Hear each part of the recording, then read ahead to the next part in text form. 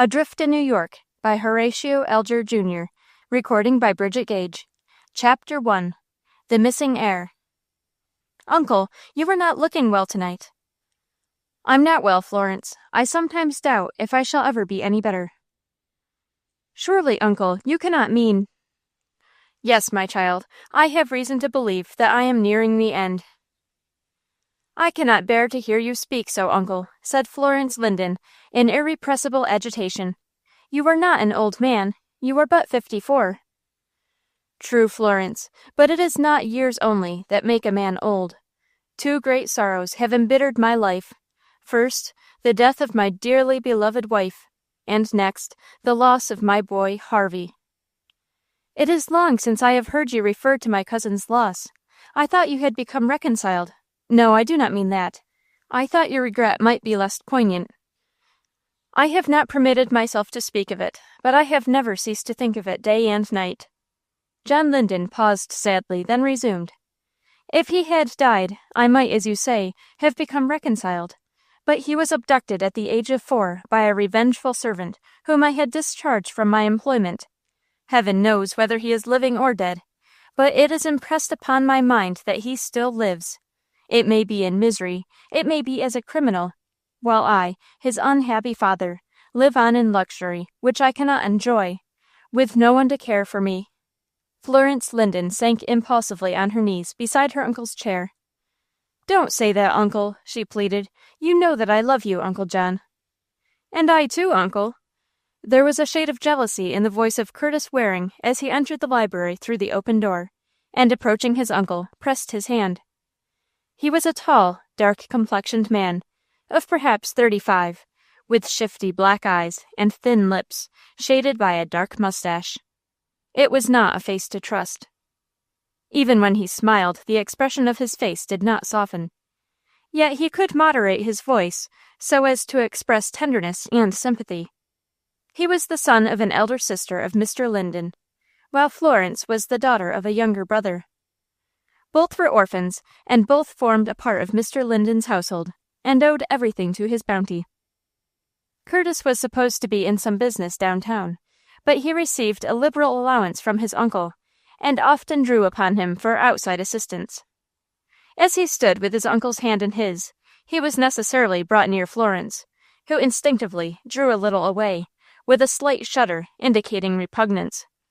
Slight as it was, Curtis detected it, and his face darkened. John Linden looked from one to the other. Yes, he said, I must not forget that I have a nephew and a niece.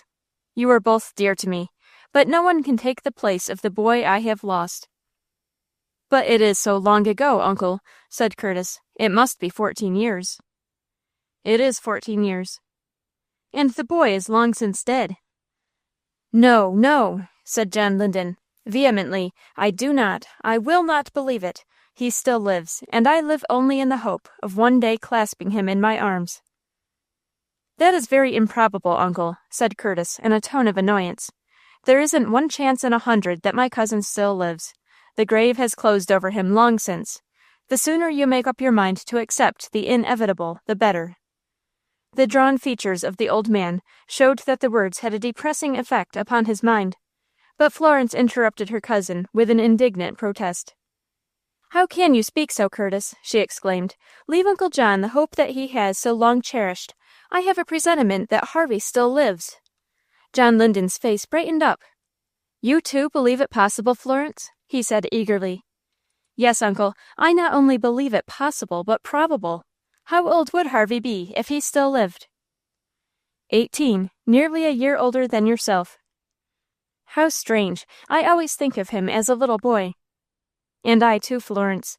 He rises before me in his little velvet suit, as he was when I last saw him, with his sweet, boyish face, in which his mother's looks were reflected. Yet, if still living, interrupted Curtis harshly, he is a rough street boy, perchance serving his time at Blackwell's Island, and a hardened young ruffian, whom it would be bitter mortification to recognize as your son. That's the sorrowful part of it, said his uncle, in a voice of anguish. That is what I most dread. Then, since even if he were living you would not care to recognize him, why not cease to think of him, or else regard him as dead? Curtis Waring, have you no heart? Demanded Florence, indignantly. Indeed, Florence, you ought to know, said Curtis, sinking his voice into softly modulated accents. I know nothing of it, said Florence coldly, rising from her recumbent position and drawing aloof from Curtis. You know that the dearest wish of my heart is to find favor in your eyes. Uncle, you know my wish and approve of it, do you not? Yes, Curtis, you and Florence are equally dear to me, and it is my hope that you may be united. In that case, there will be no division of my fortune. It will be left to you jointly. Believe me, sir, said Curtis, with faltering voice, feigning an emotion which he did not feel. Believe me that I fully appreciate your goodness. I am sure Florence joins with me. Florence can speak for herself, said his cousin coldly. My uncle needs no assurance from me. He is always kind, and I am always grateful. John Linden seemed absorbed in thought. I do not doubt your affection, he said, and I have shown it by making you my joint heirs in the event of your marriage. But it is only fair to say that my property goes to my boy, if he still lives. But, sir, protested Curtis, is not that likely to create unnecessary trouble? It can never be known, and meanwhile, you and Florence will hold the property in trust. Have you so specified in your will? Asked Curtis. I have made 2 wills. Both are in yonder secretary. By the first, the property is bequeathed to you and Florence. By the second and later, it goes to my lost boy in the event of his recovery. Of course, you and Florence are not forgotten, but the bulk of the property goes to Harvey. I sincerely wish the boy might be restored to you, said Curtis, but his tone belied his words. Believe me, the loss of the property would affect me little if you could be made happy by realizing your warmest desire. But, uncle, I think it only the part of a friend to point out to you, as I have already done, the baselessness of any such expectation. It may be as you say, Curtis, said his uncle with a sigh. If I were thoroughly convinced of it, I would destroy the later will, and leave my property absolutely to you and Florence. No, uncle, said Florence impulsively. Make no change. Let the will stand. Curtis, screened from his uncle's view, darted a glance of bitter indignation at Florence. Is the girl mad? He muttered to himself. Must she forever balk me? Let it be so for the present, then, said Mr. Linden wearily. Curtis, will you ring the bell? I am tired and shall retire to my couch early. Let me help you, uncle, said Florence eagerly. It is too much for your strength, my child. I am growing more and more helpless. I, too, can help, said Curtis. John Linden, supported on either side by his nephew and niece, left the room and was assisted to his chamber. Curtis and Florence returned to the library. Florence, said her cousin, my uncle's intentions, as expressed tonight, make it desirable that there should be an understanding between us. Take a seat beside me, leading her to a sofa, and let us talk this matter over. With a gesture of repulsion, Florence declined the proffered seat, and remained standing. As you please, she answered coldly. Will you be seated? No, our interview will be brief. Then I will come to the point. Uncle John wishes to see us united. It can never be, said Florence decidedly. Curtis bit his lip in mortification, for her tone was cold and scornful. Mingled with this mortification was genuine regret, for, so far as he was capable of loving anyone, he loved his fair young cousin. You profess to love Uncle John, and yet you would disappoint his cherished hope, he returned. Is it his cherished hope? There is no doubt about it. He has spoken to me more than once on the subject. Feeling that his end is near, he wishes to leave you in charge of a protector. I can protect myself, said Florence proudly. You think so. You do not consider the hapless lot of a penniless girl in a cold and selfish world. Penniless? Repeated Florence, in an accent of surprise. Yes, penniless. Our uncle's bequest to you is conditional upon your acceptance of my hand. Has he said this? Asked Florence, sinking into an armchair with a helpless look. He has told me so more than once, returned Curtis smoothly. You don't know how near to his heart this marriage is. I know what you would say. If the property comes to me, I could come to your assistance. But I am expressly prohibited from doing so. I have pleaded with my uncle in your behalf, but in vain. Florence was too clear-sighted not to penetrate his falsehood. If my uncle's heart is hardened against me, she said, I shall be too wise to turn to you. I am to understand, then, that my choice lies between poverty and a union with you? You have stated it correctly, Florence. Then, said Florence, arising, I will not hesitate. I shrink from poverty, for I have been reared in luxury. But I will sooner live in a hovel, or a tenement house, interjected Curtis with a sneer. Yes, or a tenement house, than become the wife of one I loathe. Girl, you shall bitterly repent that word, said Curtis, stung to fury. She did not reply, but pale and sorrowful, glided from the room to weep bitter tears in the seclusion of her chamber. Chapter 2. A Strange Visitor. Curtis Waring followed the retreating form of his cousin with a sardonic smile. She is in the toils, she cannot escape me, he muttered. But, and here his brow darkened, it vexes me to see how she repels my advances, as if I were some loathsome thing. If only she would return my love, for I do love her, cold as she is. I should be happy. Can there be a rival? But no, we live so quietly that she has met no one who could win her affection. Why can she not turn to me? Surely I am not so ill-favored, and though twice her age, I am still a young man. Nay, it is only a young girl's caprice. She shall yet come to my arms, a willing captive. His thoughts took a turn, as he arose from his seat and walked over to the secretary. So it is here that the two wills are deposited, he said to himself, one making me a rich man, the other a beggar. While the last is in existence, I am not safe. The boy may be alive, and liable to turn up at any moment. If only he were dead, or the will destroyed. Here he made a suggestive pause. He took a bunch of keys from his pocket, and tried one after another, but without success.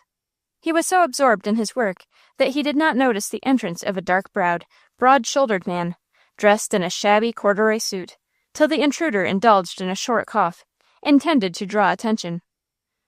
Starting with guilty consciousness, Curtis turned sharply around, and his glance fell on the intruder.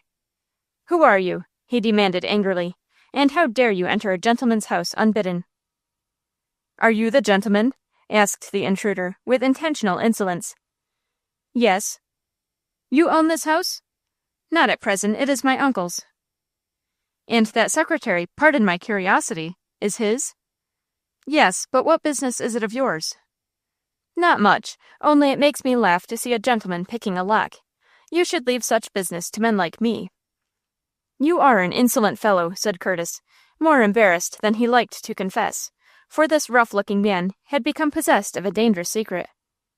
"I am my uncle's confidential agent, and it was on business of his that I wished to open the desk."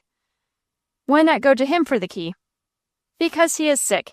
But pshaw, why should I apologize or give any explanation to you? What can you know of him or me?" "More, perhaps, than you suspect," said the intruder quietly. "Then you know, perhaps, that I am my uncle's heir?" "Don't be too sure of that." "Look here, fellow," said Curtis, thoroughly provoked. "I don't know who you are, nor what you mean, but let me inform you that your presence here is an intrusion, and the sooner you leave the house the better." "I will leave it when I get ready." Curtis started to his feet, and advanced to his visitor with an air of menace. "Go at once," he exclaimed angrily, "or I will kick you out of the door." "What's the matter with the window?" returned the stranger, with an insolent leer. "That's as you prefer, but if you don't leave at once, I will eject you." By way of reply, the rough visitor coolly seated himself in a luxurious easy-chair, and looking up into the angry face of Waring, said, "Oh, no, you won't." "And why not, may I ask?" said Curtis, with a feeling of uneasiness for which he could not account. "Why not? Because in that case I should seek an interview with your uncle, and tell him—" "What?" "That his son still lives, and that I can restore him to his—" The face of Curtis Waring blanched. He staggered as if he had been struck, and he cried out hoarsely, "It is a lie." "It is the truth, begging your pardon. Do you mind my smoking?" And he coolly produced a common clay pipe, filled and lighted it. "Who are you?" asked Curtis, scanning the man's features with painful anxiety. "Have you forgotten Tim Bolton?" "Are you Tim Bolton?" faltered Curtis. "Yes, but you don't seem glad to see me." "I thought you were—" "In Australia, so I was 3 years since. Then I got homesick and came back to New York. You have been here 3 years? Yes, chuckled Bolton.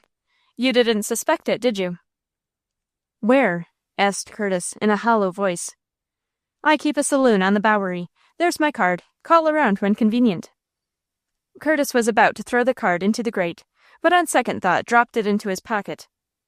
And the boy, he asked slowly, is alive and well. He hasn't been starved, though I dare say you wouldn't have grieved if he had. And he is actually in the city? Just so. Does he know anything of, you know what I mean?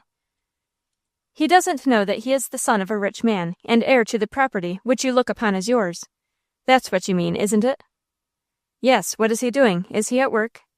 He helps me some in the saloon, sells papers in the evenings, and makes himself generally useful. Has he any education? Well, I haven't sent him to boarding school or college, answered Tim. He don't want no Greek or Latin or mathematics. Phew, that's a hard word. You didn't tell me you wanted him made a scholar of. I didn't. I wanted never to see or hear from him again. What made you bring him back to New York? Couldn't keep away, Governor. I got homesick, I did. There ain't but one Bowery in the world, and I hankered after that. Didn't I pay you money to keep away, Tim Bolton? I don't deny it, but what's $3,000? Why, the kid's cost me more than that. I've had the care of him for 14 years, and it's only about $200 a year. You have broken your promise to me, said Curtis sternly. There's worse things than breaking your promise, retorted Bolton. Scarcely had he spoken than a change came over his face, and he stared open-mouthed behind him and beyond Curtis.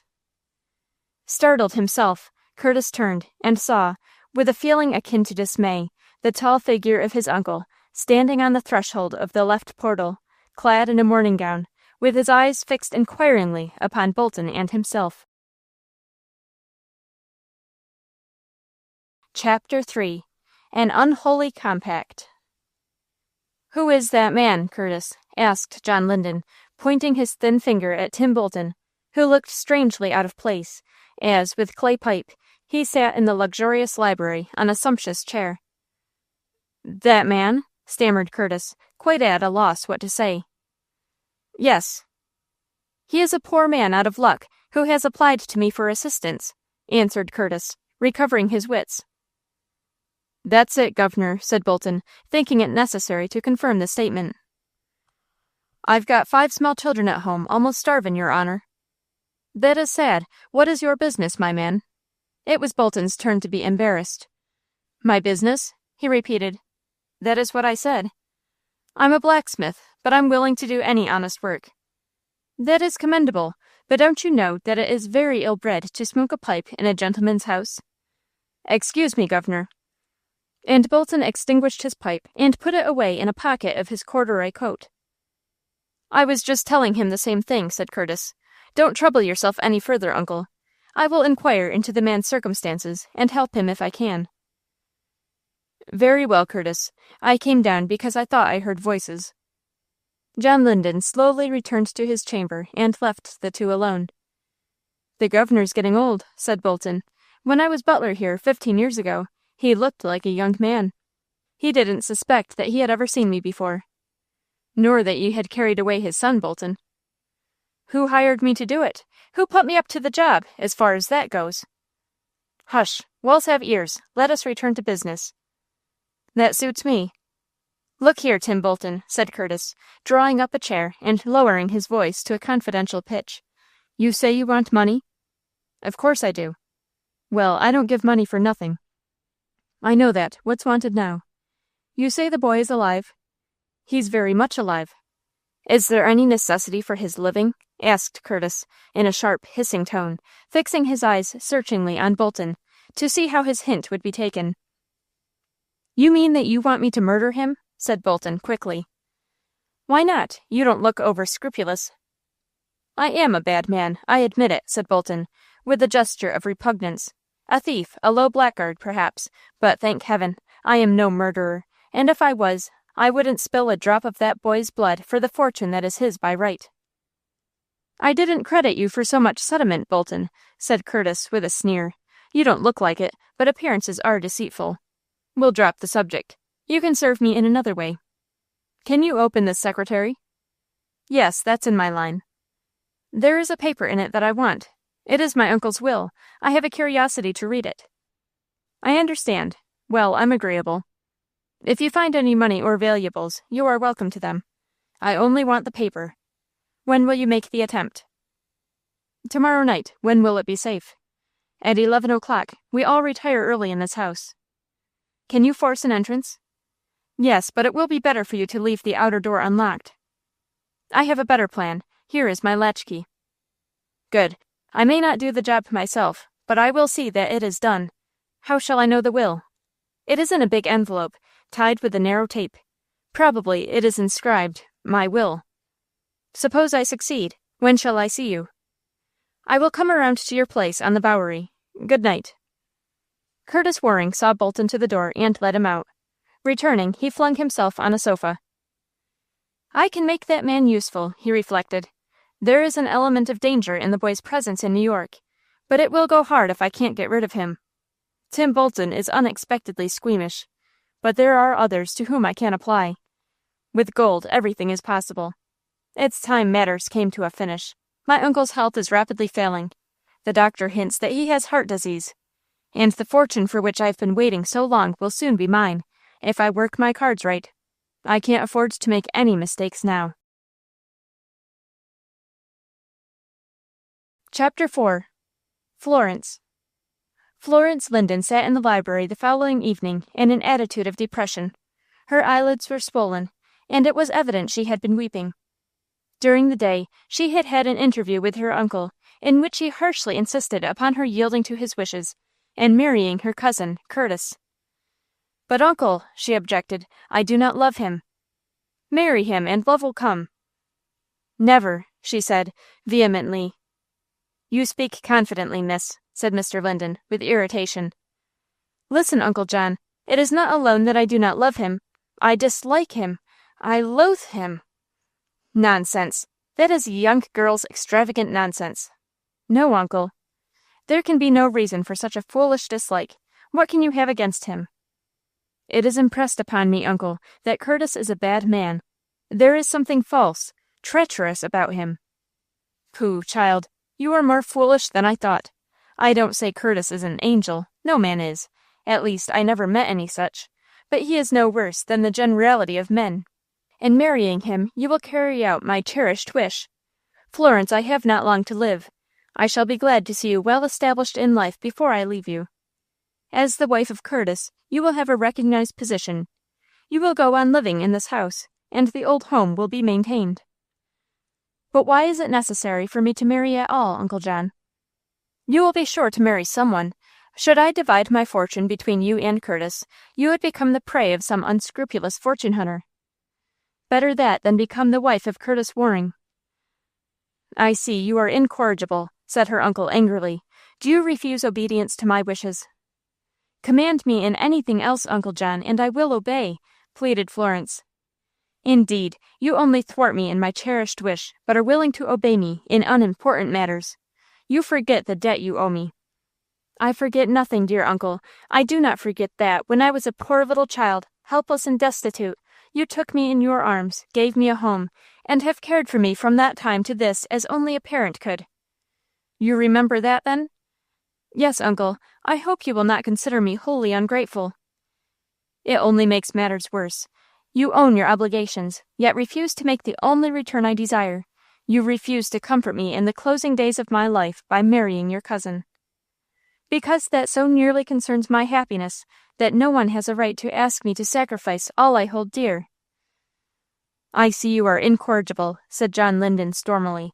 Do you know what will be the consequences? I am prepared for all. Then listen. If you persist in balking me, I shall leave the entire estate to Curtis. Do with your money as you will, uncle. I have no claim to more than I have received. You are right there, but that is not all. Florence fixed upon him a mute look of inquiry. I will give you 24 hours more to come to your senses. Then, if you persist in your ingratitude and disobedience, you must find another home. Oh, uncle, you do not mean that, exclaimed Florence, deeply moved. I do mean it, and I shall not allow your tears to move me. Not another word, for I will not hear it.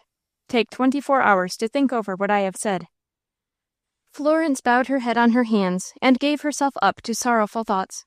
But she was interrupted by the entrance of the servant, who announced, "Mr. Percy de Brabazon." An effeminate-looking young man, foppishly dressed, followed the servant into the room, and made it impossible for Florence to deny herself, as she wished to do. "I hope I see you well, Miss Florence," he simpered. "Thank you, Mr. de Brabazon," said Florence coldly. "I have a slight headache." "I am awfully sorry, I am, upon my word, Miss Florence. My doctor tells me it is only those whose brains are very active that are troubled with headaches." "Then I presume, Mr. de Brabazon," said Florence, with intentional sarcasm, "that you never have a headache." "Really, Miss Florence, that is very clever. You will have your joke." "It was no joke, I assure you, Mr. de Brabazon." I thought it might be. Didn't I see you at the opera last evening?" "Possibly, I was there." "I often go to the opera. It's so fashionable, don't you know?" "Then you don't go to hear the music?" "Oh, of course, but one can't always be listening to the music, don't you know. I had a friend with me last evening, an Englishman, a charming fellow, I assure you. He's the second cousin of a lord. And yet you'll hardly credit it. We're really very intimate. He tells me, Miss Florence, that I'm the perfect image of his cousin, Lord Fitznoodle." "I am not at all surprised." "Really, you are very kind, Miss Florence. I thought it a great compliment. I don't know how it is, but everybody takes me for an Englishman. Strange, isn't it?" "I am very glad." "May I ask why, Miss Florence?" "Because, well, perhaps I had better not explain. It seems to give you pleasure. You would probably prefer to be an Englishman." "I admit that I have a great admiration for the English character. It's a great pity we have no lords in America. Now, if you would only allow me to bring my English friend here." "I don't care to make any new acquaintances. Even if I did, I prefer my own countrymen. Don't you like America, Mr. de Brabazon?" "Oh, of course, if we only had some lords here." "We have plenty of flunkies." "That's awfully clever, 'pon my word." "Is it? I am afraid you are too complimentary. You are very good-natured." "I always feel good-natured in your company, Miss Florence. I wish I could always be with you." "Really, wouldn't that be a trifle monotonous?" asked Florence, sarcastically. "Not if we were married," said Percy, boldly breaking the ice. "What do you mean, Mr. de Brabazon?" "I hope you will excuse me, Miss Florence, Miss Linden, I mean, but I'm awfully in love with you, and have been ever so long, but I never dared to tell you so. I felt so nervous, don't you know. Will you marry me? I'll be awfully obliged if you will." Mr. de Brabazon rather awkwardly slipped from his chair and sank on one knee before Florence. "Please arise, Mr. de Brabazon," said Florence hurriedly. "It is quite out of the question, what you ask, I assure you." "Ah, I see how it is," said Percy, clasping his hands sadly. "You love another." "Not that I am aware of." "Then I may still hope." "I cannot encourage you, Mr. de Brabazon. My heart is free, but it can never be yours." "Then," said Percy gloomily, "there is only one thing for me to do." "What is that?" "I shall go to the Brooklyn Bridge, climb to the parapet, jump into the water, and end my miserable life." "You had better think twice before adopting such a desperate resolution, Mr. de Brabazon. You will meet others who will be kinder to you than I have been." "I can never love another. My heart is broken. Farewell, cruel girl. When you read the papers tomorrow morning, think of the unhappy Percy de Brabazon." Mr. de Brabazon folded his arms gloomily, and stalked out of the room. "If my position were not so sad, I should be tempted to smile," said Florence. "Mr. de Brabazon will not do this thing. His emotions are as strong as those of a butterfly." After a brief pause, Florence seated herself at the table, and drew toward her writing materials. "It is I whose heart should be broken," she murmured. "I who am driven from the only home I have ever known. What can have turned against me my uncle, usually so kind and considerate? It must be that Curtis has exerted a baneful influence upon him. I cannot leave him without one word of farewell." She took up a sheet of paper and wrote rapidly. "Dear uncle, you have told me to leave your house, and I obey. I cannot tell you how sad I feel when I reflect that I have lost your love, and must go forth among strangers, I know not where. I was but a little girl when you gave me a home. I have grown up in an atmosphere of love, and I have felt very grateful to you for all you have done for me. I have tried to conform to your wishes, and I would obey you in all else. But I cannot marry Curtis. I think I would rather die. Let me still live with you as I have done. I do not care for any part of your money. Leave it all to him if you think best. But give me back my place in your heart. You are angry now, but you will sometime pity and forgive your poor Florence, who will never cease to bless and pray for you. Goodbye. Florence. She was about to sign herself Florence Linden, but reflected that she was no longer entitled to use a name which would seem to carry with it a claim upon her uncle. The tears fell upon the paper as she was writing, but she heeded them not. It was the saddest hour of her life. Hitherto she had been shielded from all sorrow, and secure in the affection of her uncle, had never dreamed that there would come a time when she would feel obliged to leave all behind her, and go out into the world, friendless and penniless, but poorest of all in the loss of that love which she had hitherto enjoyed. After completing the note, Florence let her head fall upon the table, and sobbed herself to sleep. An hour and a half passed. The servant looked in, but noticing that her mistress was sleeping, consented herself with lowering the glass, but refrained from waking her. And so she slept on till the French clock upon the mantel struck 11. 5 minutes later, and the door of the room slowly opened, and a boy entered on tiptoe. He was roughly dressed. His figure was manly and vigorous, and despite his stealthy step and suspicious movements, his face was prepossessing. He started when he saw Florence. "What, a sleeping gal?" he said to himself. "Tim told me I'd find the coast clear, but I guess she's sound asleep and won't hear nothing. I don't half like this job, but I've got to do as Tim told me. He says he's my father, so I suppose it's all right. All the same, I shall be nabbed some day, and then the family'll be disgraced. It's a queer life I've led ever since I can remember. Sometimes I feel like leaving Tim and setting up for myself. I wonder how 'twould seem to be respectable." The boy approached the secretary, and with some tools he had brought, essayed to open it. After a brief delay he succeeded, and lifted the cover.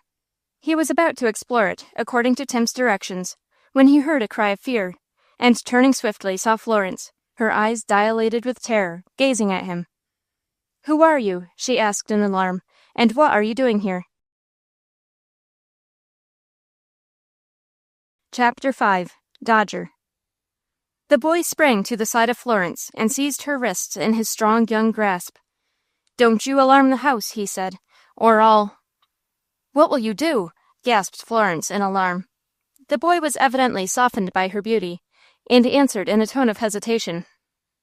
"I don't know. I won't harm you if you keep quiet." "What are you here for?" asked Florence, fixing her eyes on the boy's face. "Are you a thief?" "I don't know. Yes, I suppose I am." "How sad, when you are so young." "What? Miss, do you pity me?" "Yes, my poor boy, you must be very poor, or you wouldn't bring yourself to steal." "No, I ain't poor. Leastways, I have enough to eat, and I have a place to sleep." "Then why don't you earn your living by honest means?" "I can't. I must obey orders." "Whose orders?" "Why, the governor's, to be sure." "Did he tell you to open that secretary?" "Yes." "Who is the governor, as you call him?" "I can't tell. It wouldn't be square." "He must be a very wicked man." "Well, he ain't exactly what you call an angel, but I've seen wuss men than the governor." "Do you mind telling me your own name?" "No, for I know you won't peach on me. Tom Dodger." "Dodger?" "Yes." "That isn't a surname." "It's all I've got. That's what I'm always called." "It is very singular," said Florence, fixing a glance of mingled curiosity and perplexity upon the young visitor. While the two were earnestly conversing in that subdued light, afforded by the lowered gaslight, Tim Bolton crept in through the door, unobserved by either, tiptoed across the room to the secretary, snatched the will and a roll of bills, and escaped without attracting attention. "Oh, I wish I could persuade you to give up this bad life," resumed Florence earnestly, "and become honest." "Do you really care what becomes of me, miss?" asked Dodger slowly. "I do, indeed." "That's very kind of you, miss, but I don't understand it. You are a rich young lady, and I'm only a poor boy, livin' in a Bowery dive." "What's that?" "Never mind, miss. Such as you wouldn't understand. Why, all my life, I've lived with thieves and drunkards and bunco men and— But I'm sure you don't like it. You are fit for something better. Do you really think so? Asked Dodger, doubtfully. Yes, you have a good face. You were meant to be good and honest, I am sure. Would you trust me? Asked the boy earnestly, fixing his large dark eyes eloquently on the face of Florence. Yes, if you would only leave your evil companions and become true to your better nature. No one ever spoke to me like that before, miss, said Dodger, his expressive features showing that he was strongly moved. You think I could be good if I tried hard and grow up respectable? I am sure you could, said Florence confidently. There was something in this boy, young outlaw though he was, that moved her powerfully and even fascinated her, though she hardly realized it. It was something more than a feeling of compassion for a wayward and misguided youth. I could if I was rich like you, and lived in a nice house, and associated with swells. If you had a father like mine. Is he a bad man? Well, he don't belong to the church. He keeps a gin mill, and has ever since I was a kid. Have you always lived with him? Yes, but not in New York. Where then? In Melbourne. That's in Australia. Yes, miss. How long since you came to New York? I guess it's about 3 years. And you have always had this man as a guardian? Poor boy. You've got a different father from me, miss? Tears forced themselves to the eyes of Florence as this remark brought forcibly to her mind the position in which she was placed. Alas, she answered impulsively, I am alone in the world. What? Ain't the old gentleman that lives here your father? He is my uncle, but he is very, very angry with me, and has this very day ordered me to leave the house. Why, what a cantankerous old ruffian he is, to be sure, exclaimed the boy, indignantly. Hush, you must not talk against my uncle. He has always been kind to me till now. Why, what's up? What's the old gentleman mad about? He wants me to marry my cousin Curtis, a man I do not even like. That's a shame. Is it the dude I saw coming out of the house a little while ago? Oh, no, that's a different gentleman. It's Mr. de Brabazon. You don't want to marry him, do you? No, no.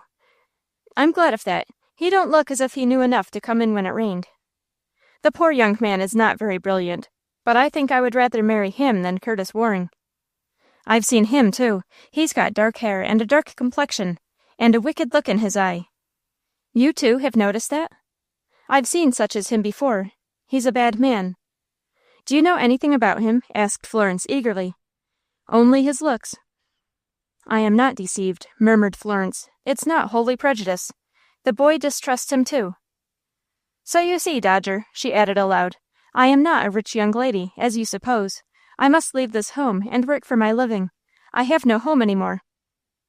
If you have no home, said Dodger impulsively, come home with me. To the home you have described, my poor boy. How could I do that? No, I will hire a room for you in a quiet street, and you shall be my sister. I will work for you and give you my money. You are kind, and I am glad to think I have found a friend when I need one most. But I could not accept stolen money. It would be as bad as if I, too, were a thief. I am not a thief. That is, I won't be any more. And you will give up your plan of robbing my uncle? Yes, I will, though I don't know what my governor will say. He'll half murder me, I expect. He'll be sure to cut up rough. Do right, Dodger. Whatever happens, promise me that you will never steal again. There's my hand, miss. I promise. Nobody ever talked to me like you. I never thought much about being respectable and growing up to be somebody. But if you take an interest in me, I'll try hard to do right. At this moment, Mr. Linden, clad in a long morning gown and holding a candle in his hand, entered the room, and started in astonishment when he saw Florence clasping the hand of one whose appearance led him to stamp as a young rough. Shameless girl, he exclaimed in stern reproof. So this is the company you keep when you think I am out of the way. Chapter 6.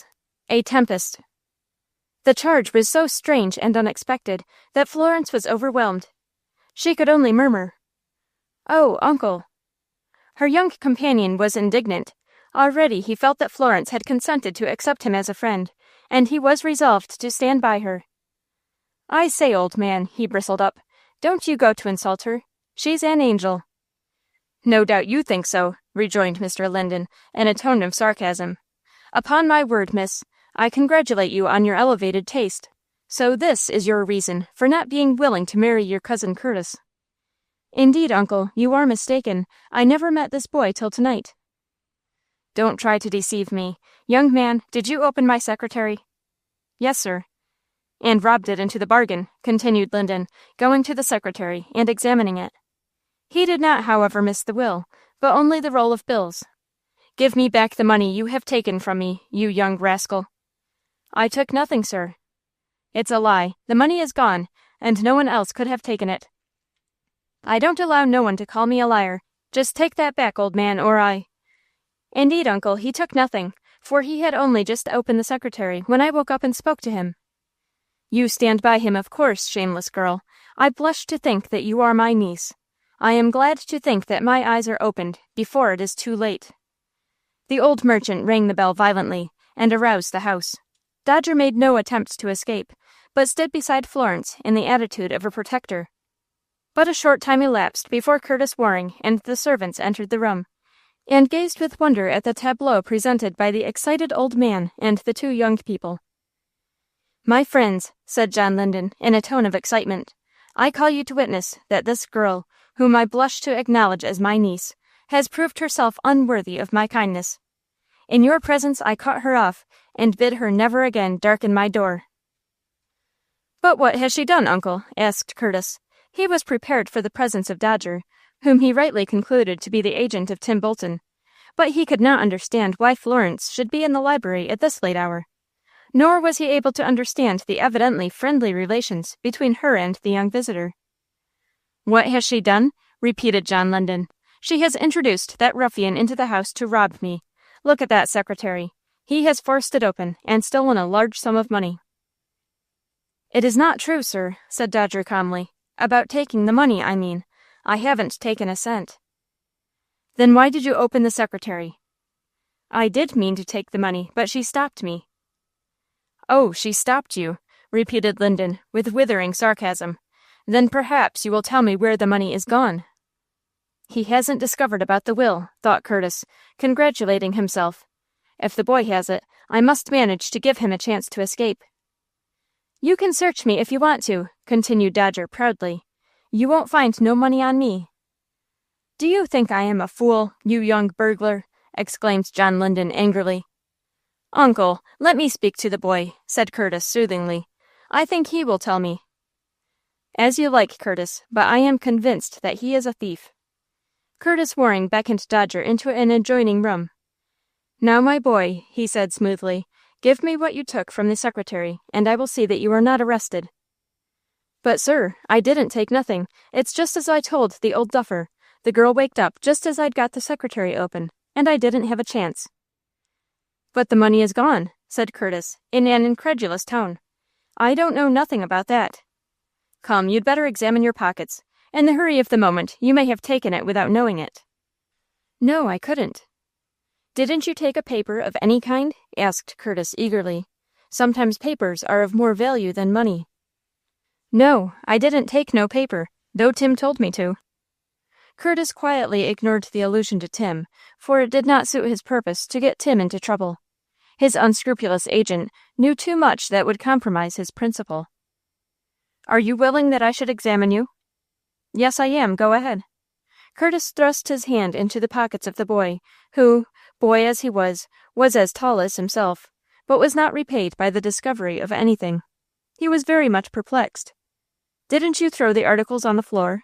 he demanded suspiciously. "No, I didn't." "You didn't give them to the young lady?" "No, if I had, she'd have said so." "Humph, this is strange. What is your name?" "Dodger." "That's a queer name. Have you no other?" "Not as I know of." "With whom do you live?" "With my father. Leastways, he says he's my father." There was a growing suspicion in the mind of Curtis Waring. He scanned the boy's features with attention. Could this ill-dressed boy, a street boy in appearance, be his long-lost and deeply wronged cousin? "Who is it that says he is your father?" he demanded abruptly. "Do you want to get him into trouble?" "No, I don't want to get him into trouble, or you either. Better tell me all, and I will be your friend." You're a better sort than I thought at first, said Dodger. The man I live with is called Tim Bolton. I thought so, quickly ejaculated Curtis. He scarcely got out the words before he was sensible that he had made a mistake. What? Do you know Tim? Inquired Dodger in surprise. I mean, replied Curtis lamely, that I have heard of this man Bolton.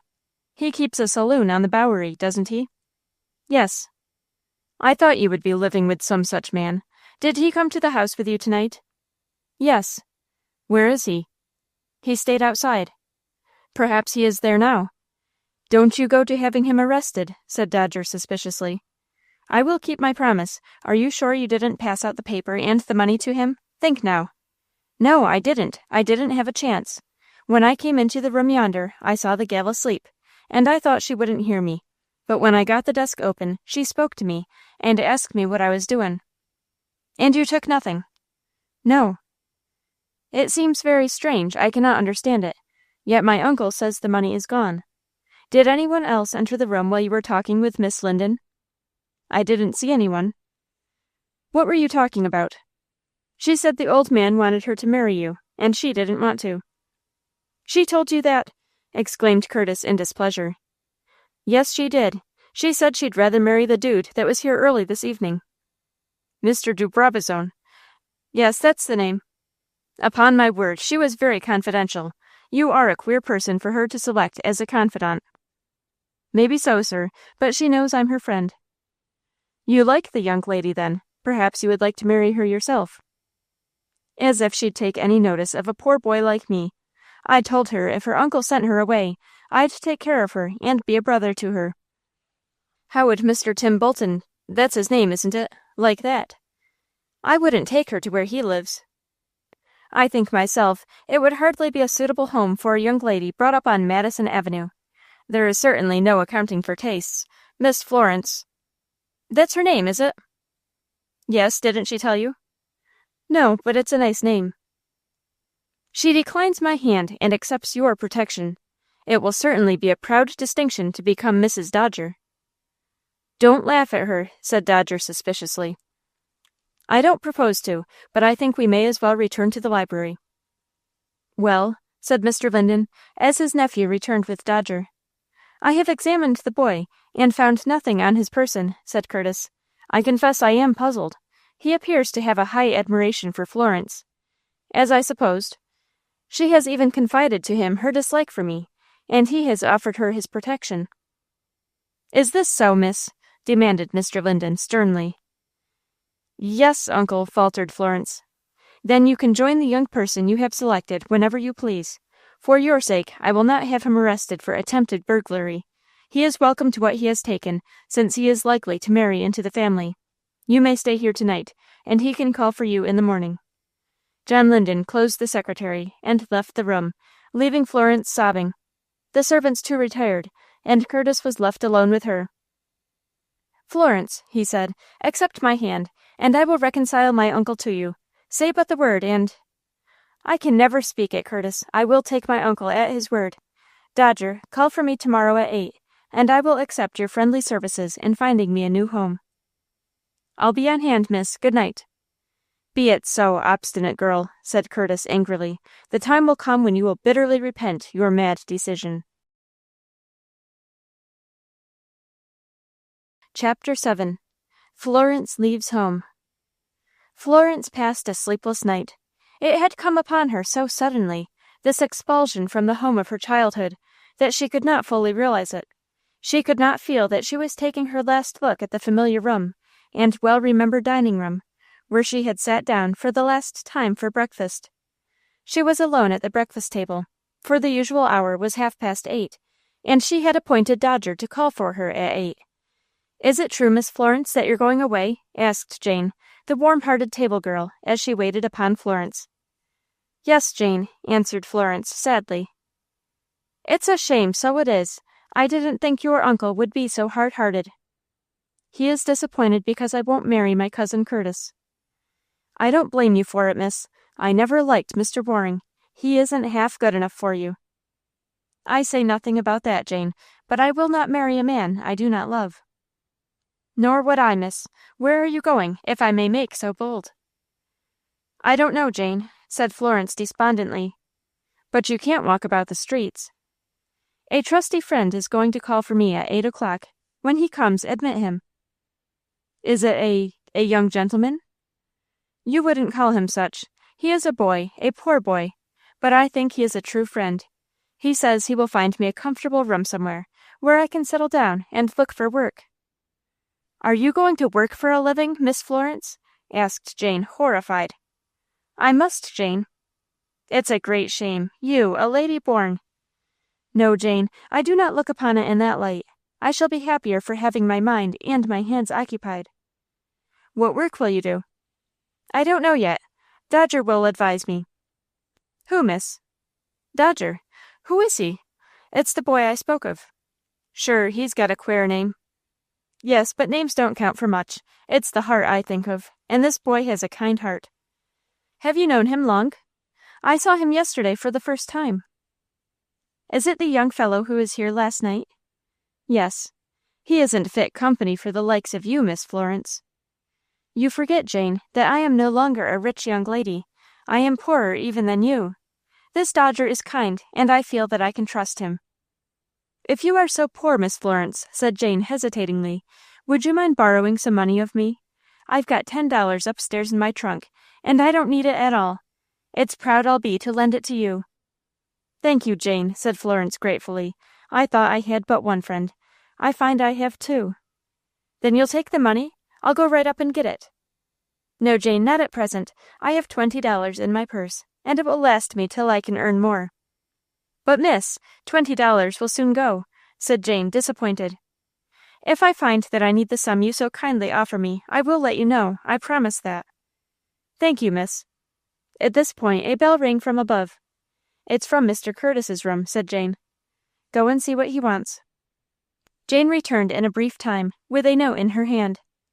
Mr. Curtis asked me if you were still here, she explained, and when I told him you were, he asked me to give you this. Florence took the note, and opening it, read these lines. Florence, now that you have had time to think over your plan of leaving your old home, I hope you have come to see how foolish it is.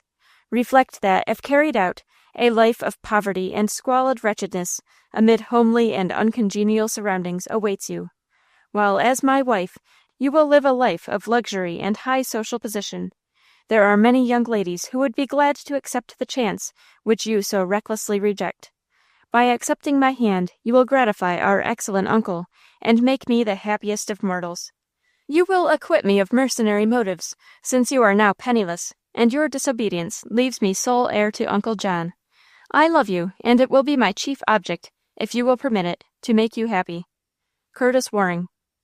Florence ran her eyes rapidly over this note, but her heart did not respond, and her resolution was not shaken. Tell Mr. Waring there is no answer, Jane, if he inquires, she said. Was he trying to wheedle you into marrying him? Asked Jane. He wished me to change my decision. I'm glad you've given him the bounce, said Jane, whose expressions were not always refined. I wouldn't marry him myself. Florence smiled. Jane was red-haired, and her nose what is euphemistically called retroussé. Even in her own circles, she was not regarded as beautiful, and was hardly likely to lead a rich man to overlook her humble station and sue for her hand.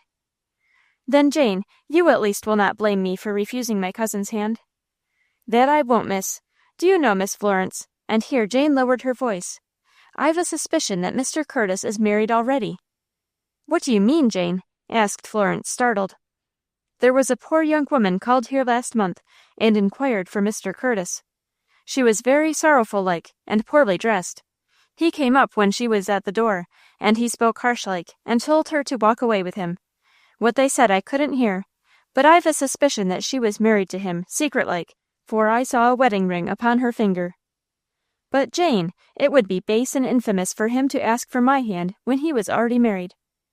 I can't help it, miss. That's just what he wouldn't mind doin'. Oh, he's a sly deceiver, Mr. Curtis. I'd like to see him foolin' around me.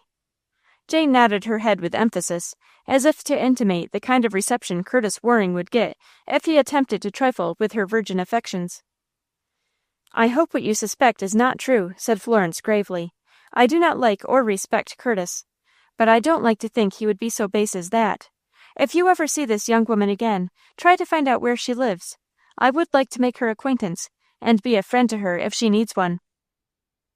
"Sure, Miss Florence, you will be needin' a friend yourself." "It is true, Jane.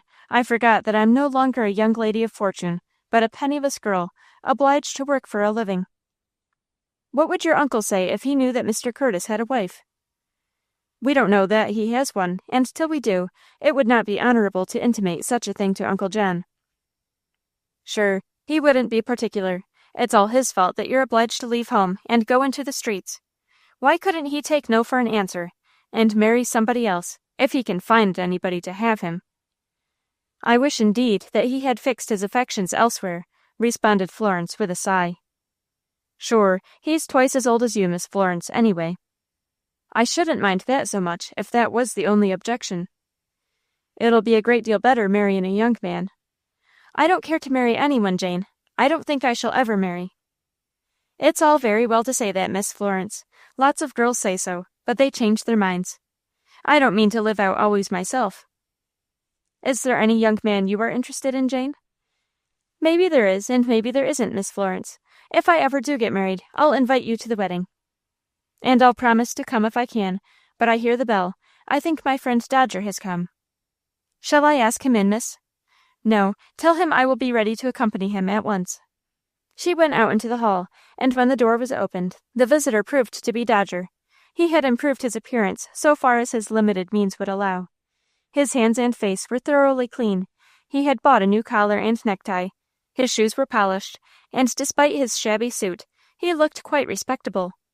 Getting a full view of him, Florence saw that his face was frank and handsome, his eyes bright, and his teeth like pearls. "Sure, he's a great deal better lookin' than Mr. Curtis," whispered Jane.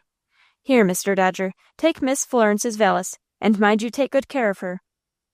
"I will," answered Dodger heartily. "Come, Miss Florence, if you don't mind walking over to 4th Avenue, we'll take the horse cars." So, under strange guidance, Florence Linden left her luxurious home, knowing not what awaited her. What haven of refuge she might find she knew not. She, like Dodger, was adrift in New York. Chapter 8. A Friendly Compact.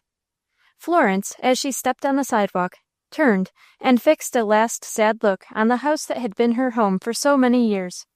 She had never anticipated such a sundering of home ties, and even now she found it difficult to realize that the moment had come when her life was to be rent in twain, and the sunlight of prosperity was to be darkened and obscured by a gloomy and uncertain future.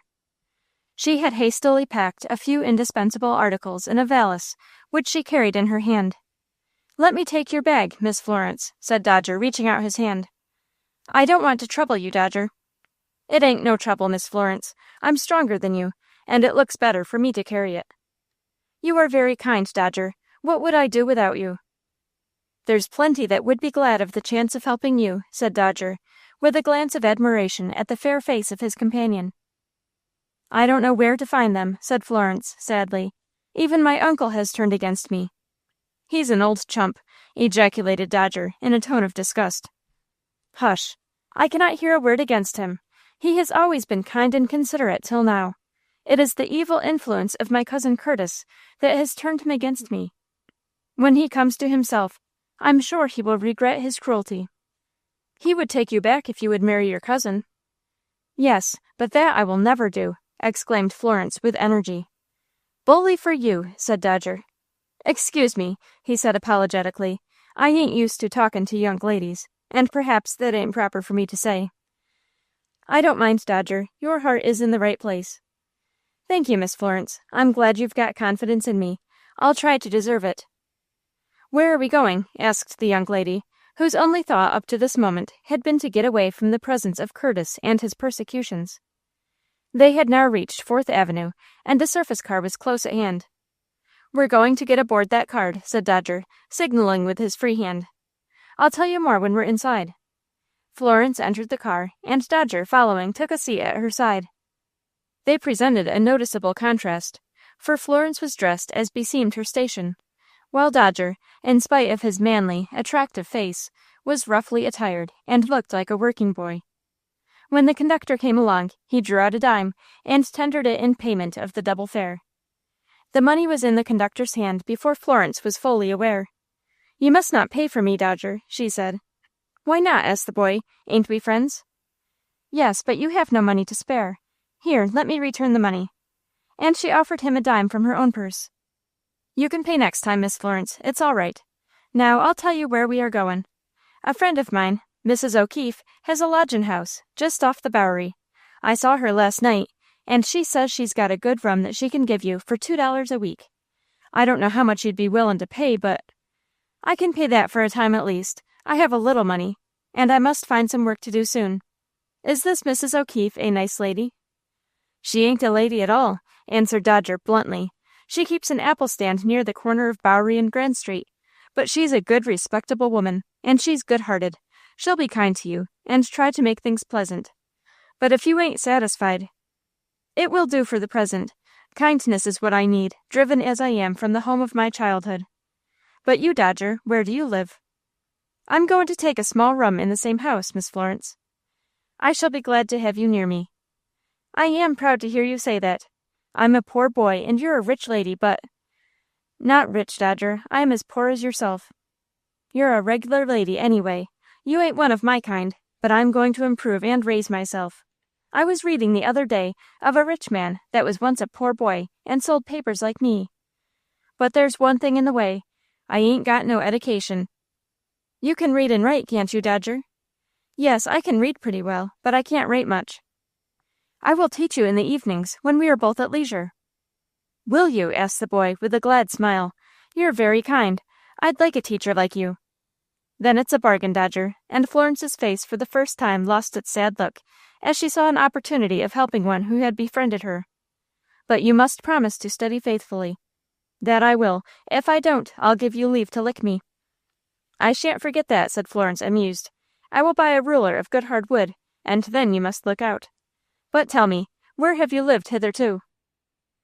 "I don't like to tell you, Miss Florence. I've lived ever since I was a kid with a man named Tim Bolton. He keeps a saloon on the Bowery, near Houston Street. It's a tough place, I tell you. I've got a bed in one corner. It's tucked away in a closet in the day." "I suppose it is a drinking saloon?" "Yes, that's what it is." "And kept open very late?" "Pretty much all night." "Is this Tim Bolton any relation of yours?" "He says he's my father, but I don't believe it." "Have you always lived with him?" "Ever since I was a small kid." "Have you always lived in New York?" "No, I was out in Australia. Tim was out in the country part of the time, and part of the time he kept a saloon in Melbourne. There was thieves and burglars used to come into his place. I knew what they were, though they didn't think I did." "How terrible for a boy to be subjected to such influences." "But I've made up my mind I won't live with Tim no longer. I can earn my own living selling papers or smashin' baggage, and keep away from Tim. I'd have done it before if I'd had a friend like you to care for me." "We will stand by each other, Dodger. Heaven knows I need a friend, and if I can be a friend to you and help you, I will." "We'll get out here, Miss Florence. I told Mrs. O'Keefe I'd call at her stand, and she'll go over and show you your room." They left the car at the corner of Grand Street, and Dodger led the way to an apple stand, presided over by a lady of ample proportions, whose broad Celtic face seemed to indicate alike shrewd good sense and a kindly spirit. "Mrs. O'Keefe," said Dodger, "this is the young lady I spoke to you about, Miss Florence Linden." "It's welcome you are, my dear, and I'm very glad to make your acquaintance. You look like a rale lady, and I don't know how you'll like the room I've got for you." "I cannot afford to be particular, Mrs. O'Keefe. I have had a reverse of circumstances, and I must be content with an humble home." "Then I'll go over and show it to you. Here, Kitty, come and mind the stand," she called to a girl about 13 across the street. "And don't let anybody steal the apples. Look out for Jimmy Mahoney. He stole a couple of apples right under my nose this mornin', the young spalpeen." As they were crossing the street, a boy of 14 ran up to Dodger. "Dodger," said he, "you'd better go right over to Tim Bolton's. He's in an awful stew. Says he'll skin you alive if you don't come to the saloon right away." Chapter 9. The New Home. "You can tell Tim Bolton," said Dodger, "that I don't intend to come back at all." "You don't mean it, Dodger," said Ben Holt, incredulously. Yes, I do. I'm going to set up for myself. Oh, Dodger, said Florence, I'm afraid you will get into trouble for my sake. Don't worry about that, Miss Florence. I'm old enough to take care of myself, and I've got tired of livin' with Tim. But he may beat you. He'll have to get hold of me first. They had reached a 4-story tenement of shabby brick, which was evidently well filled up by a miscellaneous crowd of tenants, shopgirls, mechanics, laborers, and widows, living by their daily toil. Florence had never visited this part of the city, and her heart sank within her as she followed Mrs. O'Keefe through a dirty hallway, up a rickety staircase, to the 2nd floor. One more flight of stairs, my dear, said Mrs. O'Keefe encouragingly. I've got 4 rooms upstairs. One of them is for you, and one for Dodger. Florence did not reply. She began to understand at what cost she had secured her freedom from a distasteful marriage. In her Madison Avenue home, all the rooms were light, clean, and luxuriously furnished. Here, but words were inadequate to describe the contrast. Mrs. O'Keefe threw open the door of a back room about 12 feet square, furnished in the plainest manner, uncarpeted, except for a small strip that was laid, like a rug, beside the bedstead. There was a washstand with a mirror, 12 by 15 inches, placed above it, a pine bureau, a couple of wooden chairs, and a cane-seated rocking chair. There, my dear, what do you say to that? Asked Mrs. O'Keefe complacently.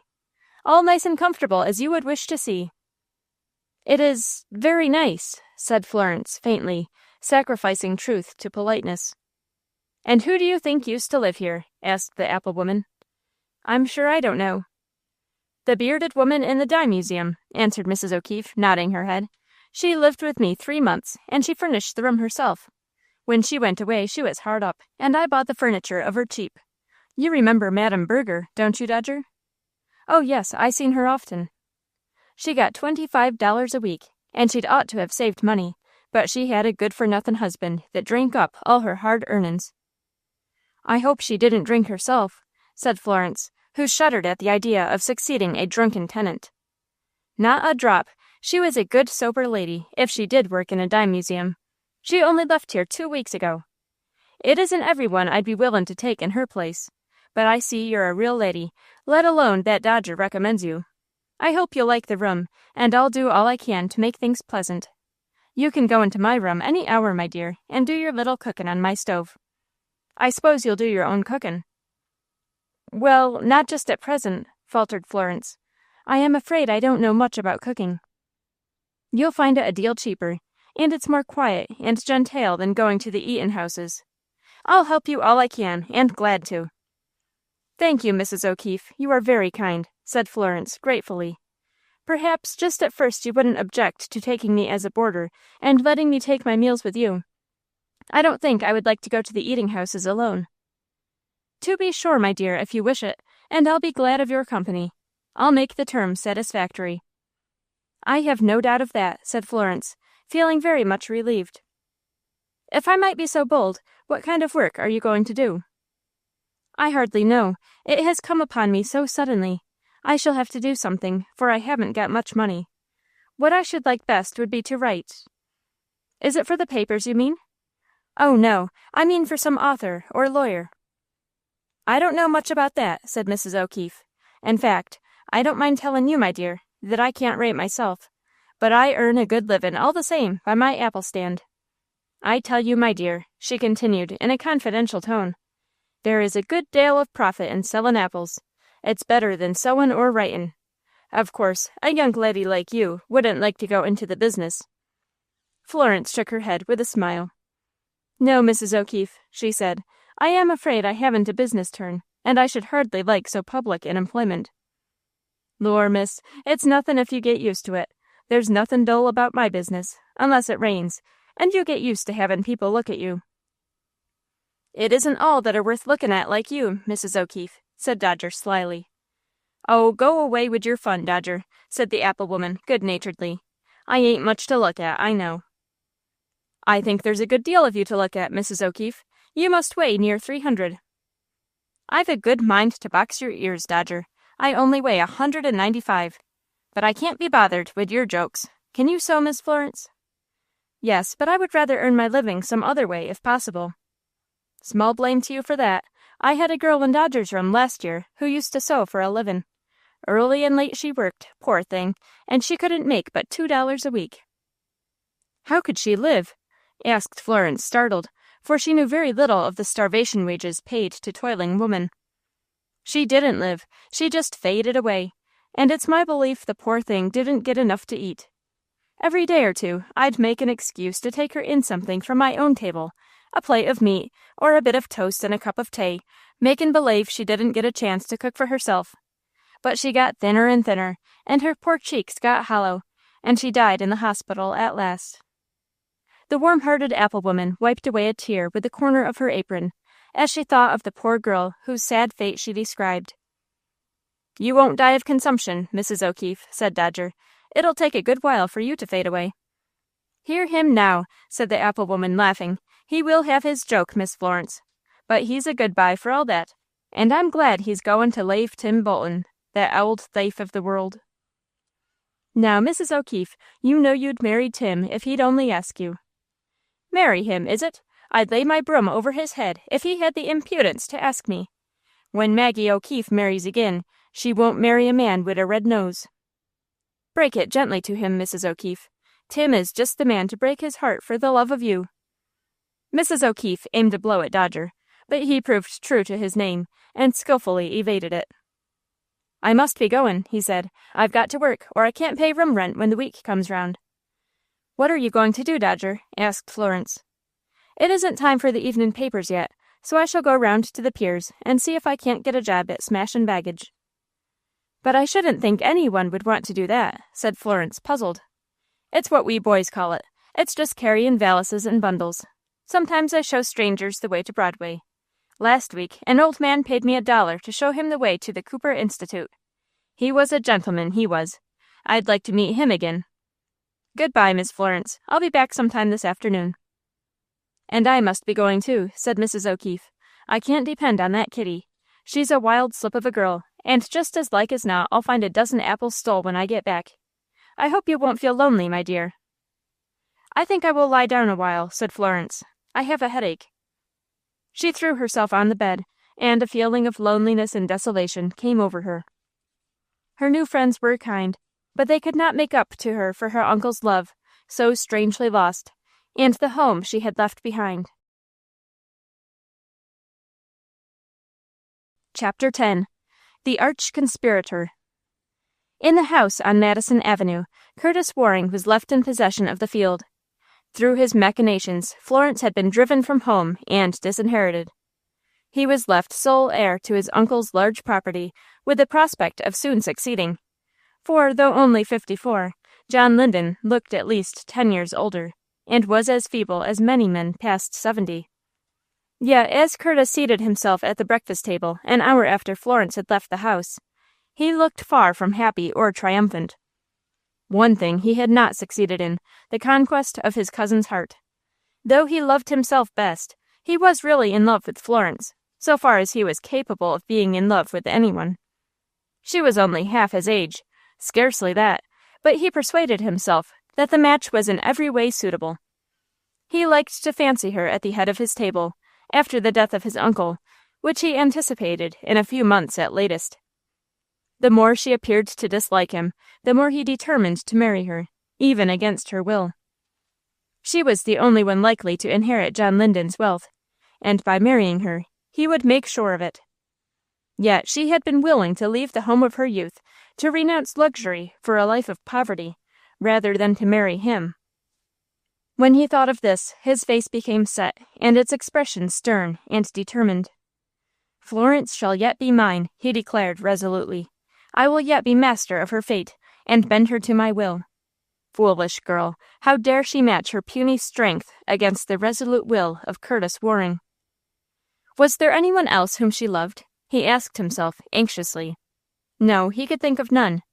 On account of his uncle's chronic invalidism, they had neither gone into society nor entertained visitors, and in the midst of a great city, Florence and her uncle had practically led the lives of recluses. There had been no opportunity to meet young men who might have proved claimants for her hand. "When did Miss Florence leave the house, Jane?" he inquired, as he seated himself at the table. "Most an hour since," the girl answered, coldly, for she disliked Curtis as much as she loved and admired Florence. "It is sad, very sad, that she should be so headstrong," said Curtis, with hypocritical sorrow.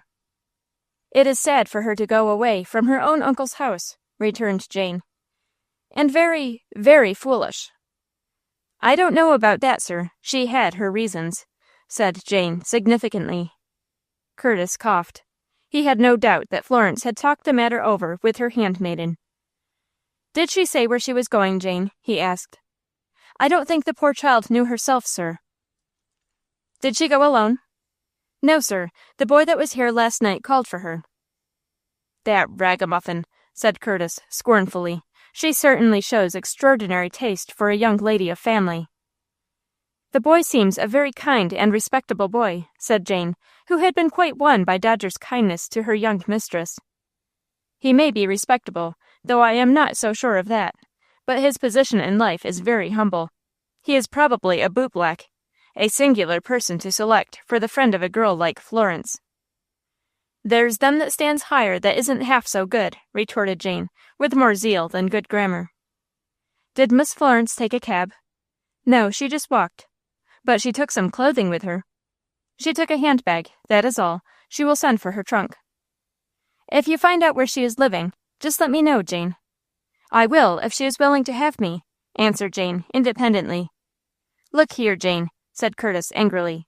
"Don't forget that you are not her servant, but my uncle's. It is to him you look for your wages, not to Miss Florence." "I don't need to be told that, sir. I know that well enough."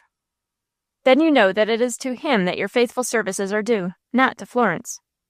"I'm faithful to both, Mr. Waring." "You are aware that my uncle is justly displeased with my cousin." "I know he's displeased, but I am sure he has no good reason to be." Curtis Waring bit his lips.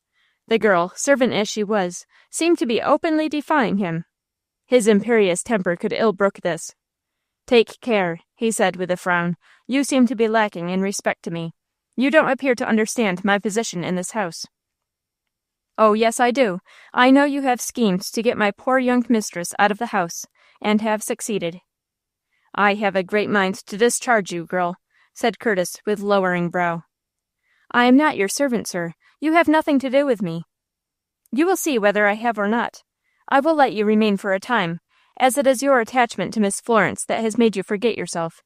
You will find that it is for your interest to treat me respectfully." A feeble step was heard at the door, and John Linden entered the breakfast-room. His face was sad, and he heaved a sigh as he glanced mechanically at the head of the table, where Florence usually sat. Curtis Waring sprang to his feet, and placing himself at his uncle's side, led him to his seat. "How do you feel this morning, uncle?" he asked, with feigned solicitude. "Ill, Curtis. I didn't sleep well much last night."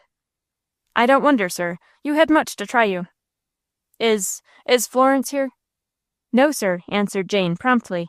"She left the house an hour ago." A look of pain appeared on John Linden's pale face. Did she leave a message for me?" he asked, slowly. "She asked me to bid you good-bye for her," answered Jane, quickly. "Uncle, don't let yourself be disturbed now with painful thoughts. Eat your breakfast first, and then we will speak of Florence." John Linden ate a very light breakfast. He seemed to have lost his appetite, and merely toyed with his food. When he arose from the table, Curtis supported him to the library. "It is very painful to me, this conduct of Florence's, Curtis," he said, as he sank into his armchair. "I understand it fully, uncle," said Curtis. "When I think of it, it makes me very angry with the misguided girl. Perhaps I have been too harsh, too stern." "You, uncle, too harsh? Why, you are the soul of gentleness. Florence has shown herself very ungrateful." "Yet, Curtis, I love that girl. Her mother seemed to live again in her. Have I not acted cruelly in requiring her to obey me or leave the house?" "You have acted only for good. You are seeking her happiness." "You really think this, Curtis?" "I am sure of it." "But how will it all end?" asked Linden, bending an anxious look upon his wily nephew. "By Florence yielding." "You are sure of that?" "Yes. Listen, uncle. Florence is only capricious. Like most girls of her age, she foolishly desires to have her own way. It is nothing more serious, I can assure you. But she has left the house. That seems to show that she is in earnest. She thinks, uncle, that by doing so she can bend you to her wishes. She hasn't the slightest idea of any permanent separation. She is merely experimenting upon your weakness. She expects you will recall her in a week, at the latest. That is all of it. Like most weak men, it made Mr. Linden angry to have his strength doubted. You think that? He said. I have no doubt of it. She shall find that I am resolute, he said, irritably. I will not recall her. Bravo, uncle. Only stick to that, and she will yield unconditionally within a fortnight. A little patience, and you will carry your point. Then all will be smooth sailing. I hope so, Curtis. Your words have cheered me. I will be patient, but I hope I shan't have to wait long. Where is the morning paper? I shall have to humor and deceive him, thought Curtis. I shall have a difficult part to play, but I am sure to succeed at last. Chapter 11. Florence secures employment. For a few days after being installed in her new home, Florence was like one dazed. She could not settle her mind to any plan of self-support. She was too unhappy in her enforced exile from her home, and it saddened her to think that the uncle who had always been so kind was permanently estranged from her. Though Mrs. O'Keefe was kind, and Dodger was her faithful friend, she could not accustom herself to her poor surroundings. She had not supposed luxury so essential to her happiness. It was worse for her, because she had nothing to do but give way to her morbid fancies. This Mrs. O'Keefe was clear-sighted enough to see. I am sorry to see you so downcast-like, my dear young lady, she said. How can I help it, Mrs. O'Keefe? Returned Florence. Try not to think of your wicked cousin, my dear. It isn't of him that I think, it is of my uncle. How could he be so cruel, and turn against me after years of kindness? It's that wicked Curtis that is setting him against you. Take my word for it, Miss Florence. Sure, he must be wake-minded to let such a spalpeen set him against a swate young laddie like you. He is weak in body, not in mind, Mrs. O'Keefe. You are right in thinking that it is Curtis that is the cause of my misfortune. Your uncle will come to his right mind some day, never fear. And now, my dear, shall I give you a bit of advice? Go on, my kind friend. I will promise to consider whatever you say. Then you'd better get some kind of work to take up your mind. A bit of sewin', or writin', or anything that comes to hand. I suppose you wouldn't want to mind my apple stand a couple of hours every day. No, answered Florence, I don't feel equal to that. It would do you no end of good to be out in the open air. It would bring back the roses to your pale cheeks. If you coop yourself up in this dark room, you'll fade away and get thin. You are right. I will make an effort and go out. Besides, I must see about work. Here Dodger entered the room in his usual breezy way. In his hand he brandished a morning paper. How are you feelin', Florence? He asked. He had given up saying Miss Florence at her request. Here's an advertisement that'll maybe suit you. Show it to me, Dodger, said Florence, beginning to show some interest. The boy directed her attention to the following advertisement. Wanted, a governess for a girl of 12. Must be a good performer on the piano, and able to instruct in French and the usual English branches. Terms must be moderate. Apply to Mrs. Layton at 127 West Street. There, Florence, what do you say to that? That's better than sewin'. I don't know, Dodger, whether I am competent. You play on the piano, don't you? Yes. Well enough to teach? I think so, but I may not have the gift of teaching. Yes, you have. Haven't you been teaching me every evening? You make everything just as clear as mud. No, I don't mean that. You just explain it so that I can't help understandin'. Then, said Florence, I suppose I am at liberty to refer to you. Yes, you can tell the lady to call at the office of Dodger, Esquire, any mornin' after sunrise, and he'll give her full particulars. Florence did not immediately decide to apply for the situation, but the more she thought of it, the more she felt inclined to do so. The little experience she had had with Dodger satisfied her that she should enjoy teaching better than sewing or writing. Accordingly, an hour later, she put on her street dress and went uptown to the address given in the advertisement.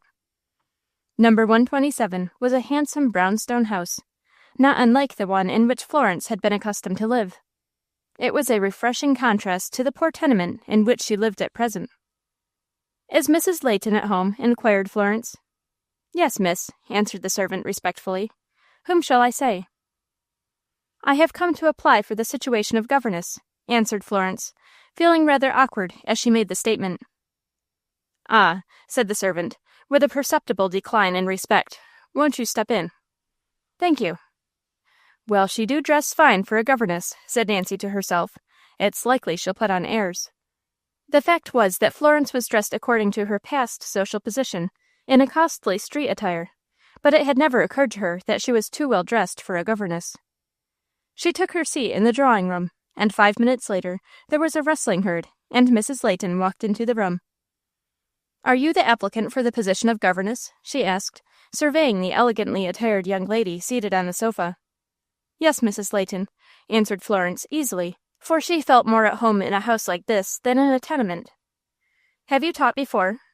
"Very little," answered Florence, smiling to herself, as she wondered what Mrs. Layton would say if she could see Dodger, the only pupil she had ever had. "However, I like teaching, and I like children." "Pardon me, but you don't look like a governess, Miss Linden," suggested Florence, filling out the sentence. "Do governesses have a peculiar look?" "I mean as to dress. You are more expensively dressed than the average governess can afford." "It is only lately that my circumstances required me to support myself. I should not be able to buy such a dress out of my present earnings." "I am glad to hear you say that, for I do not propose to give a large salary." "I do not expect one," said Florence quietly.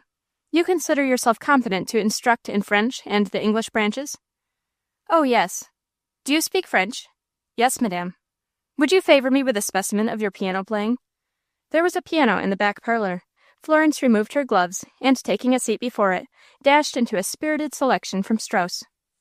Mrs. Layton listened with surprised approval. "Certainly you are a fine performer," she said. "What, if I should engage you, would you expect in the way of compensation?" "How much time would you expect me to give?" 3 hours daily, from 9 to 12. "I hardly know what to say. What did you expect to pay?" "About 50 cents an hour." Florence knew very well, from the sums that had been paid for her own education, that this was miserably small pay, but it was much more than she could earn by sewing. "I will teach a month on those terms," she said, after a pause. Mrs. Layton looked well pleased. She knew that she was making a great bargain. "Oh, by the way," she said, "can you give references?" "I can refer you to Madame Morrison," naming the head of a celebrated female seminary. "She educated me." "That will be quite satisfactory," said Mrs. Layton graciously. "Can you begin tomorrow?" "Yes, madame." "You will then see your pupil. At present she is out." Florence bowed and withdrew. She had been afraid Mrs. Layton would inquire where she lived, and she would hardly dare to name the humble street which she called home. She walked toward Fifth Avenue, when, just as she was turning the corner, she met Mr. Percy de Brabazon, swinging a slender cane, and dressed in the extreme of the fashion. "Miss Linden," he exclaimed eagerly, "this is, indeed a pleasure. Where are you walking this fine morning? May I, have the pleasure of accompanying you?"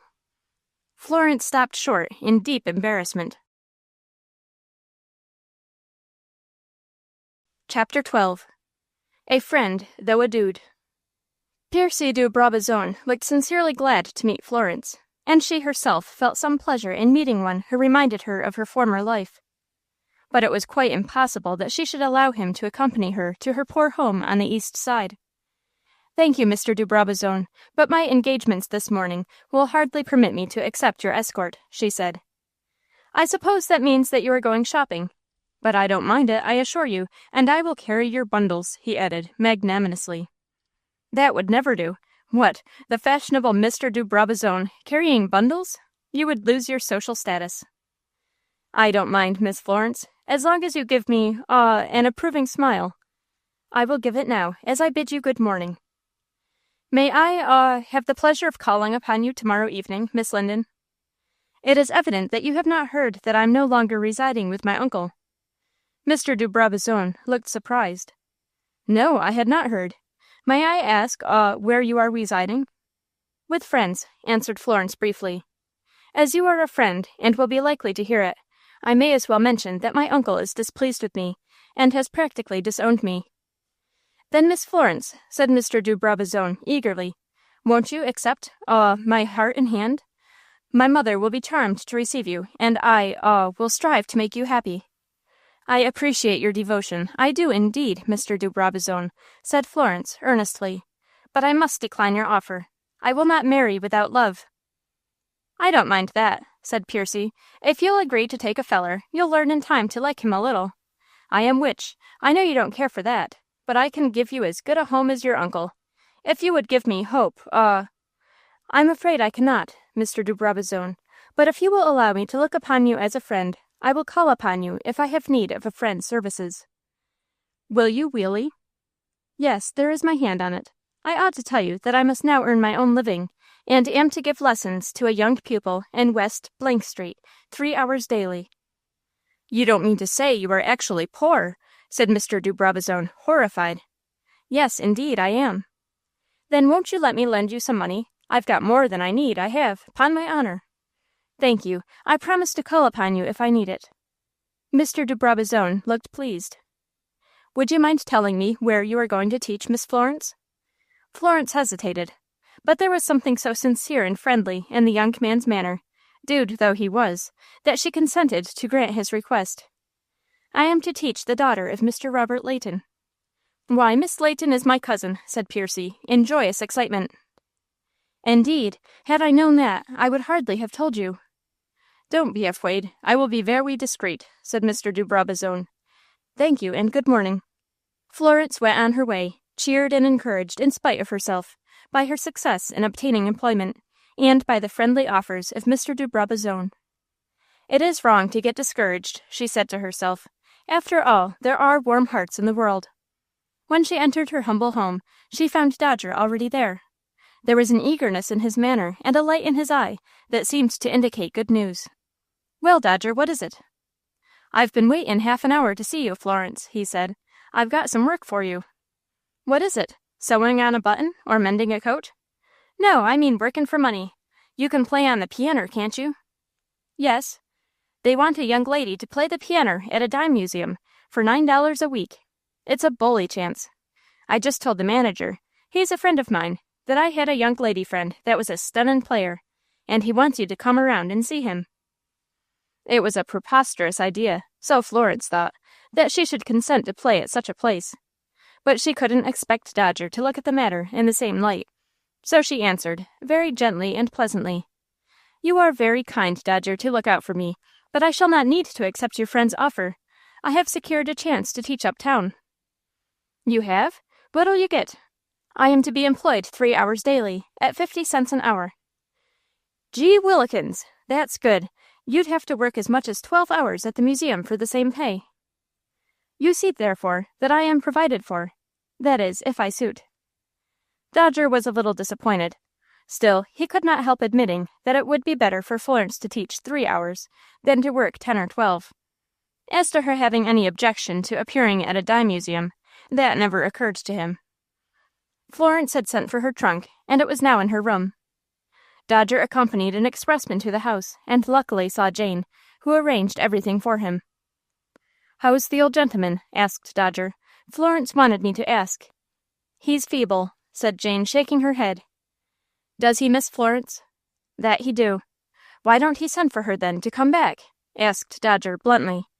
"Because Curtis Waring makes him believe that she'll come around and ask forgiveness, if he only holds out. I tell you, Dodger, that Curtis is a viper." "So he is," answered Dodger, who was not quite clear in his mind as to what a viper was. "I'd like to step on his necktie. If it wasn't for him, my dear young mistress would be back in the house within 24 hours. I don't see how the old gentleman can let him turn Florence out of the house." "He's a snake in the grass, Dodger. It may be wicked, but I just wish something would happen to him. And how is Miss Florence looking, poor dear?" "She's looking like a daisy." "Does she worry much?" "She did at first, but now she's working every day, and she looks more cheerful like." "Miss Florence working? She that was always brought up like a lady?" "She's teaching a little girl 3 hours a day." "Well, that isn't so bad," said Jane, relieved. "Teachin' is genteel. I wish I could see her some day." Will you tell her, Dodger, that next Sunday is my day out, and I'll be in Central Park, up by the menagerie at 3 o'clock, if she'll only take the trouble to be up there. I'll tell her, Jane, and I'm sure she'll be there. A day or two afterward, Curtis Waring asked, Have you heard from my cousin Florence since she went away? Yes, sir. Indeed. Where is she staying? She didn't send me word. How then did you hear from her? Dodger came with an expressman for her trunk. Curtis Waring frowned. And you let him have it? He demanded sternly. Of course I did. Why shouldn't I? You should have asked me. And what business have you with Miss Florence's trunk, I'd like to know, said Jane independently. Never mind. You ought to have asked my permission. I didn't think you'd want to wear any of Miss Florence's things, Mr. Waring. You are silly and impertinent, said Curtis, biting his lips. Did that boy tell you anything about her? Only that she wasn't worrying any for you, Mr. Curtis. Curtis glanced angrily at his cousin's devoted friend, and then, turning on his heel, left the room. I'll bring her to terms yet, he muttered. No girl of 17 shall defy me. Chapter 13. Tim Bolton's Saloon. Not far from Houston Street, on the west side of the Bowery, is an underground saloon, with whose proprietor we are already acquainted. It was kept by Tim Bolton, whose peculiar tastes and shady characteristics well fitted him for such a business. It was early evening, and the gas jets lighted up a characteristic scene. On the sanded floor were set several tables, around which were seated a motley company, all of them with glasses of beer or whiskey before them. Tim, with a white apron on, was moving about behind the bar, ministering to the wants of his patrons. There was a scowl upon his face, for he was not fond of work, and he missed Dodger's assistance. The boy understood the business of mixing drinks as well as he, and often officiated for hours at a time, thus giving his guardian and reputed father a chance to leave the place and meet outside engagements. A tall, erect gentleman entered the saloon and walked up to the bar. Good evening, Colonel, said Tim. Good evening, sir, said the newcomer, with a stately inclination of the head. He was really a colonel, having served in the Civil War at the head of a Georgia regiment. He had all the stately courtesy of a Southern gentleman, though not above the weakness of a frequent indulgence in the strongest fluids dispensed by Tim Bolton. What'll you have, Colonel? Whiskey straight, sir. It's the only drink fit for a gentleman. Will you join me, Mr. Bolton? Of course I will, said Tim, as, pouring out a glass for himself, he handed the bottle to the colonel. Your health, sir, said the colonel, bowing. Same to you, Colonel, responded Tim, with a nod. Where's the boy? Colonel Martin had always taken considerable notice of Dodger, being naturally fond of boys, and having once had a son of his own, who was killed in a railroad accident when about Dodger's age. Danged if I know, answered Tim, crossly. He hasn't left you, has he? Yes, he's cleared out, the ungrateful young imp. I'd like to lay my hands on the young rascal. Was he your son? He was my stepson, answered Tim, hesitating. I see. You married his mother. Yes, said Tim, considering the explanation satisfactory, and resolved to adopt it. I've always treated him as if he was my own flesh and blood, and I've raised him from a young kid. Now he's gone and left me. Can you think of any reason for his leaving you? Not one. I always treated him well. He's been a great expense to me, and now he's got old enough to help me, he must clear out. He's the most ungrateful cub I ever seen. I am sorry he has gone. I used to like to have him serve me. And now what's the consequence? Here I am tied down to the bar day and night. Can't you get someone in his place? Yes, but I'd likely be robbed. I had a bartender once who robbed me of $2 or $3 a day. But you trusted the boy? Yes, Dodger wouldn't steal. I can say that much for him. There's one thing I noticed about the boy, said the colonel reflectively. He wouldn't drink. More than once I have asked him to drink with me, but he would always say, Thank you, Colonel, but I don't like whiskey. I never asked him to take anything else, for whiskey's the only drink fit for a gentleman. Do you expect to get the boy back? If I could only get out for a day, I'd hunt him up, but I'm tied down here. I seed him yesterday, Tim, said a red-nosed man who had just entered the saloon, in company with a friend of the same general appearance. Both wore silk hats, dented and soiled with stains of dirt. coats long since superannuated, and wore the general look of bar-room loafers. They seldom had any money, but lay in wait for any liberal stranger, in the hope of securing a free drink. "Where did you see him, Hooker?" asked Tim Bolton, with sudden interest. "Selling papers down by the Astor House." "Think of that, Colonel," said Tim, disgusted, "becoming a common newsboy, when he might be in genteel employment. Did you speak to him, Hooker?" "Yes, I asked him if he had left you." "What did he say?" "That he had left you for good, that he was going to grow up respectable." "Think of that," said Tim, with renewed disgust. "Did he say where he lived?" "No." "Did he ask after me?" "No, except that he said you were no relation of his. He said he expected you stole him when he was a kid, and he hoped sometime to find his relations." Tim Bolton's face changed color, and he was evidently disturbed. Could the boy have heard anything, he wondered, for his suspicions were very near the truth. "It's all nonsense," he said roughly. "Next time you see him, Hooker, follow him home, and find out where he lives." "All right, Tim, it ought to be worth something," he insinuated, with a husky cough. "That's so. What'll you take?" "Whiskey," answered Hooker, with a look of pleased anticipation. "You're a gentleman, Tim," he said, as he gulped down the contents of a glass without winking. Briggs, his dilapidated companion, had been looking on in thirsty envy. "I'll help Hooker to look for Dodger," he said. "Very well, Briggs." "Couldn't you stand a glass for me too, Tim?" asked Briggs, eagerly. "No," answered Bolton irritably. "I've been at enough expense for that young rascal already." But the colonel noticed the pathetic look of disappointment on the face of Briggs, and he was stirred to compassion. "Drink with me, sir," he said, turning to the overjoyed Briggs. "Thank you, Colonel. You're a gentleman." "2 glasses, Tim." So the colonel drained a second glass, and Briggs, pouring out with trembling fingers as much as he dared, followed suit. When the last drop was drunk, he breathed a deep sigh of measureless enjoyment. "If either of you bring that boy in here," said Tim, "I'll stand a couple of glasses for both." "We're your men, Tim," said Hooker. "Ain't we, Briggs?" "That's so, Hooker. Shake." And the poor victims of drink shook hands energetically. Long since they had sunk their manhood in the intoxicating cup, and henceforth lived only to gratify their unnatural craving for what would sooner or later bring them to a drunkard's grave. As they left the saloon, the colonel turned to Tim and said, "I like whiskey, sir, but I'll be hanged if I can respect such men as those." "They're bums, Colonel, that's what they are." "How do they live?" "Don't know. They're in here about every day." "If it's drink that brought them where they are, I'm half inclined to give it up.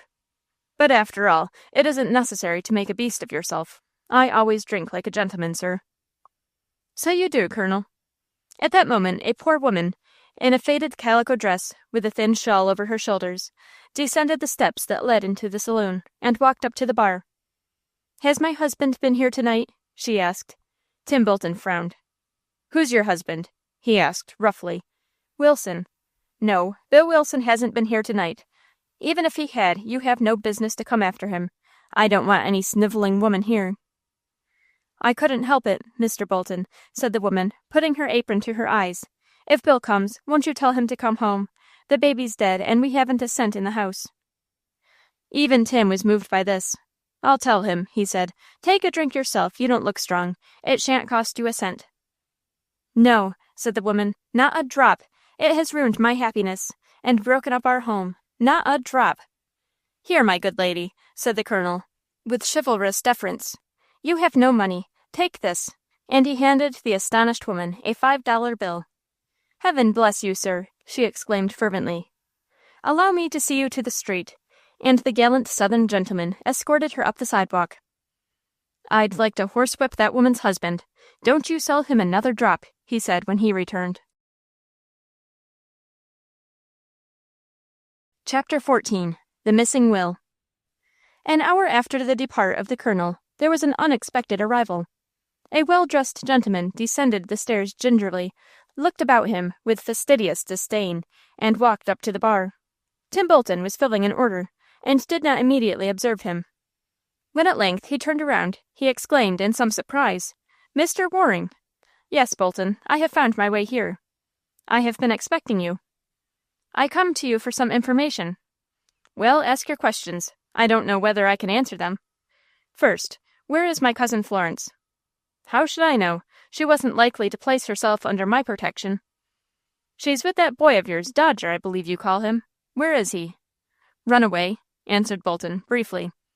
Do you mean that you don't know where he is? Yes, I do mean that. I haven't set my eyes on him since that night. What do you mean by such negligence? Do you remember who he is? Certainly I do. Then why do you let him get out of your reach? How could I help it? Here I am tied down to this bar day and night. I'm nearly dead for want of sleep. It would be better to close up your place for a week and look after him. Couldn't do it. I should lose all my trade. People would say I was closed up. And have you done nothing toward his recovery? Yes, I have sent out 2 men in search of him. Have you any idea where he is, or what he is doing? Yes, he has been seen in front of the Astor House, selling papers. I have authorized my agent, if he sees him again, to follow him home and find out where he lives. That is good. Astor House. I may see him myself. But why do you want to see him? Do you want to restore him to his rights? Hush, said Curtis, glancing around him apprehensively. What we say may be overheard and excite suspicion. One thing may be secured by finding him, the knowledge of Florence's whereabouts. What makes you think she and the boy are together? He came for her trunk. I was away from home, or I would not have let it go. It is strange that they 2 are together, considering their relationship. That is what I am afraid they will find out. She may tell him of the mysterious disappearance of her cousin, and he— That reminds me, interrupted Bolton. He told Hooker was a man that saw him in front of the Astor House, that he didn't believe I was his father. He said he thought I must have stolen him when he was a young kid. Did he say that? Asked Curtis, in evident alarm. Yes, so Hooker says. If he has that idea in his head, he may put 2 and 2 together, and guess that he is the long-lost cousin of Florence. Tim, the boy must be got rid of. If you mean what I think you do, Mr. Waring, I'm not with you. I won't consent to harm the boy. You said that before. I don't mean anything that will shock your tender heart, Bolton, said Curtis with a sneer. I mean carried to a distance, Europe or Australia, for instance. All I want is to keep him out of New York till my uncle is dead. After that, I don't care what becomes of him. That's better. I've no objection to that. How is the old gentleman? He grieved so much at first over the girl's loss that I feared he would insist on her being recalled at once. I soothed him by telling him that he had only to remain firm, and she would come around and yield to his wishes. Do you think she will? Asked Tim doubtfully. I intend she shall, said Curtis significantly. Bolton, I love the girl all the more for her obstinate refusal to wed me. I have made up my mind to marry her, with her consent or without it. I thought it was only the estate you were after. I want the estate, and her with it. Mark my words, Bolton, I will have both. You will have the estate, no doubt. Mr. Linden has made his will in your favor, has he not? And Bolton looked intently in the face of his visitor. Hark you, Bolton, there is a mystery I cannot fathom. My uncle made 2 wills. In the earlier, he left the estate to Florence and myself, if we married. Otherwise, to me alone. That is satisfactory. Yes, but there was another, in which the estate goes to the son, if living. That will has disappeared. Is it possible? Asked Bolton in astonishment. When was it missed? On the night of the burglary. Then you think that the boy, Dodger, has it. Good heavens, if he only knew that by this will the estate goes to him. And Waring wiped the perspiration from his brow. You are sure he did not give you the will? He demanded, eyeing Bolton sharply. I have not seen him since the night of the robbery. If he has read the will, it may lead to dangerous suspicions. He would give it to your cousin, Florence, would he not? Perhaps so. Bolton, you must get the boy back, and take the will from him if you can. I will do my best, but you must remember that Dodger is no longer a small kid. He is a boy of 18, strong and well grown. He wouldn't be easy to manage. Besides, as long as he doesn't know that he has any interest in the will, his holding it won't do any harm. Is the old gentleman likely to live long? I don't know. I sometimes hope. Pshaw, why should I play the hypocrite when speaking to you? Surely it is no sin to wish him better off, since he can't enjoy life. He might if Florence and his son were restored to him. What do you mean, Bolton? Asked Curtis suspiciously. What could I mean? It merely occurred to me, said Bolton innocently. You say he is quiet, thinking the girl will come around. Yes. Suppose time passes and she doesn't. Won't he try to find her? As she is in the city, that won't be hard. I shall represent that she has left the city. For any particular point? No, that is not necessary. And then? If he worries himself into the grave, so much the better for me. There is no halfway about you, Mr. Curtis Waring. Why should there be? Listen, Bolton, I have set my all on this cast. I am now 36, and still I am dependent upon my uncle's bounty. I am in debt, and some of my creditors are disposed to trouble me. My uncle is worth, I don't know how much, but I think $500,000. What does he get out of it? Food and clothes, but not happiness. If it were mine, all the avenues of enjoyment would be open to me.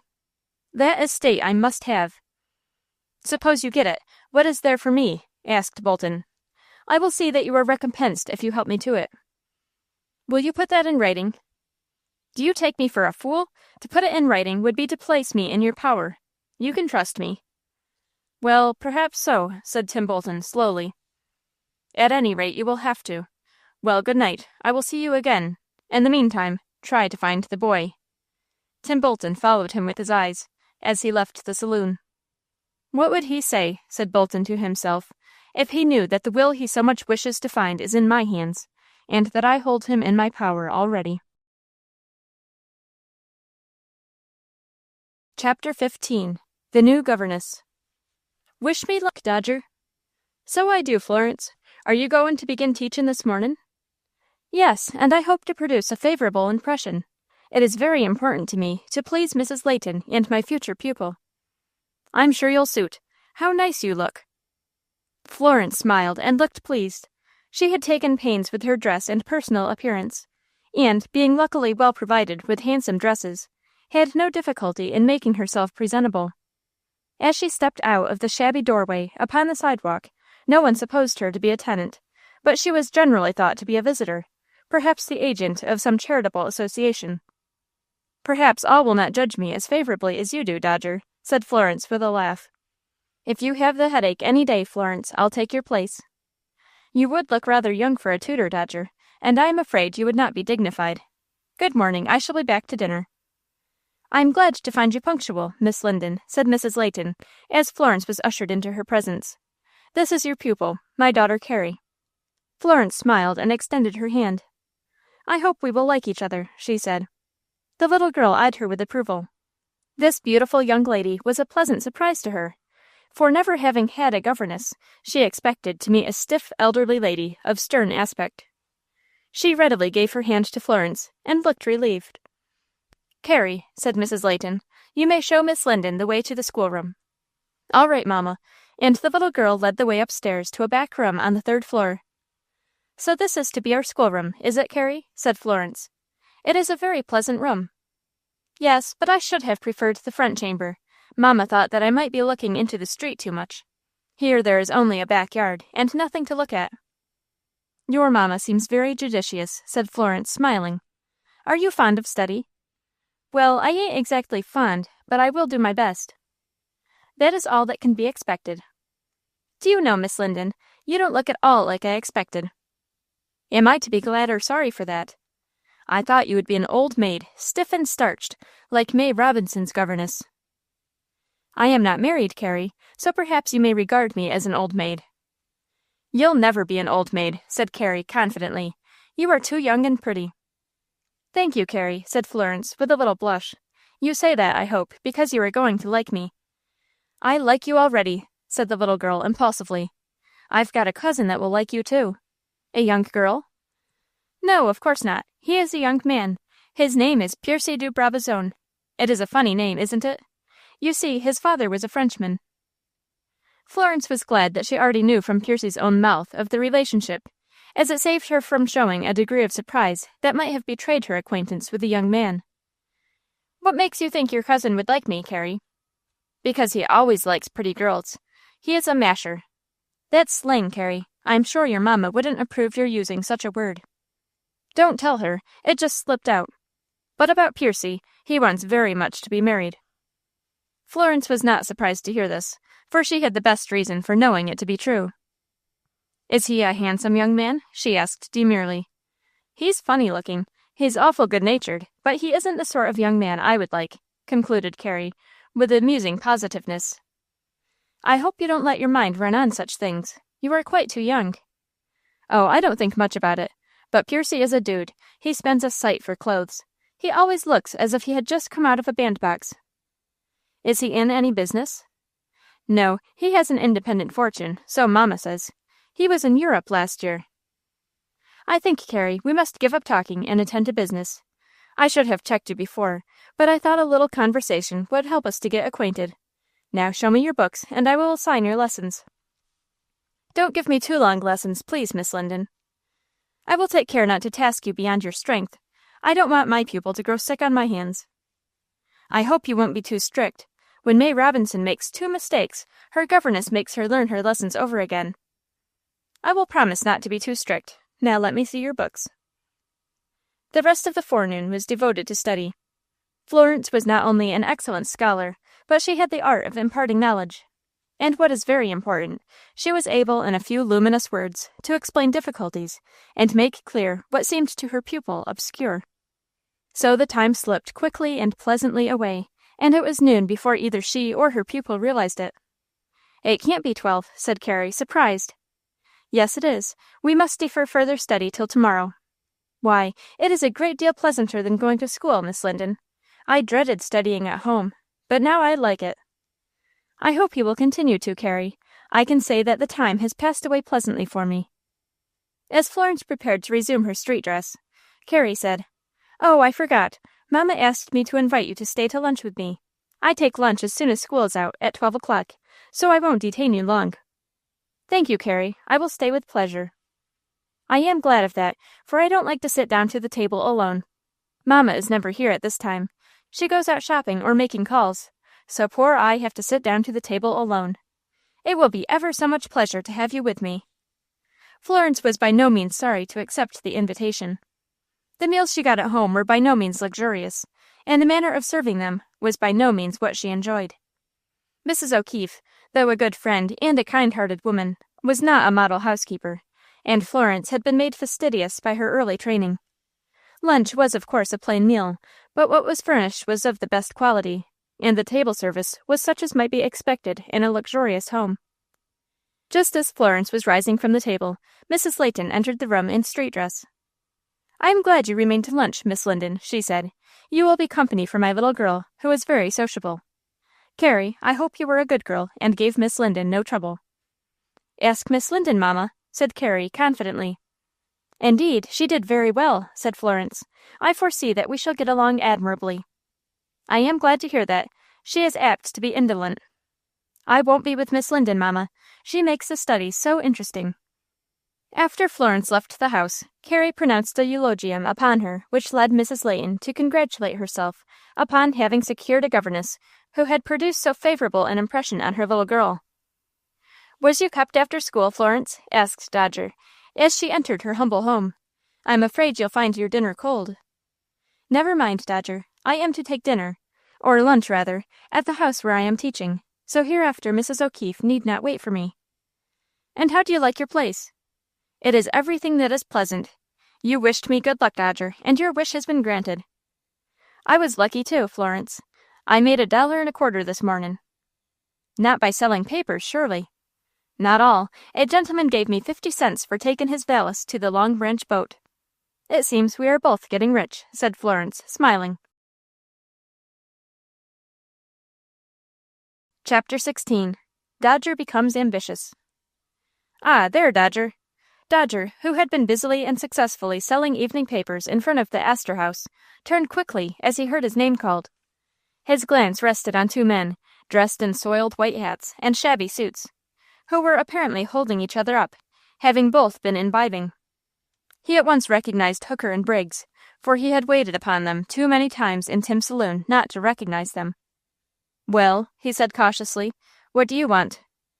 Tim has sent us for you, answered the 2, in unison. What does he want of me? He wants you to come home. He says he can't get along without you. He will have to get along without me, said the boy independently. Tell him I'm not going back. You're wrong, Dodger, said Hooker, shaking his head solemnly. Ain't he your father? No, he ain't. He says he is, continued Hooker, looking puzzled. That don't make it so. He ought to know, put in Briggs. Yes, he ought to know, chimed in Hooker. No doubt he does, but he can't make me believe he's any relation of mine. Just go and argue the point with him, said Hooker coaxingly. It wouldn't do no good. Maybe it would. Just go back with us, that's a good boy. What makes you so anxious about it? Asked Dodger suspiciously. Well, said Hooker, coughing, we're Tim's friends, don't you know? What's he going to give you if I go back with you? Asked the boy shrewdly. A glass of whiskey, replied Hooker and Briggs in unison. Is that all? Maybe he'd make it too. I won't go back with you, said Dodger, after a moment's thought, but I don't want you to lose anything by me. Here's a dime apiece, and you can go and get a drink somewhere else. You're a trump, Dodger, said Hooker, eagerly holding out his hand. I always liked you, Dodger, said Briggs, with a similar motion. Now don't let Tim know you've seen me, said the newsboy, warningly. We won't. And the interesting pair ambled off in the direction of the Bowery. So Tim sent them fellers after me, soliloquized Dodger. I guess I'll have to change my office, or maybe Tim himself will be droppin' down on me some mornin'. It'll be harder to get rid of him than of them chumps. So it happened that he used to take his morning papers to the piers on North River, and take his chance of selling them to passengers from Boston and other ports arriving by the Fall River boats, and others from different points. The advantage of this was that he often got a chance to serve as guide to strangers visiting the city for the first time, or as a porter to carry their valise or other luggage. Being a bright, wide-awake boy, with a pleasant face and manner, he found his services considerably in demand, and on counting up his money at the end of the week, he found, much to his encouragement, that he had received on average about $1.25 per day. That's better than sellin' papers alone, thought he. Besides, Tim isn't likely to come across me here. I wonder I didn't think of settin' up for myself before.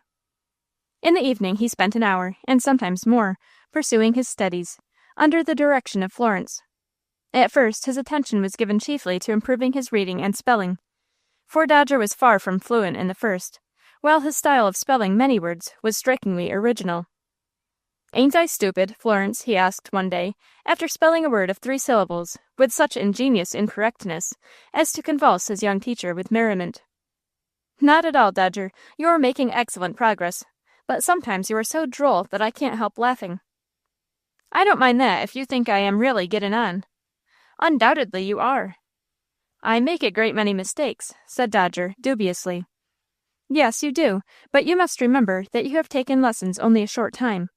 Don't you think you can read a good deal more easily than you did? Yes, I don't trip up half so often as I did. I'm afraid you'll get tired of teaching me.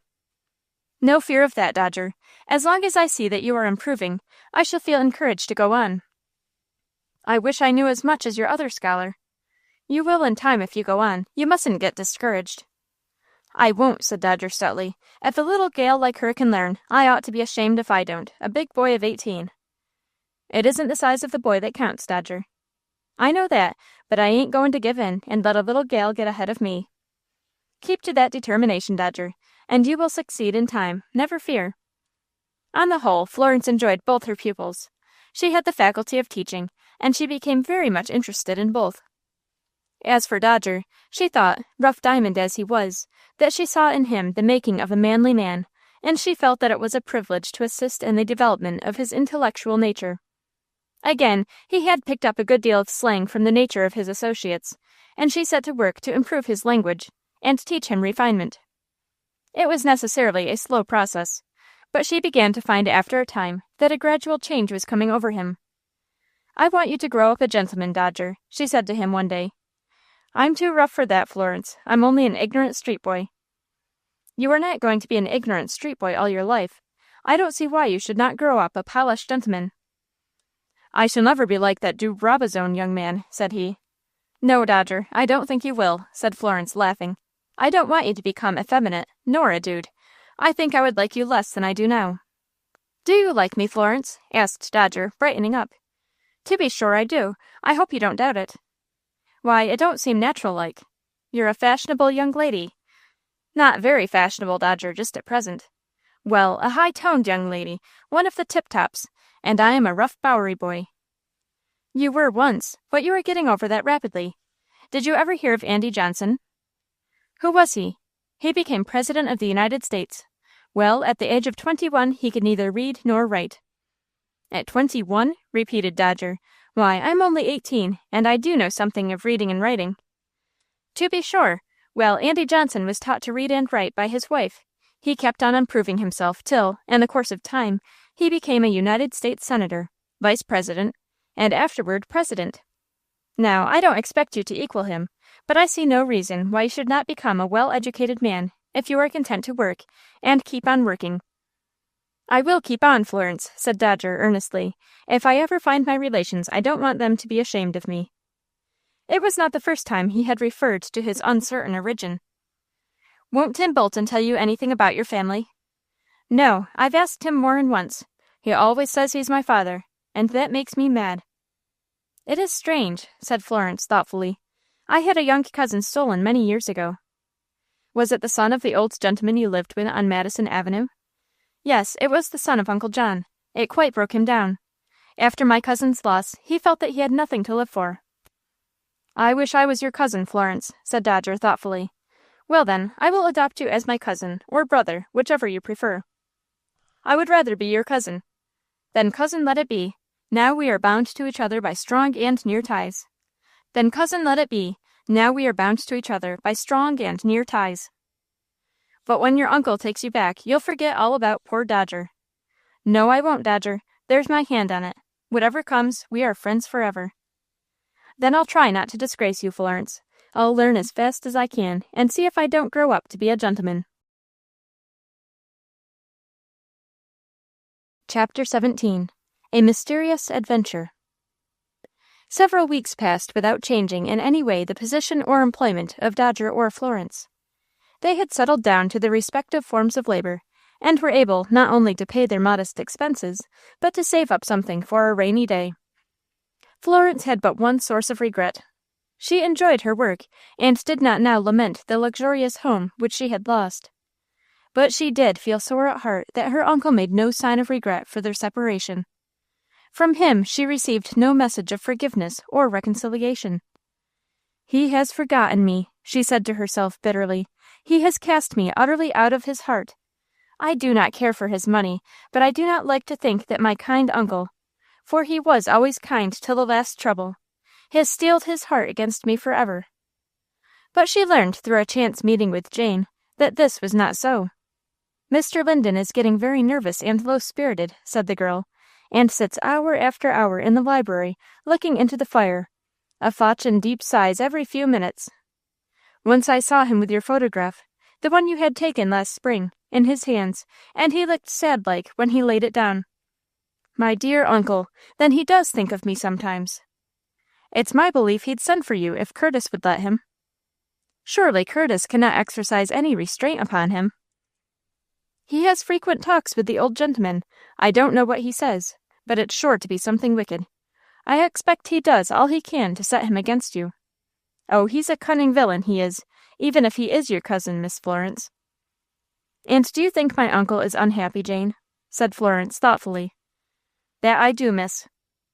He never was very bright or cheerful, you know. But he never was like this, and I do think he's getting more and more feeble. Do you think I ought to call upon him, and risk his sending me away? It might be worth trying, Miss Florence. The result of this conversation was that Florence did make up her mind the very next afternoon to seek her old home. She had just reached the front steps, and was about to ascend, when the door opened, and Curtis appeared. He started at the sight of his cousin. Florence, he said, tell me why you came here. I am anxious about my uncle, she said. Tell me, Curtis, how he is. You know he's never in vigorous health, said Curtis evasively. But he is as well as usual? He is about the same as ever. One thing would do more for him than anything else. What's that? Your agreement to marry me, and he fixed his eyes upon her eagerly. Florence shook her head. I should be glad to help my uncle, she said, but I cannot agree to marry you. Why not? He demanded roughly. Because I do not love you and never shall. In other words, you refuse to do the only thing that will restore our uncle to health and happiness? It is too much to ask. Then fixing her eyes upon him keenly, why should uncle insist upon this marriage? Is it not because you have influenced him in the matter? No, answered Curtis falsely.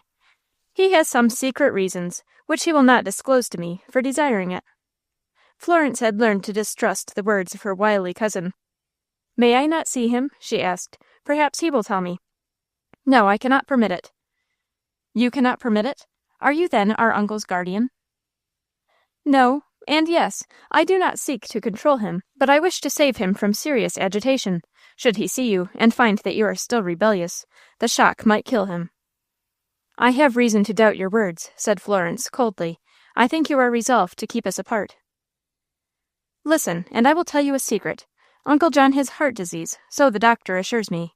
Any unwanted agitation might kill him instantly. I am sure you would not like to expose him to such a risk." He spoke with apparent sincerity, but Florence did not feel certain that his words were truthful. "Very well," she said. "Then I will give up seeing him." "It is best, unless you are ready to accede to his wishes, and mine." She did not answer, but walked away slowly. "It would never do to have them meet," muttered Curtis. "The old gentleman would ask her to come back on any terms, and then all my scheming would be upset. That was a happy invention of mine about heart disease," he continued, with a low laugh. "Though she only half believed it, she will not dare to run the risk of giving him a shock." It was about this time that the quiet tenor of Dodger's life was interrupted by a startling event. He still continued to visit the piers, and one afternoon, about 6 o'clock, he stood on the pier awaiting the arrival of the day boat from Albany, with a small supply of evening papers under his arm. He had sold all but half a dozen when the boat touched the pier. He stood watching the various passengers as they left the boat, and turned their steps in different directions, when someone touched him on the shoulder. Looking up, he saw standing at his side a man of slender figure, with gray hair and whiskers. "Boy," he said, "I am a stranger in the city. Can I ask your assistance?" "Yes, sir, certainly," answered Dodger, briskly. "Do you know where the nearest station of the elevated road is?" "Yes, sir." "I want to go uptown, but I know very little about the city. Will you accompany me as guide? I will pay you well." "All right, sir," answered Dodger. It was just the job he was seeking. "We will have to walk a few blocks, unless you want to take a carriage." "It isn't necessary. I am strong in spite of my gray hair." And indeed he appeared to be. Dodger noticed that he walked with the elastic step of a young man, while his face certainly showed no trace of wrinkles. "I live in the West," said the stranger as they walked along. "I have not been here for 10 years." "Then you have never ridden on the elevated road?" said Dodger. "No," answered the stranger, with curious hesitation. Yet when they reached the station, he went up the staircase and purchased his ticket with the air of a man who was thoroughly accustomed to doing it. "I suppose you don't want me any longer," said Dodger, preparing to resign the valise he was carrying, and which, by the way, was remarkably light considering the size. "Yes, I shall need you," said the other hurriedly. "There may be some distance to walk after we get uptown." "All right, sir." Dodger was glad that further service was required, for this would of course increase the compensation which he would feel entitled to ask. They entered one of the cars, and sat down side by side. The old gentleman drew a paper from his pocket, and began to read, while Dodger, left to his own devices, sat quiet and looked about him. He was rather surprised that the old gentleman, who, according to his own representation, was riding upon the elevated road for the first time, seemed to feel no curiosity on the subject, but conducted himself in all respects like an experienced traveler. "He's a queer customer," thought Dodger. "However, it's all one to me, as long as he pays me well for the job." They got out at 125th Street, and struck down toward the river, Dodger carrying the valise. "I wonder where we're going," he asked himself. At length they reached a wooden house of 3 stories, standing by itself, and here the stranger stopped. He rang the bell, and the door was opened by a hump-backed Negro who looked curiously at Dodger. "Is the room ready, Julius?" asked the old man. "Yes, sir." "Boy, take the valise upstairs, and I will follow you." Up 2 flights of stairs walked Dodger, followed by the old man and the Negro. The latter opened the door of a back room, and Dodger, obedient to directions, took the valise inside and deposited it on a chair. He had hardly done so when the door closed behind him, and he heard the slipping of a bolt. "What does all this mean?" Dodger asked himself in amazement. Chapter 18. In a Trap. "Hold on there! Open that door!" he exclaimed aloud. There was no answer. "I say, let me out!" continued our hero, beginning to kick at the panels. This time there was an answer. "Stop that kicking, boy. I will come back in 15 minutes and explain it all." Well, thought Dodger, this is about the strangest thing that ever happened to me. However, I can wait 15 minutes. He sat down in a cane chair. There were 2 in the room, and looked about him. He was in an ordinary bedroom, furnished in the usual manner.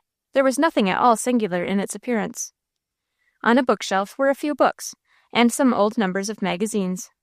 There was one window looking into a backyard, but as the room was small, it was sufficient to light the apartment.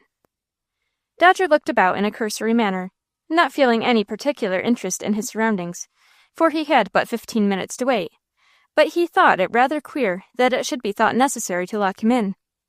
He waited impatiently for the time to pass. 17 minutes had passed when he heard the bolt drawn. Fixing his eyes eagerly on the door, he saw it open, and 2 persons entered. One was the humpbacked Negro, carrying on a waiter a plate of buttered bread and a cup of tea. The other person was, not the old man, but to Dodger's great amazement, a person well remembered, though he had seen him only once, Curtis Waring. "Set down the waiter on the table, Julius," said Waring.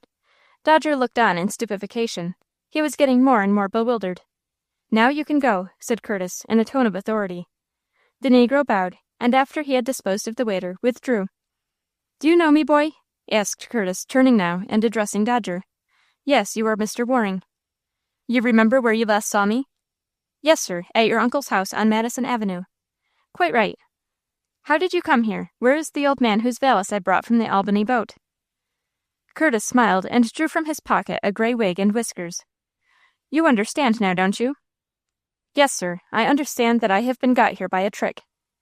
"Yes," answered Curtis coolly, "I have deemed it wise to use a little stratagem. But you must be hungry. Sit down and eat your supper while I am talking to you." Dodger was hungry, for it was past his usual supper time, and he saw no reason why he should not accept the invitation. Accordingly, he drew his chair up to the table and began to eat. Curtis seated himself on the other chair. "I have a few questions to ask you, and that is why I arranged this interview. We are quite by ourselves," he added significantly.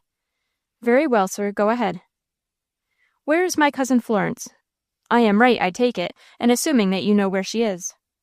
"Yes, sir, I know," answered Dodger slowly. "Very well, tell me." "I don't think she wants you to know." Curtis frowned. "It is necessary I should know," he said emphatically. "I will ask her if I may tell you." "I can't wait for that. You must tell me at once." "I can't do that." "You are mistaken. You can do it." "Then I won't," said Dodger, looking his companion full in the face. Curtis Waring darted a wicked look at him, and seemed ready to attack the boy, who was audacious enough to thwart him. But he restrained himself and said, "Let that pass for the present. I have another question to ask. Where is the document you took from my uncle's desk on the night of the burglary?" And he emphasized the last word. Dodger looked surprised. "I took no paper," he said. "Do you deny that you opened the desk?" asked Curtis. "No." "When I came to examine the contents in the presence of my uncle, it was found that a document, his will, had disappeared, and with it a considerable sum of money." And he looked sharply at Dodger. "I don't know anything about it, sir. I took nothing." "You can hardly make me believe that. Why did you open the desk if you did not propose to take anything?" "I did intend to take something. I was under orders to do so, for I wouldn't have done it of my own free will. But the moment I got the desk open, I heard a cry, and looking around, I saw Miss Florence looking at me. And then? I was startled and ran to her side." "And then you went back and completed the robbery?" "No, I didn't. She talked to me so that I felt ashamed of it. I never stole before, and I wouldn't have tried to do it then if someone hadn't told me to." "I know whom you mean, Tim Bolton." "Yes, Tim Bolton, since you know." "What did he tell you to take?" "The will and the money." "Exactly. Now we are coming to it. You took them and gave them to him." "No, I didn't. I haven't seen him since that night." Curtis Waring regarded the boy thoughtfully. His story was straightforward, and it agreed with the story told by Tim himself. But on the other hand, he denied taking the missing articles, and yet they had disappeared. Curtis decided that both he and Tim had lied, and that this story had been concocted between them. Probably Bolton had the will and the money. The latter he did not care for, and this thought made him uneasy, for he knew that Tim Bolton was an unscrupulous man and quite capable of injuring him if he saw the way clear to do so. "My young friend," he said, "your story is not even plausible. The articles are missing, and there is no one but yourself and Florence who were in a position to take them. Do you wish me to think that my cousin Florence robbed the desk?" "No, sir, I don't. Florence wouldn't do such a thing," said Dodger warmly. "Florence, is that the way you speak of a young lady?" "She tells me to call her Florence. I used to call her Miss Florence, but she didn't care for it." "It seems you two have become very intimate," said Curtis with a sneer. "Florence is a good friend to me. I never had so good a friend before." "All that is very affecting. However, it isn't to the point. Do you know," he continued in a sterner voice, "that I could have you arrested for entering and breaking open my uncle's desk with burglarious intent?" "I suppose you could," said Dodger, "but Florence would testify that I took nothing." "Am I to understand, then, that you refuse to give me any information as to the will and the money?" "No, sir, I don't refuse. I would tell you if I knew." Curtis regarded the boy in some perplexity. He had every appearance of telling the truth. Dodger had one of those honest, truthful countenances which lend confirmation to any words spoken. If the boy told the truth, what could have become of the will and the money? As to the former, it might be possible that his uncle had destroyed it, but the disappearance of the money presented an independent difficulty. "The will is all I care for," he said at length. "The thief is welcome to the money, though there was a considerable sum." "I would find the will for you if I could," said Dodger earnestly. "You are positive you didn't give it to Bolton?" "Positive, sir. I haven't seen Tim since that night." "You may be speaking the truth, or you may not. I will talk with you again tomorrow," and Curtis arose from his chair. "You don't mean to keep me here," said Dodger in alarm. "I shall be obliged to do so." "I won't stay," exclaimed Dodger in excitement, and he ran to the door, meaning to get out, but Curtis drew a pistol from his pocket and aimed it at the boy. "Understand me, boy," he said. "I am in earnest, and I am not to be trifled with." Dodger drew back, and Curtis opened the door and went out, bolting it after him. Chapter 19. An Attempt to Escape. While Dodger had no discomfort to complain of, it occurred to him that Florence would be alarmed by his long absence, for now it seemed certain that he would have to remain overnight. If only he could escape, he would take care not to fall into such a trap again. He went to the window and looked out, but the distance to the ground was so great, for the room was on the 3rd floor, that he did not dare to imperil his life by attempting a descent. If there had been a rope at hand, he would not have felt afraid to make the attempt. He examined the bed to see if it rested upon cords, but there were slats instead. As has already been said, there were no houses nearby. That part of the city had not been much settled, and it was as solitary as it is in the outskirts of a country village. If he could only reveal his position to some person outside, so as to ensure interference, he might yet obtain his freedom. With this thought, he tore a blank leaf from one of the books in the room, and hastily penciled the following lines: "I am kept a prisoner in this house. I was induced to come here by a trick. Please get someone to join you, and come and demand my release." Some weeks before, Dodger could not have written so creditable a note, but he had greatly improved since he had been under the influence and instruction of Florence. Dodger now posted himself at the window and waited anxiously for someone to pass, so that he might attract his attention and throw down the paper. He had to wait for 15 minutes. Then he saw approaching a young man not far from 21, who looked like a young mechanic, returning from his daily work. Now was Dodger's opportunity. He put his head out of the window and called out, "Hello there!" The young man looked and saw him at the window. "What do you want?" he asked. "Catch this paper and read what is on there." He threw down the leaf, which, after fluttering in the gentle evening breeze, found its way to the ground and was picked up. After reading it, the young man looked up and said, "I'll go around to the door and inquire." He was as good as his word. He went to the outer door and rang the bell. Julius came to the door. "What's wanted, boss?" he said. "You've got a boy locked up in a room." "Who told you, boss?" "He threw down a paper to me, telling me he was kept a prisoner." "What did he say?" asked Julius. The young man read the note aloud. "What have you to say to that, you black imp?" he demanded sternly. The ready wit of Julius served him in this emergency. "Dat boy is crazy as a loon, boss," he answered readily. "We have to keep him shut up for fear he'll kill some of us." "You don't say," ejaculated the young mechanic. "He don't look like it." "No, he don't, dat's a fact, boss. Fact is, dat boy is the artfullest lunatic you ever seed. He tried to kill his mother last week." "Is that true?" "Dat's so, boss, and all de while he looks as innocent as a baby. If I was to let him out, he'd kill somebody, sure." "I never would have believed it," said the young man. "If you want to take the risk, boss, you might go up and see him. I believe he's got a carvin' knife about him, but I don't dare to go up and get it away. It would be as much as this nigga's life is worth." "No," answered the young man hastily, "I don't want to see him. I never did like crazy folks. I'm sorry I gave you the trouble to come to the door." "Oh, no trouble, boss." "I guess I've fixed dat boy," chuckled Julius. "Ho, ho, he can't get ahead of old Julius. Crazy as a loon, hoo-hoo." Dodger waited anxiously for the young man to get through his interview.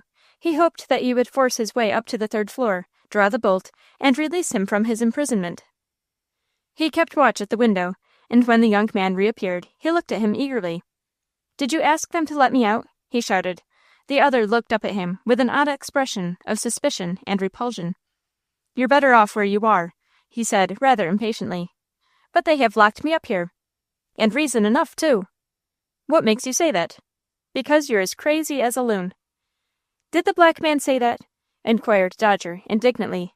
"Yes, he did. Said you tried to kill your mother, and had a carving knife hidden in the room." "It's a lie, an outrageous lie!" exclaimed Dodger, his eyes flashing. "Don't go into one of your tantrums," said the man, rather alarmed. "It won't do any good." "But I want you to understand that I'm no more crazy than you are." "Sho, I know better. Where's your carving knife?" "I haven't got any. I never had any. That Negro has been telling you lies. Just go to the door again, and insist on seeing me." "I wouldn't dast to. You'd stab me," said the man fearfully. "Listen to me," said Dodger, getting out of patience. "I'm not crazy. I'm a newsboy and baggage smasher. An old man got me to bring his valise here, and then locked me up. Won't you go around to the station house and send a policeman here?" "I'll see about it," said the young man, who did not believe a word that Dodger had said to him. "He won't do it," said Dodger to himself in a tone of discouragement. "That miserable nigger has made him believe I am a lunatic. I'll have him up anyway." Forthwith, he began to pound and kick so forcibly that Julius came upstairs on a run, half inclined to believe that Dodger had really become insane. "What do you want, boy?" he inquired from outside the door. "I want you to unbolt the door and let me out." "I couldn't do it nohow," said Julius. "It would be as much as my place is worth." "I will give you $1, $5, if you will only let me out. The man who brought me here is a bad man, who is trying to cheat his cousin, a young lady, out of a fortune." "Don't know nothin' about that," said Julius. "He has no right to keep me here." "Don't know nothin' about that, either. I'm actin' accordin' to orders." "Look here," said Dodger, bethinking himself of what had just happened. "Did you tell that young man who called here just now that I was crazy?" Julius burst into a loud guffaw. "I expect I did," he laughed. "Said you got a long carvin' knife hid in de room." "What made you lie so?" demanded Dodger, sternly. "Couldn't get rid of him no other way. Oh, how scared he looked when I told him you tried to kill your mother." And the negro burst into another hearty laugh, which exasperated Dodger exceedingly. "How long is Mr. Waring going to keep me here? Did he tell you?" Dodger asked, after a pause. "No, he didn't say." "When is he coming here again?" "Said he'd come tomorrow, most likely." "Will you bring me a light?" "Couldn't do it. You'd set the house on fire." It seemed useless to prolong the conversation. Dodger threw himself on the bed at an early hour, but he did not undress, thinking there might possibly be a chance to escape during the night. But the morning came and found him still a prisoner, but not in the solitary dwelling. Chapter 20. A Midnight Ride. Curtis Waring had entrapped Dodger for a double purpose. It was not merely that he thought it possible the boy had the will, or knew where it was. He had begun to think of the boy's presence in New York as dangerous to his plans. John Linden might at any time learn that the son, for whose appearance he had grieved so bitterly, was still living in the person of this street boy. Then there would be an end of his hopes by inheriting the estate. Only a few months more and the danger would be over, for he felt convinced that his uncle's tenure of life would be brief. The one essential thing, then, seemed to be to get Dodger out of the city. The first step had already been taken. What the next was will soon appear. Scarcely had Dodger failed in his attempt to obtain outside assistance, when an unaccountable drowsiness overcame him, considerably to his surprise. "I don't know what's to come to me," he said to himself. "It can't be more than 7 or 8 o'clock, and yet I feel so sleepy I can hardly keep my eyes open. I haven't worked any harder than usual today, and I can't understand it." Dodger had reason to be surprised, for he didn't usually retire till 11 o'clock. In a city like New York, where many of the streets are tolerably well filled even at midnight, people get in the way of sitting up much later than in the country, and Dodger was no exception to this rule. Yet here he was ready to drop off to sleep before 8 o'clock. To him it was a mystery, for he did not know that the cup of tea which he had drunk at supper had been drugged by direction of Curtis Waring, with an ulterior purpose, which will soon appear. "I may as well lie down, as there is nothing else to do," thought Dodger. "There isn't much fun sitting in the dark. If I can sleep, so much the better." 5 minutes had scarcely passed after his head struck the pillow, when our hero was fast asleep. At 11 o'clock, a hack stopped in front of the house, and Curtis Waring descended from it. "Stay here," he said to the driver. "There will be another passenger. If you are detained, I will make it right when I come to pay you." "All right, sir," said the hackman. "I don't care how long it is, if I am paid for my time." Curtis opened the door with a passkey, and found Julius dozing in the chair in the hall.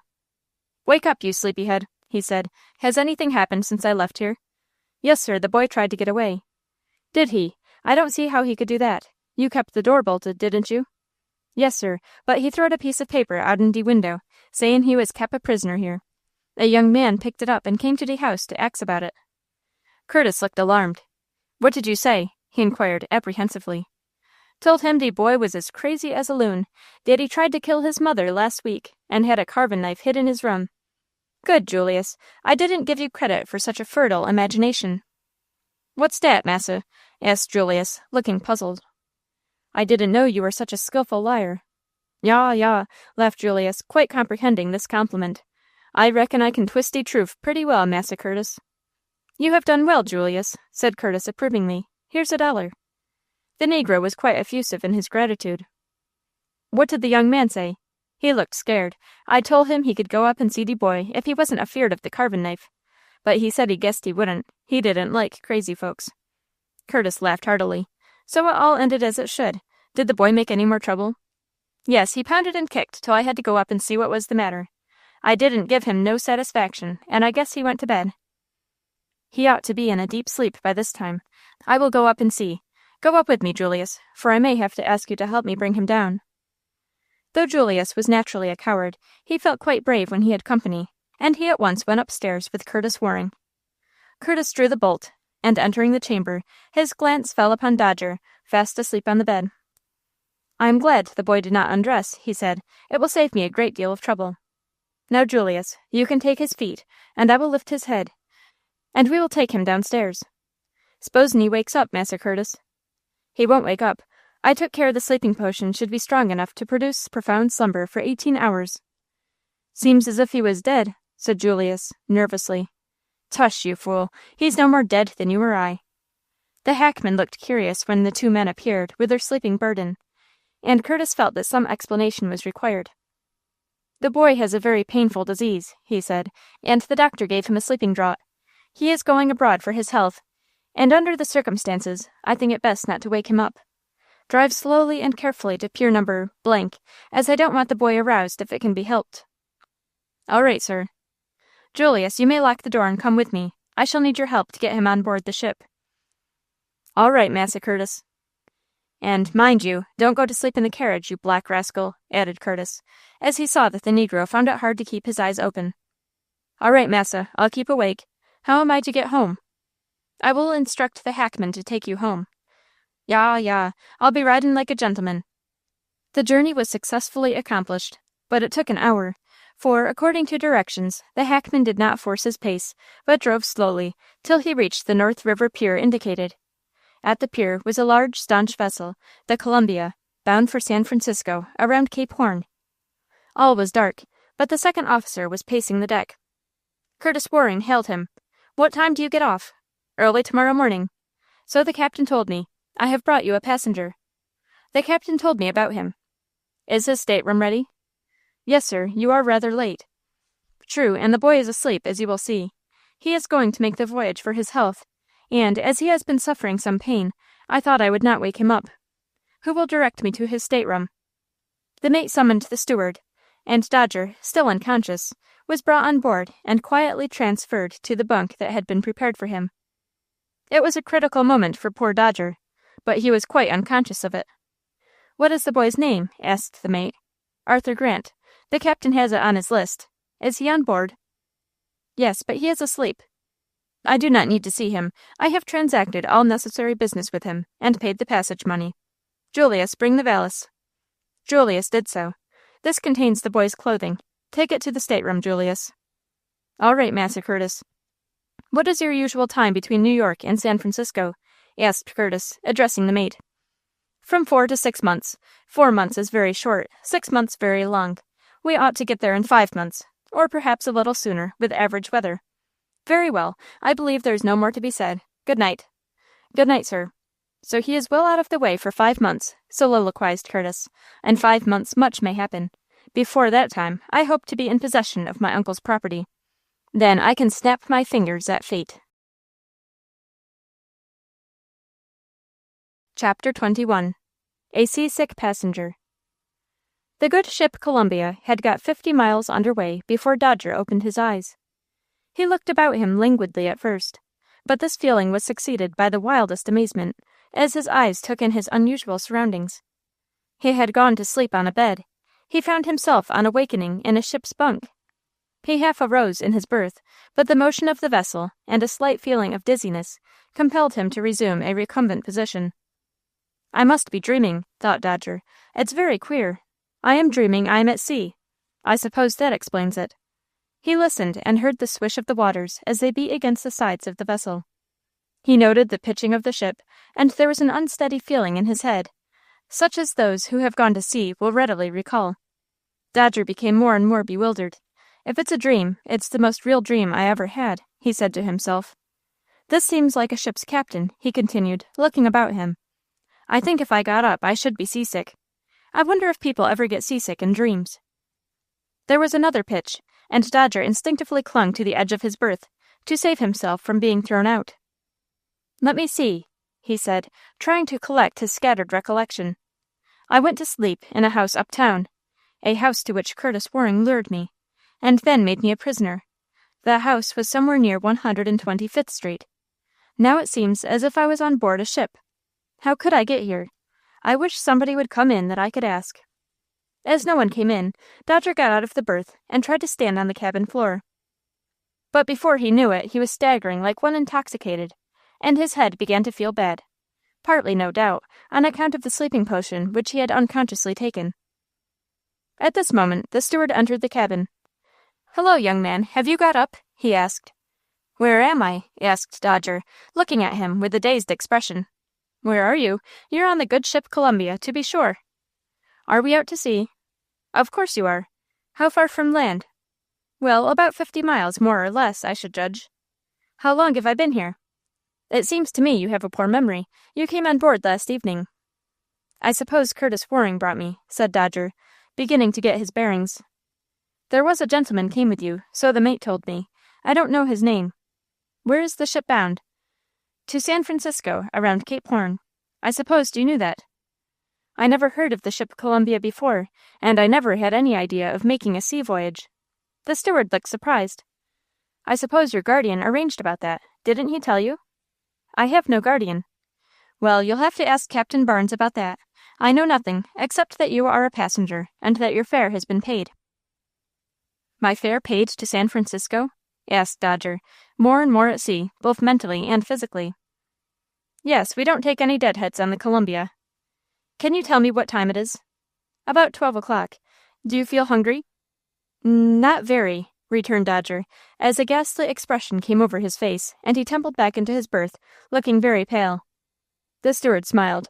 "I see how it is," he said. "You are getting initiated." "What's that?" muttered Dodger feebly. "You're going to be seasick. You'll hardly be able to appear at the dinner table."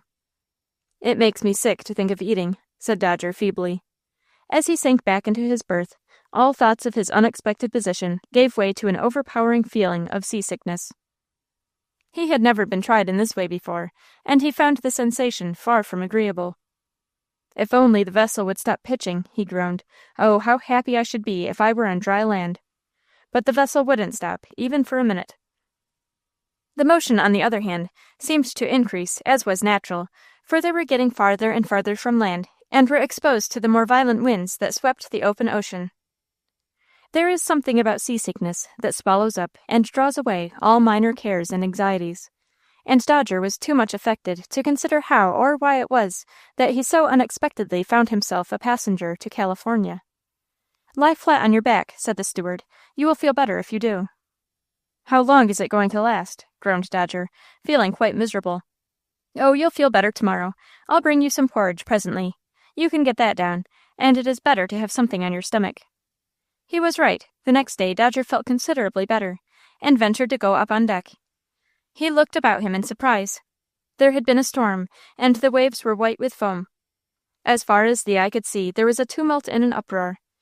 The ship was tossed about like a cockleshell, but the sailors went about their work unruffled. It was no new sight for them. Though his head did not feel exactly right, the strong wind entered Dodger's lungs, and he felt exhilarated.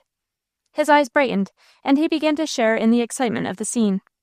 Pacing the deck was a stout, bronzed seaman, whose dress made it clear, even to the inexperienced eyes of Dodger, that he was the captain. "Good morning, Master Grant," he said pleasantly. "Are you getting your sea legs on?" The name was unfamiliar to Dodger, but he could see that the remark was addressed to him. "Yes, sir," he answered. "Ever been to sea before?" "No, sir." "You'll get used to it. Bless me, you'll stand it like an old sailor before we get to Frisco." "Is it a long voyage, Captain?" asked Dodger. 5 months, probably. We may get there a little sooner. It depends on the winds and weather." 5 months, said Dodger to himself, in a tone of dismay. The captain laughed. "It'll be a grand experience for a lad like you, Arthur," said the captain, encouragingly. Arthur. So his name was Arthur. He had just been called Master Grant, so Arthur Grant was his name on board ship. Dodger was rather glad to have a name provided, for he had only been known as Dodger heretofore, and this name would excite surprise. He had recently felt the need of a name, and didn't see why this wouldn't answer his purpose as well as any other. "I must write it down so as not to forget it," he resolved. "It would seem queer if I forgot my own name." "I shouldn't enjoy it much if I were going to be seasick all the time," he answered. "Oh, a strong, healthy boy like you will soon be all right. You don't look like an invalid." "I never was sick in my life. But your guardian told me he was sending you on a sea voyage for your health." "Did Mr. Waring say that?" "Yes. Didn't you know the object of your sea trip?" asked Captain Barnes, in surprise. "No. There may be some tendency to disease in your system. Some hereditary tendency," said the captain after a pause. "Were your parents healthy?" "They died young," answered Dodger, hesitatingly. "That accounts for your guardian's anxiety. However, you look strong enough, in all conscience, and if you're not healthy, you will be before the voyage ends." "I don't know what I am to do for clothes," said Dodger, as a new source of perplexity presented itself. "I can't get along with one shirt and collar for 5 months." "You will find plenty of clothes in your valise. Hasn't it been given you?" "No, sir." "You may ask the steward for it. You didn't think your guardian would send you on a 5 months' voyage without a change of clothing, did you?" And the captain laughed heartily. "I don't know Mr. Waring very well," said Dodger awkwardly. As he went downstairs to inquire about his valise, this question haunted him. Why did Curtis Waring send him on a sea voyage? Chapter 22. The Other Passenger. Dodger sought the steward, and asked for his valise. "Isn't it in your stateroom?" asked that functionary. "I haven't seen it." "I remember now. It was put with the luggage of the other passenger. I will show it to you." He took Dodger to a part of the ship where freight was stored, and pointed to a sizable valise with a card attached to it, on which was inscribed the name, Arthur Grant. "This must be yours," he said. "Yes, I suppose so," answered Dodger, glad to have found out the new name which had been given him, otherwise he would have supposed the valise belonged to some other person. He took the valise to his stateroom, and finding a key tied to the handles, he opened it at once. It proved to contain a very fair supply of underclothing, socks, handkerchiefs, etc., with a toothbrush, a hairbrush and comb, and a sponge. Never in his life had Dodger been so well supplied with clothing before. There were 4 white shirts, 2 tennis shirts, half a dozen handkerchiefs, and the same number of socks, with 3 changes of underclothing. "I begin to feel like a gentleman," said Dodger to himself, complacently. That was not all. At the bottom of the valise was an envelope, sealed, on which was inscribed the name Dodger. That is for me, at any rate, thought our hero. I suppose it is from Curtis Waring. He opened the envelope and found enclosed $25 in bills, with a few lines written on a half sheet of paper. These Dodger read, with interest and curiosity. They were as follows: Dodger, the money enclosed is for you. When you reach California, you will find it of use. I have sent you out there because you will find in a new country a better chance to rise than in the city of New York. I advise you to stay there and grow up with the country.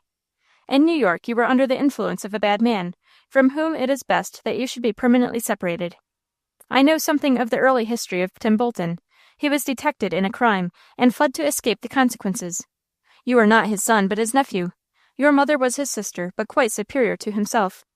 Your right name is Arthur Grant, and it will be well for you to assume it hereafter. I have entered you in the list of passengers under that name. I thought you had taken the will from my uncle's desk, but I am inclined to think you had nothing to do with it. If you know where it is, or whether Bolton has it, I expect you to notify me in return for the money I have expended in your behalf. In that case, you can write to me, No. Madison Avenue. Curtis Waring. Dodger read the letter over twice, and it puzzled him. He seems from the letter to take an interest in me, he soliloquized. At any rate, he has given me money and clothes, and paid my passage to California. What for, I wonder? I don't believe it is to get me away from the bad influence of Tim. There must be some other reason. There was another part of the letter which Dodger did not agree. Curtis asserted positively that he was the nephew of Tim Bolton, while he was positive that there was no relationship between them. In that case, Curtis must have been an early acquaintance of Tim's. At any rate, he seemed to know about his past life. Dodger now comprehended his present situation fully. He was a passenger on the ship Columbia, and there was no chance of leaving it. He had ascertained on inquiry that the vessel would not put in anywhere, but would make the long voyage direct. It would be over 4 months, at any rate, before he could communicate with Florence. And in the meantime, she and Mrs. O'Keefe, whom he recognized as a good friend, would conclude that he was dead. It was very provoking to think that he could not even telegraph, as that would relieve all anxiety, and he felt sure that Florence was enough his friend to feel anxious about him. He had just closed up his valise, when a young man of dark complexion and of an attractive intellectual expression entered the cabin. He nodded pleasantly to Dodger and said, I suppose this is Arthur Grant. Yes, sir, answered Dodger, for he had decided to adopt the name. We ought to become close friends, for we are, I believe, the only passengers. Then you are a passenger too, said Dodger, deciding, after a brief scrutiny, that he should like his new acquaintance. Yes, my name is Randolph Leslie. I have been, for the last 5 years, a reporter on leading New York daily papers, and worked so closely that my health has become somewhat affected. My doctor recommended a sea voyage, and I have arranged for a pretty long one. What papers have you worked for? Oh, all the leading ones. Tribune, World, Herald, and Sun. Sometimes one and sometimes another. Your reason for taking this trip can hardly be the same as mine. You don't look as if your health required you to travel. No, answered Dodger, smiling, but I understand that the gentleman who engaged my passage said I was going to sea for my health. If I were as robust as you, I shouldn't give much thought to my health. Do you intend to remain in California? I don't know what I do intend, replied Dodger. I didn't know I was going to California at all until I woke up in my stateroom. The young man looked surprised. Didn't you know the destination of the vessel when you came on board? He asked. I was brought aboard in my sleep. This is curious. It looks to me as if you had a story to tell. Of course, I don't want to be curious, but if there's any way in which I can help you, by advice or in any other way, I'm quite ready to do so. Dodger paused, but only briefly. This young man looked friendly, and might help him to penetrate the mystery which at present baffled him. At any rate, his experience qualified him to give friendly advice, and of this Dodger felt that he stood in need. I ought to tell you, to begin with, he said, that I am a poor boy, and made my living, as best I could, by carrying baggage, selling papers, etc. I don't think any the worse of you for that. Did you live at the lodging-houses? No, until lately I lived with a man who keeps a saloon on the Bowery, and tended bar for him. What was his name? As a reporter, I know the Bowery pretty well. Tim Bolton. Tim Bolton. I know his place well. I think I have seen you there. Your face looked familiar to me as soon as I set eyes on you. Very likely. A good many people came into Tim's. I couldn't pretend to remember them all. Was Tim a relative of yours? I don't believe he was. I always thought that he got hold of me when I was a kid. I don't remember the time when I wasn't with him. I suppose you have always lived in New York? No, I lived for several years in Australia. Tim was in the same business there. I came on with him a year or more since. Do you think you ever lived in New York before? Yes, Tim has told me that I was born in New York. I understand that you have left Tim now? Yes. Why, may I ask? Because I didn't like the business he was in, but I liked it better than the one he wanted me to go into. What was that? Burglary. The young reporter started in surprise. Well, he said, this is a new tack for Tim. However, I never looked upon him as a man who would shrink from any violation of the laws, except murder. I don't think he would do that. No, Tim isn't quite so bad. He isn't the worst man alive, though he is a rather hard customer. It was his wanting me to enter a house on Madison Avenue and open a desk that led to me going on this trip. Tell me about it, if you don't mind. Thus invited, Dodger told his story to Randolph Leslie, keeping nothing back. He finished by showing him the letter he had found in the valise. Chapter 23. Through the Golden Gate. Well, this is certainly a remarkable letter, said the reporter, as he handed it back to Dodger. I am at a loss to understand the interest which this man appears to feel in you. I look upon him as my enemy, said Dodger, but an enemy doesn't spend so much money upon another as he has. Unless he has an object in it, amended Leslie, shrewdly. Do you know of any connection this man has with you? No, I never heard of him until I entered his house. And Dodger flushed as he thought that his entrance into the mansion on Madison Avenue had been as a burglar. It seems to me that he knows more about you than you do about him. It also seems to me that he is anxious to get you out of New York. The farther, the better. But what harm could I do him in New York? Asked Dodger, puzzled. That is the question which I cannot answer. You say he was instrumental in getting his cousin Florence out of the house? Yes, he wanted to marry her. And she would not consent? No, I think she hates him. How old is she? 17. And he? He looks about 35. The difference in years isn't great enough to constitute an obstacle, provided she loved him. I am 30 years old. I am sure Florence would prefer you to Curtis Waring. Don't flatter me. I'm vain enough already. The time may come when I may ask your good offices with Miss Linden. What I was about to ask was, is Miss Linden also entitled to a share in her uncle's estate? She is just as nearly related to him as Mr. Waring. Then I can understand his wishing to get rid of her. I don't know why he should want to send you to a distance. I suppose there can't be any relationship. Is it likely that I, a poor street boy, should be related to a rich man like Mr. Linden? It doesn't seem likely, I admit, said Leslie, musingly. Well, I suppose, he continued after a pause, there is no use speculating about the matter now. The important point is, what are we to do with ourselves during the 4 or 5 months we must spend on shipboard? I don't know what I can do, said Dodger. I can't sell papers, and I can't smash baggage. And there appears to be no need of your doing either, as you are provided with board and lodging till we reach shore. That seems strange to me, for I've always had to hustle for a living. I was about to make a proposal to you, but first, let me ask about your education. I suppose you are not an accomplished scholar. I'm about as ignorant as they make 'em, answered Dodger, drolly. Tim was afraid to send me to college, for fear I'd get to know too much for my business. Tending bar does not require an acquaintance with Latin and Greek. Would you like to know more? I wish I did. Florence was teaching me nights when I was in New York. Now I've got to give up all that. Not necessarily. Listen to me, Arthur. Before I came to New York to go into journalism, I taught school for 2 years, and I believe I may say that I was tolerably successful. Suppose I take you as a scholar. I should like it very much, Mr. Leslie, but I'm afraid I haven't got money enough to pay you. That is true. You will need all the money you have when you land in California. $25 won't go far. Still, you have all the money that is necessary, for I do not intend to charge you anything. You are very kind to me, Mr. Leslie, considering you don't know me, said Dodger, gratefully. On the contrary, I think I know you very well. What about the kindness? My motives are somewhat mixed. I should like to do you a service, but I should also like to find employment for myself that will make the days less monotonous. I have a collection of books in my trunk, enough for our needs, and if you will agree, we will commence our studies tomorrow. I should like it very much. I'd like to show Florence, when I see her, that I have improved. Till I saw her, I didn't care much, but when I talk with her, I feel awfully ignorant. In 4 months, a great deal can be accomplished. I don't know how quick you are to learn. After we have had 1 or 2 lessons, I can judge better." 2 days later, Mr. Leslie pronounced his opinion, and a favorable one. "You have not exaggerated your ignorance," he said to Dodger. "You have a great deal to learn.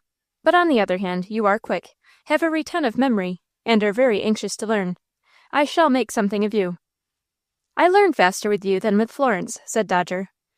"Perhaps she would succeed better with girls, but I hold that a male teacher is better for boys. How long are you willing to study every day?"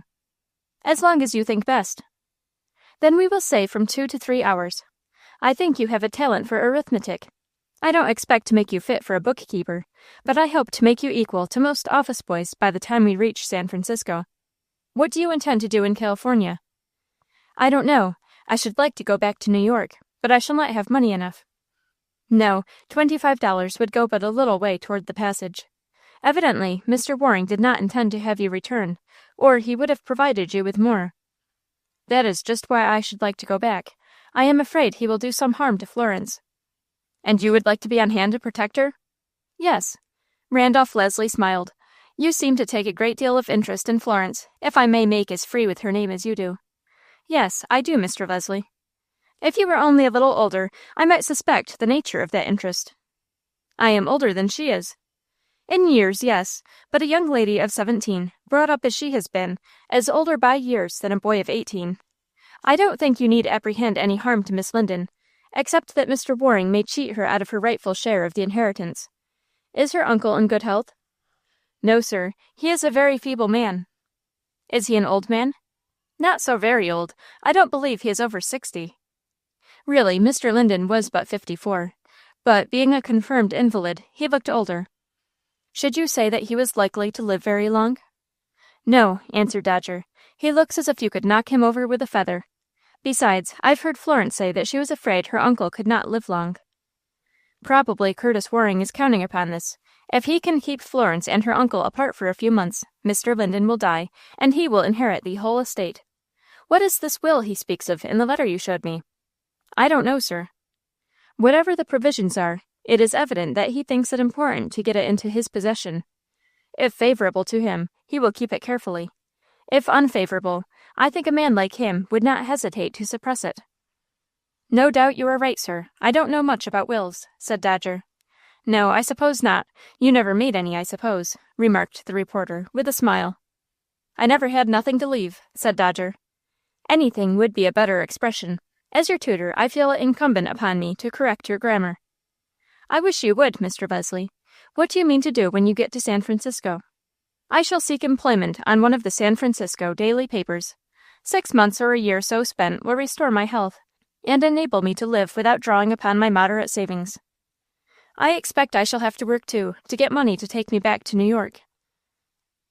And now we must ask the reader to imagine 4 months and 1 week passed. There had been favorable weather on the whole, and the voyage was unusually short. Dodger and the reporter stood on deck, and with eager interest watched the passage through the Golden Gate. A little later, and the Queen City of the Pacific came in sight, crowning the hill on which a part of the city is built, with the vast Palace Hotel a conspicuous object in the foreground. Chapter 24. Florence in Suspense. We must now return to New York, to Dodger's old home. When he did not return at the usual hour, neither Florence nor Mrs. O'Keefe was particularly disturbed. It was thought that he had gone on some errand of unusual length, and would return an hour or 2 late. 8 o'clock came, the hour at which the boy was accustomed to repair to Florence's room to study, and still he didn't make his appearance. "Dodger's late this evening, Mrs. O'Keefe," said Florence, going up to the room of her landlady. "Sure he is. It's likely he's gone to Brooklyn or up to Harlem wid a bundle. He'll be comin' in soon." "I hope he will be well paid for the errand, since it keeps him so long." "I hope so too, Florence, for he's a good boy, is Dodger. Did I tell you how he served the rapscallion that tried to stale my apples the other day?" "No, I would like to hear it." a big black-bearded man came along and asked me for an apple. "You can have one for 2 pennies, says I. "But I haven't got them," says he. "Then you must go without it," says I. "We'll see about that," says he. And what do you think? The fellow picked out one of my biggest apples and was walking away. That made me mad. "Come back, you thief of the world," says I. "Silence, you old hag," says he. Actually, he called me an old hag. I wanted to go after him, but there was 2 hoodlums hanging round, and I knew they'd carry off some of my apples, when, just as I was at my wit's end, Dodger came round the corner. "Dodger," I screamed, "go after that man. He's taken one of my apples, without lave or license." Upon that, Dodger, brave as a lion, walked up to the man, and says he, "Give back that apple, or pay for it." "What's that to you, you impudent young rascal?" says the man, raising the apple to his mouth. But he didn't get a chance to bite it, for Dodger, with a flip of his hand, knocked it on the sidewalk and picked it up. Wasn't the man mad just? "I'll smash you, boy," he growled. "I'm a baggage smasher myself," says Dodger, "and I can smash as well as you." With that, the man up with his fist and struck at Dodger, but he dodged the blow, and gave him one for himself with his right. Just then up came a cop. "What's all this?" says he. "That man tried to run off with one of my apples," says I. "Come along," says the cop. "You're wanted at the station house." "It's a lie," says the man. "I paid the woman for the apple, and that young rascal knocked it out of my hand." "I know the boy," says the cop, "and he ain't one of that kind. I'll let you go if you buy 5 apples from the lady, and pay for 'em." The man made an ugly face, but he didn't want to be locked up, and so he paid me a dime for 5 apples. "Dodger is very brave," said Florence. "Sometimes I think he is too daring. He is liable to get into trouble." "If he does, he'll get himself out of it, never you fear. Dodger can take care of himself." 9 o'clock came, and Florence became alarmed. She had not been aware how much she had depended upon the company of her faithful friend, humble as his station was. Again she went into Mrs. O'Keefe's room. The apple woman had been out to buy some groceries, and had just returned. "I am getting anxious about Dodger," said Florence. "It's 9 o'clock." "And what's 9 o'clock for a boy like him? Sure, he's used to being out at all hours of the night. I shall feel relieved when he comes home. What should I do without him?" "Sure, I'd miss him myself, but it isn't the first time he has been out late." "Perhaps that terrible Tim Bolton has got hold of him," suggested Florence. "Tim isn't so bad, Florence. He isn't fit company for the likes of you, but there's worse men nor Tim. Didn't he send out Dodger to commit a burglary? And if he hadn't, you'd never made Dodger's acquaintance." "That's true, but it doesn't make burglary any more excusable. Don't you really think Tim Bolton has got hold of him?" "If he has, he won't keep him long. I'll make oath of that. He might keep him overnight, but Dodger would come back in the morning." Florence was somewhat cheered by Mrs. O'Keefe's refusal to believe that Dodger was in any serious trouble, but she could not wholly free herself from uneasiness. When 11 o'clock came, she went to bed very unwillingly, and got very little rest during the night. Morning came, and still Dodger did not show up. As we know, he was fairly started on his long voyage, though he had not yet recovered consciousness. Florence took a very light breakfast, and at the usual time went to Mrs. Layton's to meet her pupil. When the study hour was over, she did not remain to lunch, but hurried back, stopping at Mrs. O'Keefe's apple stand just as that lady was preparing to go home to prepare dinner. "Have you seen anything of Dodger, Mrs. O'Keefe?" asked Florence breathlessly. "No, I haven't, Florence. I've had my eye out watching for him, and he hasn't showed up." "Is there anything we can do?" asked Florence anxiously. "Well, we might go around and see Tim, and find out whether he's got hold of him." "Let us go at once." "Sure, I didn't know you cared so much for the boy," said Mrs. O'Keefe, with a shrewd look at Florence's anxious face. "Why shouldn't I care for him? He is my only friend." "Is he now? And what's the matter with Bridget O'Keefe?" asked the apple woman. "Excuse me, Mrs. O'Keefe. I know very well you are my friend, and a kind friend, too. I should not have forgotten you." "It's all right, Florence. You're frustrated like, and that's why you forgot me." "I have so few friends that I can't spare one," continued Florence. "That's so. Come along with me, and we'll see what Tim has to tell us." A short walk brought the 2 strangely assorted companions to the entrance of Tim Bolton's saloon. "I'm afraid to go in, Mrs. O'Keefe," said Florence. "Come along with me, my dear. I won't let anything harm you. You ain't used to such a place. But I've been here more than once to fill the growler. Be careful as you go down the steps, Florence." Tim Bolton was standing behind the bar, and as he heard steps, he looked carelessly toward the entrance. But when he saw Florence, his indifference vanished. He came from behind the bar and advanced to meet her. "Miss Linden," he said. Florence shrank back and clung to her companion's arm. "Is there anything I can do for you? I am a rough man, but I'm not so bad as you may think." "That's what I told her, Tim," said Mrs. O'Keefe. "I told Florence there was worse men than you." "Thank you, Mrs. O'Keefe. Can I offer you a glass of whiskey?" The apple woman was about to accept, but she felt an alarmed tug at her arm, and saw that Florence would be placed in an embarrassing position if she accepted.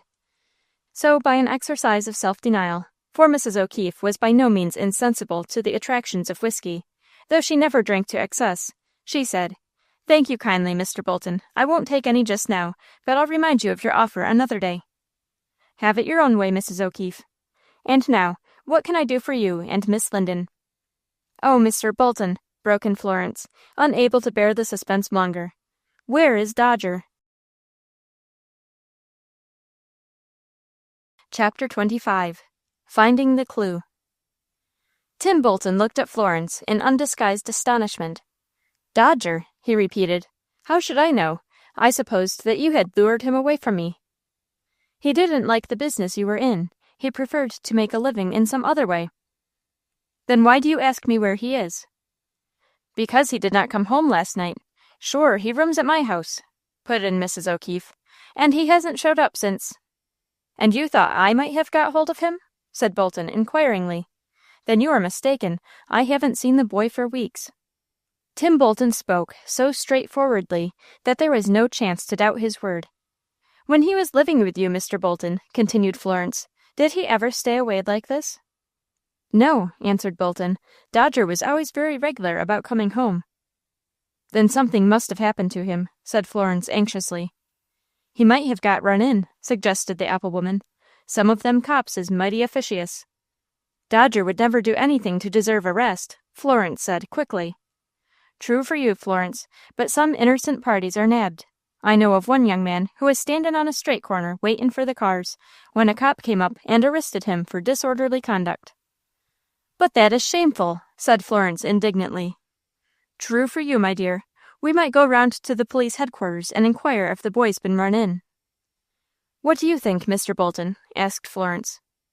Tim Bolton seemed busy thinking. Finally, he brought down his hand forcibly on the bar and said, "I begin to see through it." Florence did not speak, but she fixed an eager look of inquiry on the face of the saloon keeper. "I believe Curtis Waring is at the bottom of this," he said. "My cousin?" exclaimed Florence in astonishment.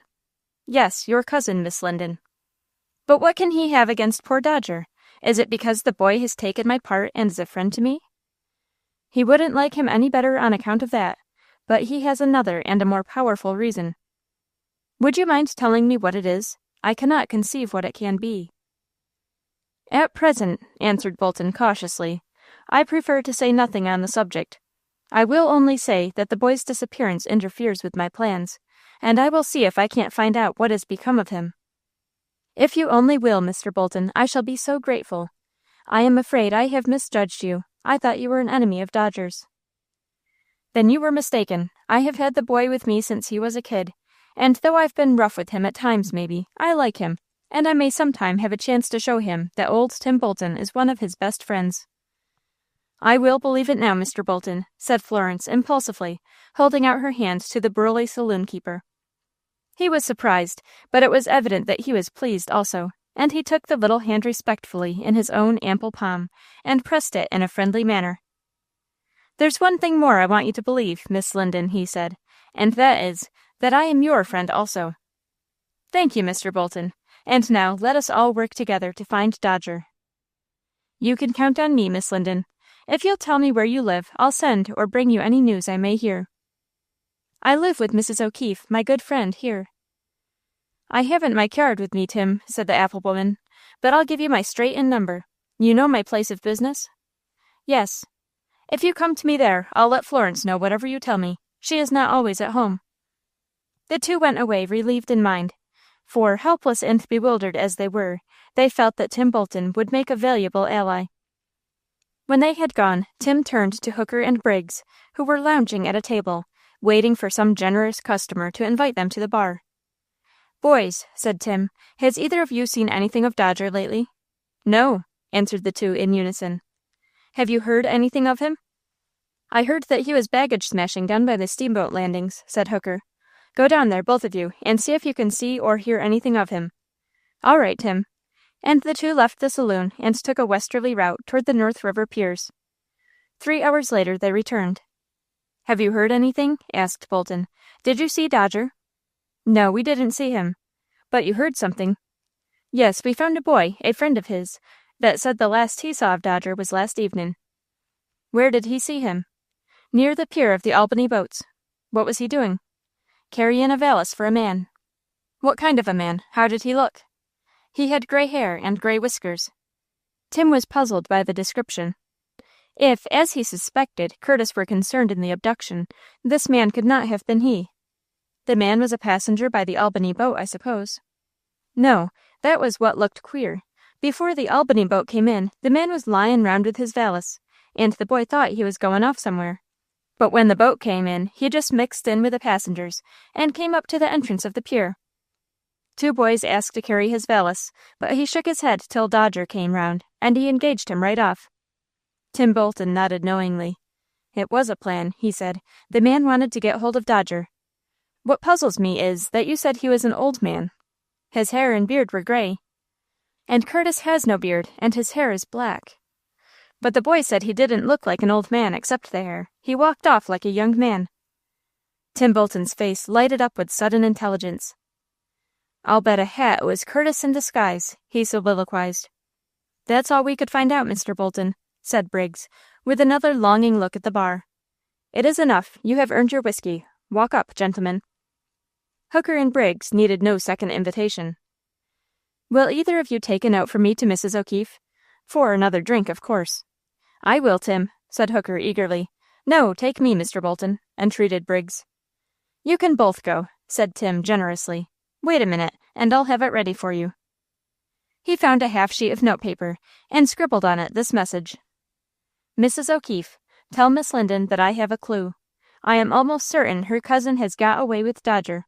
He won't hurt him, but he will get him out of the city. When I hear more, I will write. T. Bolton." Chapter 26. Bolton Makes a Discovery. "I see it all," Bolton said to himself thoughtfully. "Curtis Waring is afraid of the boy, and of me. He's circumvented me neatly, and the game is his. So far my little plan is dished. I must find out for certain whether he's had anything to do with getting Dodger out of the way. And then, Tim Bolton, you must set your wits to work to spoil his little game." Bolton succeeded in securing the services of a young man who had experience at tending bar, and about 8 o'clock, after donning his best attire, he hailed a 4th Avenue surface car and got aboard. Getting out at the proper street, he made his way to Madison Avenue and ascended the steps of John Linden's residence. The door was opened by Jane, who eyed the visitor with no friendly glance. "What do you want?" she asked in a hostile tone. "Is Mr. Waring at home?"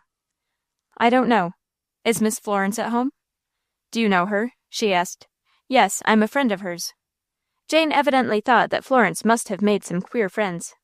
"Have you seen her lately?" she asked eagerly. "I saw her today." "Is she well?" "Yes, she is well, but she is in trouble." Does she need any money?" "No, it isn't that. The boy Dodger has disappeared, and she is afraid something has happened to him."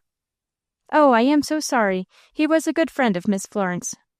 "I see you know him. I'm trying to help him and her." "But you asked for Mr. Waring," said Jane suspiciously. "So I did. Shall I tell you why?" "I wish you would." "I think he has something to do with getting Dodger out of the way, and I'm going to try to find out." "He won't tell you." "You don't understand. I shall make him think I am on his side. Was he at home last night?" "He went away at dinner time, and he didn't come home till after 12.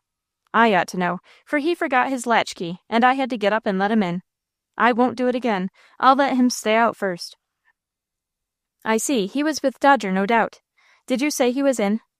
"No, sir, but he will be in directly. Won't you step into the library?" "Shall I meet the old gentleman there?" asked Bolton, in a tone of hesitation. No, he goes up to his chamber directly after dinner. How is he? I think he's failing. I hope there is no immediate danger, said Bolton anxiously. No, but he's worrying about Miss Florence. It's my belief that if she were at home, he'd live a good while. Doesn't he ask for her? Mr. Curtis tells him she'll come round soon, if he'll only be firm. I don't see, for my part, why Mr. Linden wants her to marry such a disagreeable man. There's plenty better husbands she could get. Come in, sir, and I'll tell him as soon as he comes in. Shall you see Miss Florence soon? I think so. Then tell her not to give up. Things will come right sometime. I'll tell her. Bolton was ushered into the library, where, amid the fashionable furniture, he looked quite out of place. He did not feel so, however, for he drew a cigar out of his pocket, and, lighting it nonchalantly, leaned back in a luxurious armchair and began to smoke. Curtis Waring is well fixed, that's a fact, he soliloquized. I suppose he is the master here, for the old man isn't likely to interfere. Still, he will like it better when his uncle is out of the way. He had to wait but 15 minutes in solitude, for at the end of that time Curtis Waring appeared. He paused on the threshold, and frowned when he saw who it was that awaited him. Jane told me that a gentleman was waiting to see me. Well, she was right. And you, I suppose, are the gentleman? Said Curtis in a sneering tone. Yes, I am the gentleman, remarked Bolton coolly. I am not in the habit of receiving visits from gentlemen of your class. However, I suppose you have an object in calling. It shall go hard with me if I don't pay you for your sneers some day, thought Bolton, but he remained outwardly unruffled. Well, he answered, I can't say that I have any particular business to see you about. I saw your cousin recently. Florence? Asked Curtis eagerly. Yes. What did she say? Did you speak with her? Yes, she doesn't seem any more willin' to marry you. Curtis Waring frowned. She is a foolish girl, he said. She doesn't know her own mind. She looks to me like a gal that knows her own mind particularly well. Pshaw, what can you know about it? Then you really expect to marry her sometime, Mr. Waring? Certainly I do. And to inherit your uncle's fortune? Of course, why not? I was thinking of the boy. The boy is dead. What? Exclaimed Bolton, jumping to his feet in irresistible excitement. Don't be a fool. Wait until I finish my sentence. He is dead so far as his prospects are concerned. Who is there that can identify him with the lost child of John Linden? I can. Yes, if anyone would believe you. However, it is for your interest to keep silent. That is just what I want to know. I suppose you can make it for my interest. Yes, and will, after I get the property. I don't believe in counting my chickens before they are hatched. Of course you know that the boy has left me, said Bolton. Yes, answered Curtis indifferently. He is with my cousin, I believe. Yes, and through her I can learn where he is, and get hold of him if I desire. A cynical smile played over the face of Curtis Waring. Do you propose to get him back? He asked, shrugging his shoulders. I am right, thought Bolton shrewdly.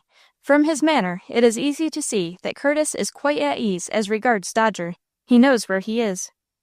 You asked me what business I came about, Mr. Waring, he said, after a pause. Yes. Of course, I am devoted to your interests, but is it quite fair to make me wait till you come into your fortune before allowing me anything? I think so. You don't seem to consider that I can bring the boy here and make him known to your uncle as the son he lost so long ago. You are quite sure you can bring the boy here? Asked Curtis. Why not? I have only to go to Florence and ask her to send the boy to me. You are quite at liberty to do so if you like, Tim Bolton, said Curtis with a mocking smile. I am glad, at any rate, that you have shown me what is in your mind. You are very sharp, but you are not quite so sharp as I am. I don't understand you. Then I will be more explicit. It's out of your power to make use of the boy against me, because he is not in the city. Where is he then? Where you are not likely to find him. If you have killed him, Bolton began, but Curtis interrupted him. The boy is safe, I will tell you that much, he said, but for reasons which you can guess, I think it better that he should be out of New York. When the proper time comes, and all is safe, he may come back, but not in time to help you in your cunning plans, Mr. Tim Bolton. Then I suppose, said Bolton, assuming an air of mortification and discomfiture, it is no use for me to remain here any longer. You are quite right. I wish you a pleasant journey home. Give my love to Florence when you see her." "That man is a fiend," soliloquized Bolton as he walked back leisurely to his place of business. "Let me get hold of Dodger, and I will foil him yet." Chapter 27. Dodger Strikes Luck. When Dodger landed in San Francisco, in spite of the fact that he had made the journey against his will, he felt a natural exhilaration and pleasure in the new and striking circumstances and scenes in which he found himself placed. It was in the year 1877, and the city was by no means what it is now. Yet it probably contained not far from 200,000 people, lively, earnest, enterprising. All seemed busy and hopeful, and Dodger caught the contagion. As he walked with the reporter to a modest hotel, where rates were $1.50 a day, not far from Montgomery Street, Randolph Leslie asked, "How do you like San Francisco thus far, Arthur?" It will be remembered that Dodger, feeling that the name by which he had hitherto been known was hardly likely to recommend him, adopted the one given him by Curtis Waring. "I think I shall like it ever so much," answered Dodger. "Everybody seems to be wide awake." "Do you think you will like it better than New York?" "I think a poor boy will have more of a chance of making a living here. In New York I was too well known. If I got a place anywhere, someone would recognize me as Tim Bolton's boy, accustomed to 10 bar, or some gentleman would remember that he had bought papers of me. Here nobody knows me, and I can start fair." "There is a great deal in what you say," returned Leslie. "What do you think of trying to do?" "First of all, I will write a letter to Florence, and tell her I am all right. How long does it take a letter to go from here to New York?" "About 7 days." "And it took us over 4 months. That seems wonderful." "Yes, there is a great difference between coming by sea around Cape Horn and speeding across the country on an express train." "If I could only know how Florence is getting along," Dodger said anxiously. "I suppose she thinks I am dead." "You forget the letter you gave to the vessel we spoke off the coast of Brazil." "Yes, but do you think it went straight?" "The chances are in favor of it. However, your idea is a good one. Write by all means, and then we will discuss future plans." "What are your plans, Mr. Leslie?" "I shall try to secure a reporter's berth on one of the daily papers, the Call or Chronicle. I will wait a few days, however, as I have a few $100 by me, and can afford to take a little time to look around." "I wish I were as well provided, but I have less than $25. "Don't worry about that, Arthur," said Randolph, laying his hand affectionately on the boy's shoulder. "I shall not allow you to want." "Thank you, Mr. Leslie," said Dodger gratefully. "It's something new to me to have a friend like you. But I don't want to be any expense to you. I am large enough and strong enough to earn my own living." "True, and I feel you will have a chance in this enterprising city." They bought copies of the day's papers, and Dodger looked eagerly over the advertising columns. At length he saw an advertisement that read as follows: "Wanted, a young man of 18 or 20 to assist in the office of a local express. Inquire at No. Street." "Do you think I would answer for such a place?" he asked. "I don't see why not. At any rate, nothing venture, nothing gain. You may as well go around and inquire. And by the way, as your suit is rather shabby, let me lend you one of mine. We are of nearly the same size." "Thank you, Mr. Leslie." "Fine feathers make fine birds, you know, and a neat dress always increases the chances of an applicant for employment, though when it is carried too far, it is apt to excite suspicion. I remember a friend of mine advertised for a bookkeeper. Among the applicants was a young man wearing a $60 suit, a ruffled shirt, a handsome gold watch, and a diamond pin. He was a man of taste, and he was strongly impressed with the young man's elegant appearance. So largely upon the strength of these he engaged him, and in less than 6 months discovered that he had been swindled to the extent of $800 by his aesthetic bookkeeper." "Then I will leave my diamond pin at home," said Dodger, smiling. "Suppose they ask me for recommendations?" "I will go with you and endorse you. I happen to know 1 or 2 prominent gentlemen in San Francisco, among them the president of a bank, and I presume my endorsement will be sufficient." Dodger went back to the hotel, put on a suit of Mr. Leslie's, got his boots blacked, and then, in company with the young reporter, went to the express office. "I'm afraid someone will have been engaged already," said the reporter, "but if not, your chances will be good." They entered a good-sized office on a prominent street, and Dodger inquired for Mr. Tucker. A small man of about 40, keen-eyed and alert, eyed him attentively. "I am Mr. Tucker," he said. "I saw your advertisement for an assistant, Mr. Tucker," said Dodger modestly. "Have you filled the place?" "Let me see," said Tucker reflectively. "You are the 9th young man who has applied, but the place is still open." "Then I am afraid you won't want me, as you have rejected so many." "I don't know. How long have you been in the city?" "I only just arrived." "Where from?" "From New York." "Have you any idea of going to the mines when you get money enough?" "I think I would prefer to remain in the city." "Good. How is your education?" "I have never been to college," answered Dodger with a smile. "Good. I don't care for your college men. I am a practical man myself." "I am a poor scholar, but Mr. Leslie tells me I write a fair hand." "Let me see a specimen of your writing." Now Dodger had taken special pains on the voyage to improve his penmanship, with excellent results. So it happened that the specimen which he furnished had the good fortune to please Mr. Tucker. "Good," he said. "You will, a part of the time, be taking orders. Your handwriting is plain and will do.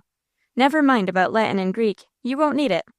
Chinese would be more serviceable to you here. When can you go to work?" "Tomorrow morning. Today, if necessary," answered Dodger promptly. Mr. Tucker seemed pleased with his answer. "Tomorrow morning let it be, then. Hours are from 8 in the morning till 6 at night." "Very well, sir. Your wages will be $15 a week. How will that suit you?" Dodger wanted to indulge in a loud whoop of exultation, for $15 was beyond his wildest hopes.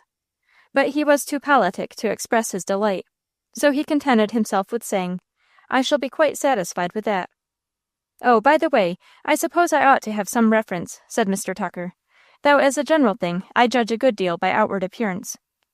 I can refer you to my friend, Mr. Leslie, here." "And who will endorse him?" asked the expressman shrewdly. Leslie smiled. "I see, Mr. Tucker, you are a thorough man of business. I can refer you to Mr. Blank, president of the Bank in this city." "That is sufficient, sir. I am sure you would not refer me to him unless you felt satisfied that he would speak favorably of you. I won't, therefore, take the trouble to inquire. Where are you staying?" "At the Pacific Hotel, but we shall take a private apartment within a day or two." As they passed out of the office, Randolph Leslie said, "You've done splendidly, Arthur." "Haven't I? I feel like a millionaire." "As you are to go to work tomorrow, we may as well take up a room at once. It will be cheaper." In a short time, they had engaged a neat suite of rooms, 2 in number, not far from the Palace Hotel, at $20 per month. The next day, Leslie procured a position on the San Francisco Chronicle at $25 per week. Chapter 28. Florence receives a letter. The discovery, through Tim Bolton, that Curtis Waring had a hand in the disappearance of Dodger, partially relieved the anxiety of Florence, but only partially. He might be detained in captivity, but even that was far better than an accident to life or limb. She knew that he would try to get word to her at the earliest opportunity in order to relieve her fears. But week after week passed, and no tidings came. At length, at the end of 10 weeks, a note came to her, written on a rough sheet of paper, the envelope marked by a foreign stamp. It ran thus: "Dear Florence, I'm sure you have worried over my disappearance. Perhaps you thought I was dead, but I was never better in my life. I am on the ship Columbia, bound for San Francisco, around Cape Horn, and just now, as one of the officers tells me, we are off the coast of Brazil. There is a ship coming north, and we are going to hail her and give her letters to carry home, so I hope these few lines will reach you all right. I suppose I am in for it, and must keep on to San Francisco. But I haven't told you yet how I came here. It was through a trick of your cousin, Curtis Waring. I haven't time to tell you about it, but I was drugged and brought aboard in my sleep. When I woke up, I was 40 miles at sea. Don't worry about me, for I have a good friend on board, Mr. Randolph Leslie, who has been a reporter on one of the New York daily papers. He advises me to get something to do in San Francisco, and work till I have earned enough money to get home. He says I can do better there, where I am not known, and can get higher pay. He is giving me lessons every day, and he says I am learning fast. The ship is almost here, and I must stop. Take good care of yourself, and remember me to Mrs. O'Keefe. And I will write you again as soon as I get to San Francisco. Dodger. P.S. Don't let on to Curtis that you have heard from me, or he might try to play me some trick in San Francisco." Florence's face was radiant when she had read the letter. Dodger was alive, well, and in good spirits. The letter arrived during the afternoon, and she put on her street dress at once and went over to the apple stand and read the letter to Mrs. O'Keefe. "Well, well," ejaculated the apple woman. "So it's that old life of the world, Curtis Waring, that has got hold of poor Dodger, just as Tim told us. It seems mighty queer to me that he should want to stale poor Dodger. If it was you, now, I could understand it." "It seems strange to me, too, Mrs. O'Keefe," said Florence thoughtfully. "I thought it might be because Dodger was my friend, but that doesn't seem to be sufficient explanation. Don't you think we ought to show this letter to Mr. Bolton?" "I was going to suggest that same. If you'll give it to me, Florence, I'll get Mattie to tend my stand, and slip round wid it to Tim's right off." "I will go with you, Mrs. O'Keefe." Mattie, who was playing around the corner, was summoned. "Now, Mattie, just mind the stand, and don't be running away, or them boys will get away wid my whole mornin's profits. Do you hear?" "Yes, mum." "And don't you be eatin' all the while you are here. Here's one apple you can have." And the apple woman carefully picked out one that she considered unsaleable. "That's specked, Mrs. O'Keefe," objected Mattie. "And what if it is? Can't you bite out the specks? The rest of the apple is good. You're gettin' mighty particular." Mattie bit a piece out of the sound part of the apple, and when Mrs. O'Keefe was at a safe distance, gave the rest to a lame bootblack, and picked out one of the best apples for her own eating.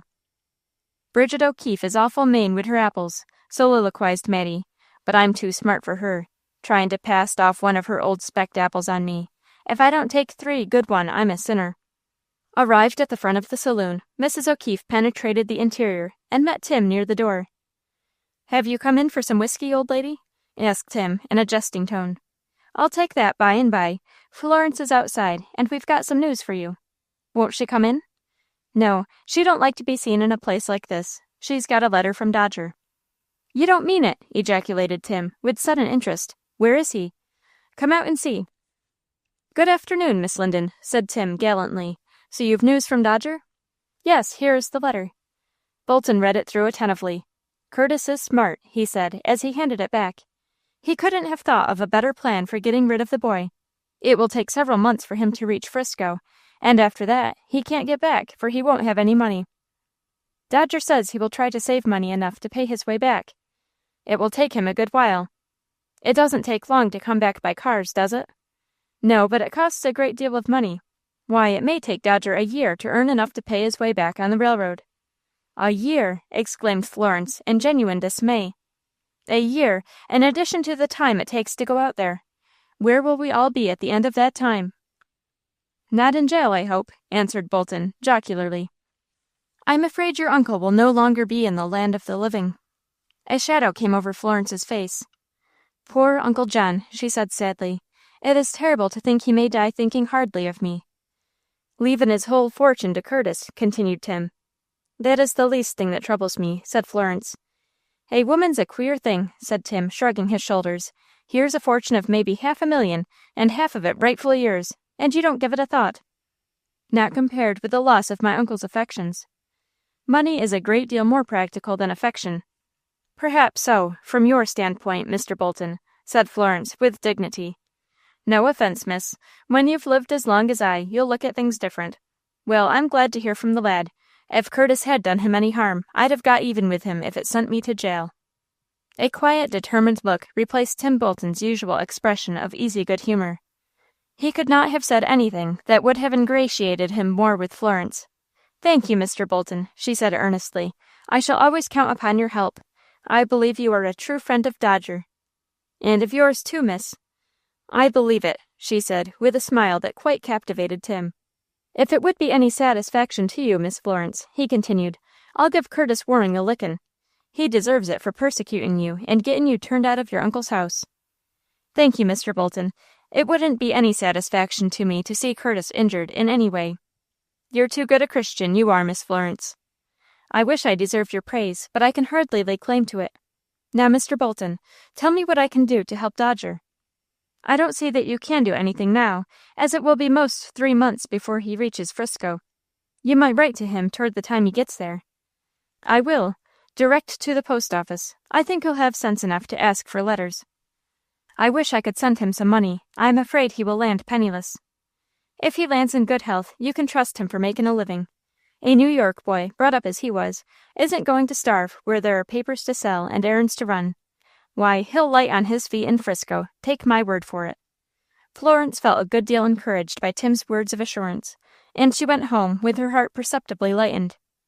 But she was soon to have trials of her own, which for the time being would make her forgetful of Dodger. Chapter 29. Mrs. Layton's Party. "Miss Linden," said Mrs. Layton one day in the 4th month of Dodger's absence, "Carrie has perhaps told you that I give a party next Thursday evening." "She told me," answered the governess.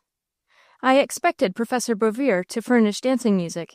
In fact, I had engaged him, but I have just received a note stating that he is unwell, and I am left unprovided.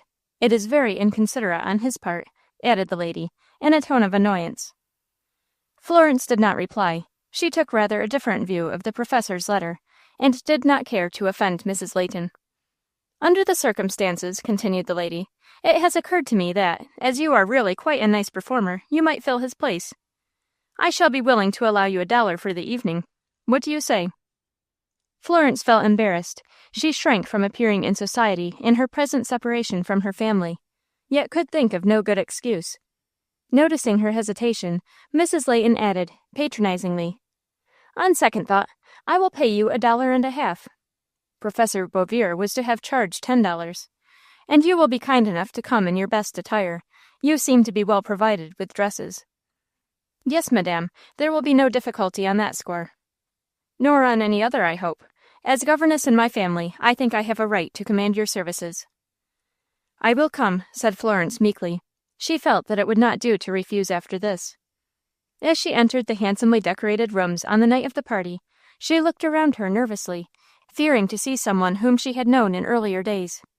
She noticed only one, Percy de Brabazon, whose face lighted up when he saw her, for he had been expecting to see her.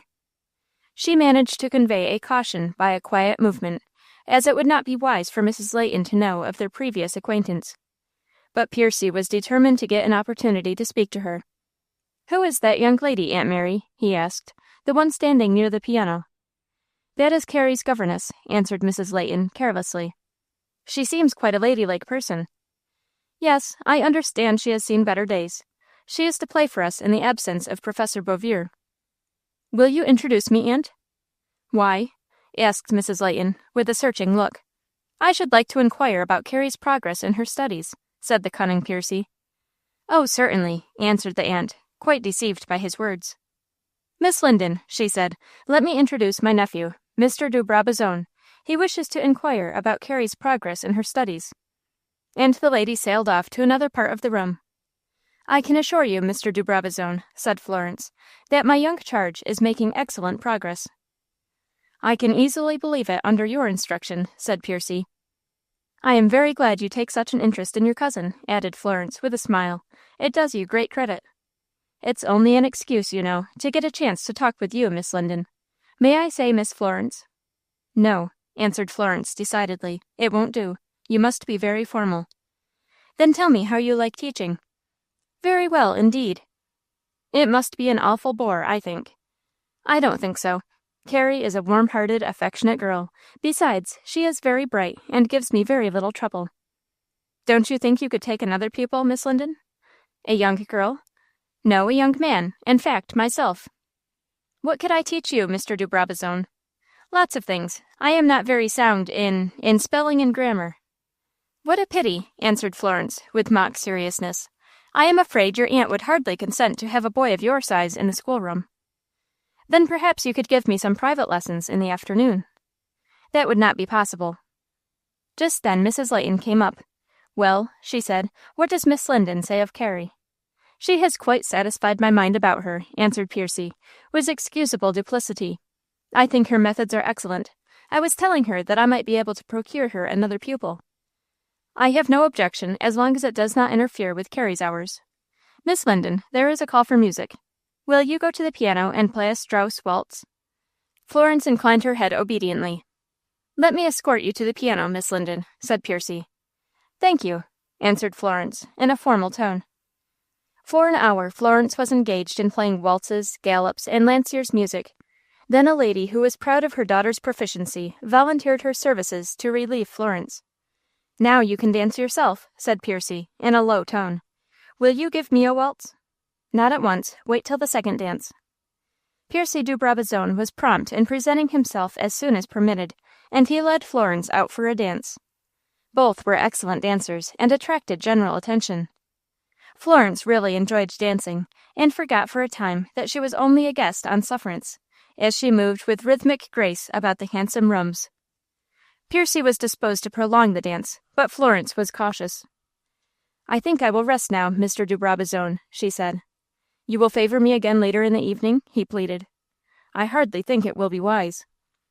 But when, half an hour later, he asked her again, Florence could not find it in her heart to say no. It would have been wise if she had done so. A pair of jealous eyes was fixed upon her. Miss Emily Carter had for a considerable time tried to fascinate Mr. du Brabazon, whose wealth made him a very desirable match, and she viewed his decided penchant for Florence with alarm and indignation. "To be thrown in the shade by a governess is really too humiliating," she murmured to herself in vexation. "If it were a girl in my own station, I should not care so much," and she eyed Florence with marked hostility. "Mamma," she said, "do you see how Mr. du Brabazon is carrying on with Mrs. Layton's governess? Really, I think it very discreditable." Mrs. Carter looked through her gold eyeglasses at the couple. "Is the girl really a governess?" she added. "She is very well dressed." "I don't know where she got her dress, but she is really a governess." "She seems very bold." "So she does." Poor Florence! She was far from deserving their unkindly remarks. "I suppose she is trying to ensnare young du Brabazon," said Emily spitefully. "People of her class are very artful. Don't you think it would be well to call Mrs. Layton's attention? Piercy du Brabazon is her nephew, you know." "True. The suggestion is a good one, Emily." Mrs. Carter was quite as desirous as her daughter of bringing about an alliance with Piercy, and she readily agreed to second her plans. She looked about for Mrs. Layton, and took a seat at her side. "Your nephew seems quite attentive to your governess," she commenced. "Indeed, in what way?" "He has danced with her 3 or 4 times, I believe. It looks rather marked." "So it does," said Mrs. Layton. "He is quite inconsiderate." "Oh, well, it is of no great consequence. She is quite stylish for a governess, and doubtless your nephew is taken with her."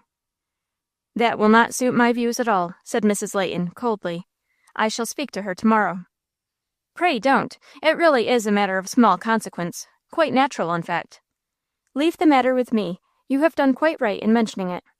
At 12 o'clock the next day, when Florence had just completed her lessons with Carrie, Mrs. Layton entered the room. "Please remain a moment, Miss Linden," she said. "I have a few words to say to you." Mrs. Layton's tone was cold and unfriendly, and Florence felt that something unpleasant was coming. Chapter 30. Florence is followed home. "I am listening, madame," said Florence, inclining her head. "I wished to speak to you about last evening, Miss Linden." "I hope my playing was satisfactory, Mrs. Layton. I did my best." "I have no fault to find with your music. It came up to my expectations." "I am glad of that, madame." "I referred rather to your behavior, Miss Linden." "I don't understand you, Mrs. Layton," Florence responded, in unaffected surprise. "Please explain." "You danced several times with my nephew, Mr. Piercy du Brabazon." "Twice, madame." "I understood it was oftener. However, that is immaterial. You hardly seemed conscious of your position." "What was my position, Mrs. Layton?" asked Florence quietly, looking her employer in the face. "Well, ahem," answered Mrs. Layton, a little ill at ease. "You were a hired musician." "Well?" "And you acted as if you were an invited guest." "I am sorry you did not give me instructions as to my conduct," said the governess, coldly. "I should not have danced if I had been aware that it was prohibited." "I am sorry, Miss Linden, that you persist in misunderstanding me. Mr. du Brabazon, being in a different social position from yourself, it hardly looked proper that he should have devoted himself to you more than to any other lady." "Did he? I was not aware of it. Don't you think, under the circumstances, that he is the one whom you should take to task? I didn't invite his attentions." "You seemed glad to receive them." "I was. He is undoubtedly a gentleman." "Certainly he is. He is my nephew." It was not my part to instruct him as to what was proper, surely. You are very plausible. Miss Linden, I think it right to tell you that your conduct was commented upon by one of my lady guests as unbecoming. However, I will remember, in extenuation, that you are unaccustomed to society, and doubtless erred ignorantly. Florence bowed, but forbore to make any remark. Do you wish to speak further to me, Mrs. Layton? No, I think not. Then I will bid you good morning. When the governess had left the house, Mrs. Layton asked herself whether in her encounter with her governess the victory rested with her, and she was forced to acknowledge that it was at least a matter of doubt. Miss Linden is a faithful teacher, but she does not appear to appreciate the difference that exists between her and my guests. I think, however, that upon reflection she will see that I am right in my stricture upon her conduct. Florence left the house indignant and mortified. It was something new to her to be regarded as a social inferior, and she felt sure that there were many in Mrs. Layton's position who would have seen no harm in her behavior on the previous evening. 4 days afterward, when Florence entered the Madison Avenue car to ride downtown, she had scarcely reached her seat when an eager voice addressed her. Miss Linden, how fortunate I am in meeting you. Florence looked up and saw Mr. de Brabazon sitting nearly opposite her. Though she felt an esteem for him, she was sorry to see him, for, with Mrs. Layton's rebuke fresh in her mind, it could only be a source of embarrassment, and, if discovered, subject her in all probability to a fresh reprimand. You were kind to say so, Mr. de Brabazon. Not at all. I hoped I might meet you again soon. What a pleasant time we had at the party. I thought so at the time, but the next day I changed my mind. Why, may I ask? Because your aunt, Mrs. Layton, took me to task for dancing with you twice. Was she so absurd? Ejaculated Piercy.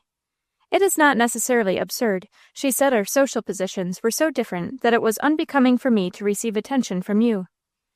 Rubbish, exclaimed Piercy warmly. I am afraid I ought not to listen to such strictures upon the words of my employer. I wish you didn't have to teach. I can't join you in that wish. I enjoy my work. But you ought to be relieved from the necessity. We must accept things as we find them, said Florence gravely. There is a way out of it, said Piercy quickly. You understand me, do you not? I think I do, Mr. de Brabazon, and I am grateful to you, but I am afraid it can never be. Piercy remained silent. How far are you going? Asked Florence uneasily, for she did not care to have her companion learn where she lived. I intend to get out at 14th Street. Then I must bid you good afternoon, for we are already at 15th Street.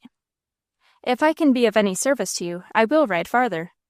Thank you, said Florence hastily, but it is quite unnecessary. Then good morning. And Piercy descended from the car. In another part of the car sat a young lady, who listened with sensations far from pleasant to the conversation that had taken place between Florence and Mr. de Brabazon. It was Emily Carter, whose jealousy had been excited on the evening of the party. She dropped her veil, fearing to be recognized by Mr. de Brabazon, with whom she was well acquainted.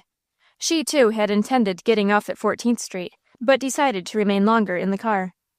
I will find out where that girl lives, she resolved. Her conduct with Piercy de Brabazon is positively disgraceful. She is evidently doing her best to captivate him. I feel that it is due to Mrs. Layton, who would be shocked at the thought of her nephew's making a low alliance, to find out all I can and put her on her guard. She kept her seat, still keeping her veil down, for it was possible that Florence might recognize her, and the car moved steadily onward till it turned into the Bowery. Where on earth is she leading me? Miss Carter asked. I have never been in this neighborhood before. However, it won't do to give up when I am, perhaps, on the verge of some important discoveries. Still the car sped on. Not far from Grand Street, Florence left the car, followed, though she was unconscious of it, by her aristocratic fellow passenger. Florence stopped a moment to speak to Mrs. O'Keefe at her apple stand. So you're through with your work, Florence. Are you going home? Yes, Mrs. O'Keefe. Then I'll go with you, for I've got a nasty headache, and I'll lay down for an hour. They crossed the street, not noticing the veiled young lady, who followed within earshot and listened to their conversation. At length they reached the tenement house, Florence's humble home, and went in. I've learned more than I bargained for, said Emily Carter, in malicious exultation. I am well repaid for coming to this horrid part of the city. I wonder if Mr. de Brabazon knows where his charmer lives. I will see that Mrs. Layton knows, at any rate. Chapter 31. Florence is discharged. Mrs. Layton sat in her boudoir with a stern face and tightly compressed lips. Miss Carter had called the previous afternoon and informed her of the astounding discoveries she had made respecting the governess. She rang the bell. "Janet," she said, "when the governess comes you may bring her up here to me." "Yes, ma'am." "She's going to catch it. I wonder what for," thought Janet, as she noted the grim visage of her employer. So when Florence entered the house, she was told that Mrs. Layton wished to see her at once. "I wonder what's the matter now," she asked herself. "Has she heard of my meeting her nephew in the car?" When she entered the room, she saw at once that something was wrong. "You wish to see me, Mrs. Layton," she said. "Yes," answered Mrs. Layton, grimly. "Will you be seated?" Florence sat down a few feet from her employer and waited for an explanation. She certainly was not prepared for Mrs. Layton's first words. "Miss Linden, where do you live?" Florence started, and her face flushed. "I live in the lower part of the city," she answered, with hesitation. "That is not sufficiently definite. I live at number 27, Blank Street. I think that is east of the Bowery." "You are right, madame." "You lodge with an apple woman, do you not?" "I do," answered Florence, calmly. "In a tenement house?" "Yes, madame." "And you actually come from such a squalid home to instruct my daughter?" exclaimed Mrs. Layton, indignantly. "It is a wonder you have not brought some terrible disease into the house." "There has been no case of disease in the humble dwelling in which I make my home. I should be as sorry to expose your daughter to any danger of that kind as you would be to have me. It is a merciful dispensation of Providence, for which I ought to be truly thankful, but the idea of receiving in my house an inmate of a tenement house! I am truly shocked. Is this apple woman your mother?" "I assure you that she is not," answered Florence, with a smile which she could not repress. "Or your aunt?" "She is in no way related to me. She is an humble friend." "Miss Linden, your tastes must be low to select such a home and such a friend." "The state of my purse had something to do with the selection, and the kindness shown me by Mrs. O'Keefe when I needed a friend will explain my location further." "That is not all. You met in the Madison Avenue car yesterday my nephew, Mr. Percy de Brabazon." "It is coming," thought Florence. "Who could have seen us?" Then aloud, "Yes, madame." "Was it by appointment?" "Do you mean to insult me, Mrs. Layton?" demanded Florence, rising and looking at the lady with flashing eyes. "I never insult anybody," replied Mrs. Layton. "Pray resume your seat." Florence did so. "Then I may assume that it was accidental. You talk together with the freedom of old friends." "You are correctly informed." "You seem to make acquaintances very readily, Miss Linden. It seems singular, to say the least, that after meeting my nephew for a single evening, you should become such intimate friends." "You will be surprised, Mrs. Layton, when I say that Mr. de Brabazon and I are old friends. We have met frequently." "Where, in heaven's name?" ejaculated Mrs. Layton. "At my residence." "Good heavens!" exclaimed the scandalized lady. "Does my nephew Percy visit at the house of this apple woman?" "No, madame. He does not know where I live." "Then you will explain your previous statement," said Mrs. Layton, haughtily. "I am at present suffering reversed circumstances. It is but a short time since I was very differently situated." "I won't inquire into your change of circumstances. I feel compelled to perform an unpleasant duty." Florence did not feel called upon to make any reply, but waited for Mrs. Layton to finish speaking. "I shall be obliged to dispense with your services as my daughter's governess. It is quite out of the question for me to employ a person who lives in a tenement house." Florence bowed acquiescence, but she felt very sad. She had become attached to her young charge, and it cost her a pang to part from her. Besides, how was she to supply the income of which this would deprive her? "I bow to your decision, madame," she said, with proud humility. "You will find here the sum that I owe you, with payment for an extra week in lieu of notice." "Thank you. May I bid Carrie good-bye, Mrs. Layton?" "It is better not to do so, I think. The more quietly we dissolve our unfortunate connection, the better." Florence's heart swelled, and the tears came to her eyes, but she could not press her request. She was destined, however, to obtain the privilege which Mrs. Layton denied her. Carrie, who had become impatient, came downstairs and burst into the room. "What keeps you so long, Miss Linden?" she said. "Is Mamma keeping you?" Florence was silent, leaving the explanations to Mrs. Layton. "Miss Linden has resigned her position as your governess, Carrie." "Miss Linden going away? I won't have her go. What makes you go, Miss Linden?" "Your mamma thinks it best," answered Florence, with moistened eyes. "Well, I don't!" exclaimed Carrie, stamping her foot angrily.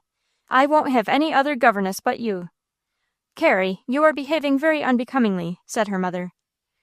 "Will you tell me, Mamma, why you are sending Miss Linden away?" "I will tell you some other time." "But I want to know now." "I am very much displeased with you, Carrie." "And I am very much displeased with you, Mamma." I do not pretend to defend Carrie, whose conduct was hardly respectful enough to her mother. But with all her faults, she had a warm heart, while her mother had always been cold and selfish. "I am getting tired of this," said Mrs. Layton. "Miss Linden, as you are here today, you may give Carrie the usual lessons. As I shall be out when you get through, I bid you good-bye now." "Good-bye, Mrs. Layton." Carrie and Florence went to the schoolroom for the last time. Florence gave her young pupil a partial explanation of the cause which had led to her discharge. "What do I care if you live in a poor house, Miss Linden?" said Carrie impetuously. "I will make Mamma take you back." Florence smiled, but she knew that there would be no return for her. When she reached her humble home, she had a severe headache and lay down. Mrs. O'Keefe came in later to see her. "And what's the matter with you, Florence?" she asked. "I have a bad headache, Mrs. O'Keefe." "You work too hard, Florence, with your teacher. That is what gives you the headache." "Then I shan't have it again, for I have got through with my teaching." "What's that you say?" "I am discharged. And what's it all about?" Florence explained matters. Mrs. O'Keefe became indignant. "She's a mean trollop, that Mrs. Layton," she exclaimed, "and I'd like to tell her so to her face. Where does she live?" "It will do no good to interfere, my good friend. She is not willing to receive a governess from a tenement house." "Sure, you used to live in as grand a house as herself." "But I don't now." "Don't mind it too much, Mavoureen. You'll soon be gettin' another scholar. Go to sleep now, and you'll sleep the headache away." Florence finally succeeded in following the advice of her humble friend. She resolved to leave till tomorrow the cares of the morrow. She had $12, and before that was spent, she hoped to be in a position to earn some more. Chapter 32. An Exciting Adventure. Dodger soon became accustomed to his duties at Tucker's express office in his new San Francisco home. He found Mr. Tucker an exacting, but not an unreasonable man. He watched his new assistant closely for the first few days, and was quietly taking his measure. At the end of the first week, he paid the salary agreed upon, $15. "You have been with me a week, Arthur," he said. "Yes, sir. And I have been making up my mind about you." "Yes, sir," said Dodger, looking up inquiringly. "I hope you are satisfied with me." "Yes, I think I may say that I am. You don't seem to be afraid of work." "I have always been accustomed to work." "That is well. I was once induced to take the son of a rich man in the place you now occupy. He had never done a stroke of work, having always been at school. He didn't take kindly to work, and seemed afraid that he would be called upon to do more than he had bargained for. One evening I was particularly busy, and asked him to remain an hour overtime. "It will be very inconvenient, Mr. Tucker," said the young man, "as I have an engagement with a friend." He left me to do all the extra work, and I suppose you know what happened the next Saturday evening. "I can guess," returned Dodger with a smile. "I told him that I thought the duties were too heavy for his constitution, and he had better seek an easier place. Let me see, I kept you an hour and a half overtime last Wednesday." "Yes, sir." "You made no objection, but worked on just as if you liked it." "Yes, sir. I am always willing to stay when you need me." "Good. I shan't forget it." Dodger felt proud of his success, and put away the $15 with a feeling of satisfaction. He had never saved half that sum in the same time before. "Curtis Waring did me a favor when he sent me out here," he reflected. "But as he didn't mean it, I have no occasion to feel grateful." Dodger found that he could live for $8 a week, and he began to lay by $7 a week with a view of securing funds sufficient to take him back to New York. He was in no hurry to leave San Francisco, but he felt that Florence might need a friend. But he found that he was making progress slowly.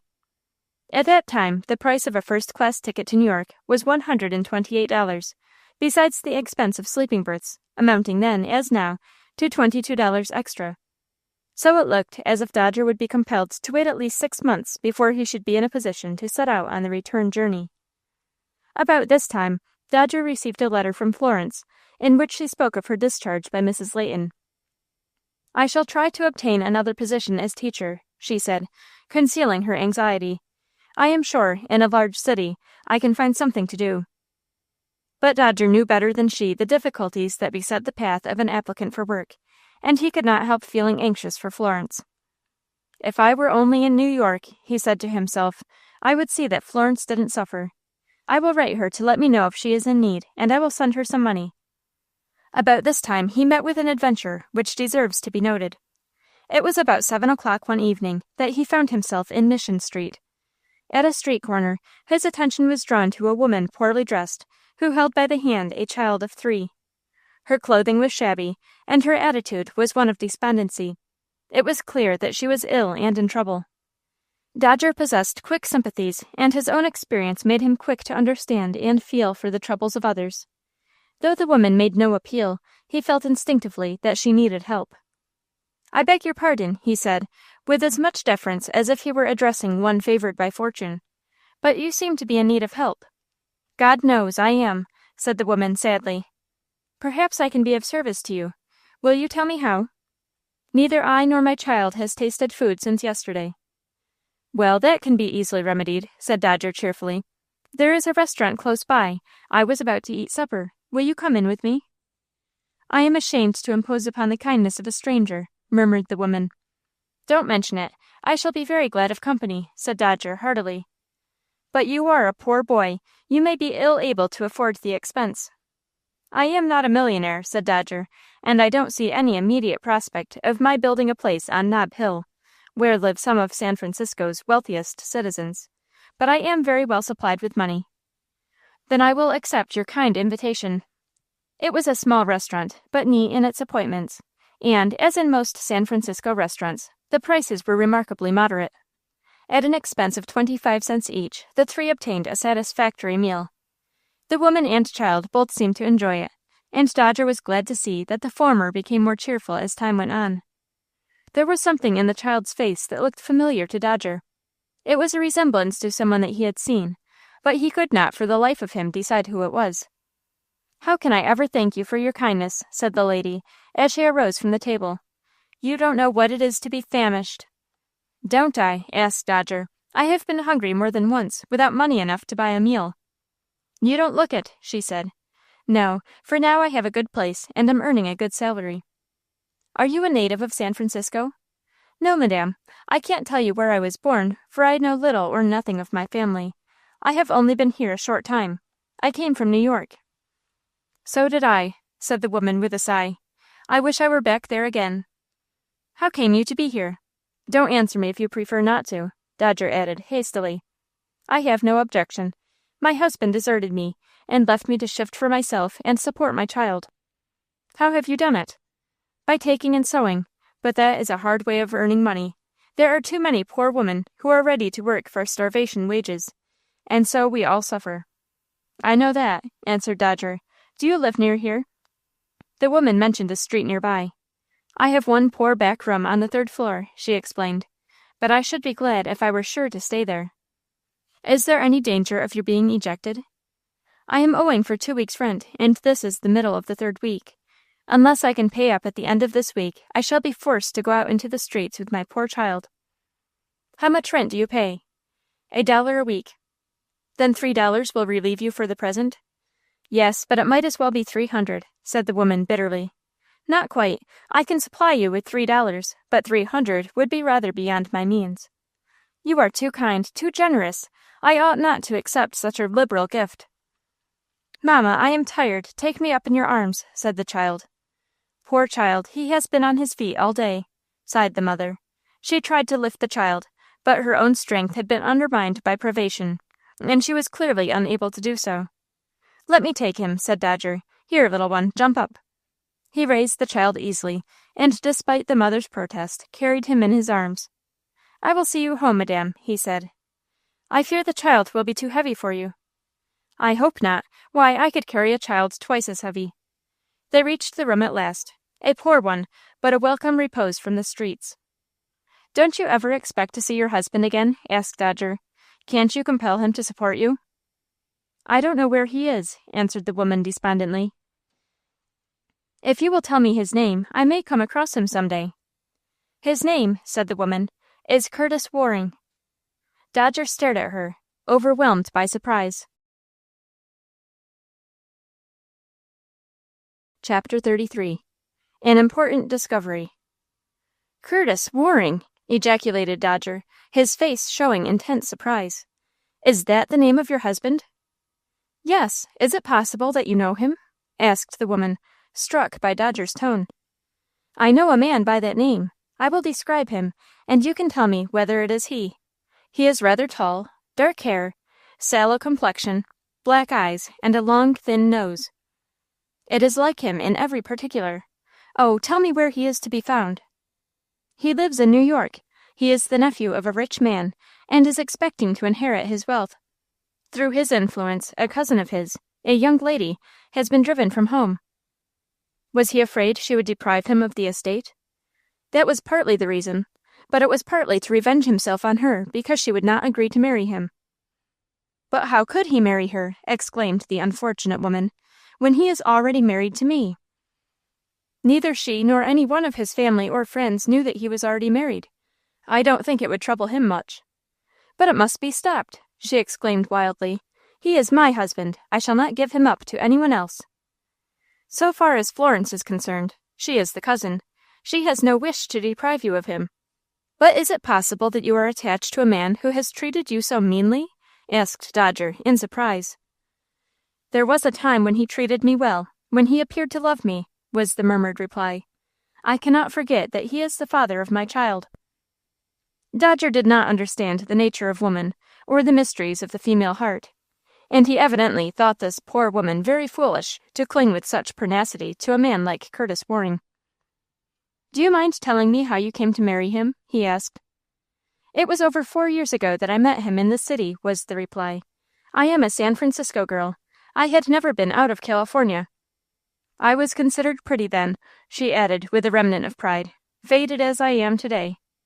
Looking closely in her face, Dodger was ready to believe this. Grief and privation had changed her appearance, but it had not altogether effaced the bloom and beauty of youth. At any rate, he seemed to think so. He was living at the Palace Hotel, and I made his acquaintance at a small social gathering at the house of my uncle. I am an orphan, and was perhaps the more ready to marry on that account. Did Mr. Waring represent himself as wealthy? He said he had expectations from a wealthy relative, but did not mention where he lived. He told the truth, then. We married, securing apartments on Kearney Street. We lived together till my child was born, and for 3 months afterward. Then Mr. Waring claimed to be called away from San Francisco on business. He said he might be absent 6 weeks. He left me $100 and urged me to be careful of it, as he was short of money and needed considerable for the expenses of the journey. He left me, and I have never seen or heard from him since." "Did he tell you where he was going, Mrs. Waring?"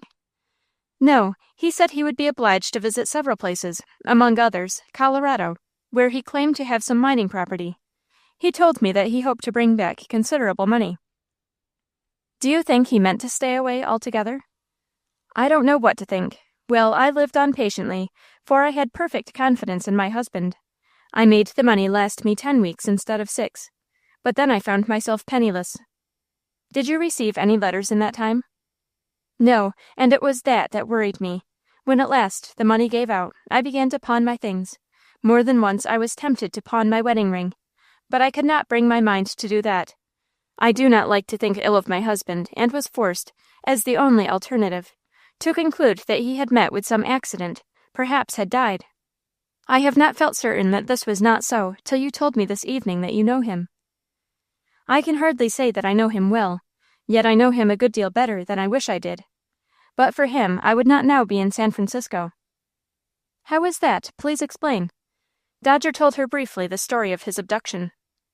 "But what motive could he have in getting you out of New York? I cannot understand." "I don't understand myself, except that I am the friend of Florence." "His cousin?" "Yes. But why should she be compelled to leave her husband's home?"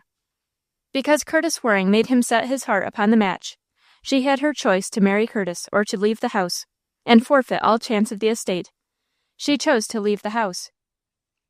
"She ought to know that he has no right to marry," said the poor woman, who, not understanding the dislike of Florence for the man whom she herself loved, feared that she might yet be induced to marry him.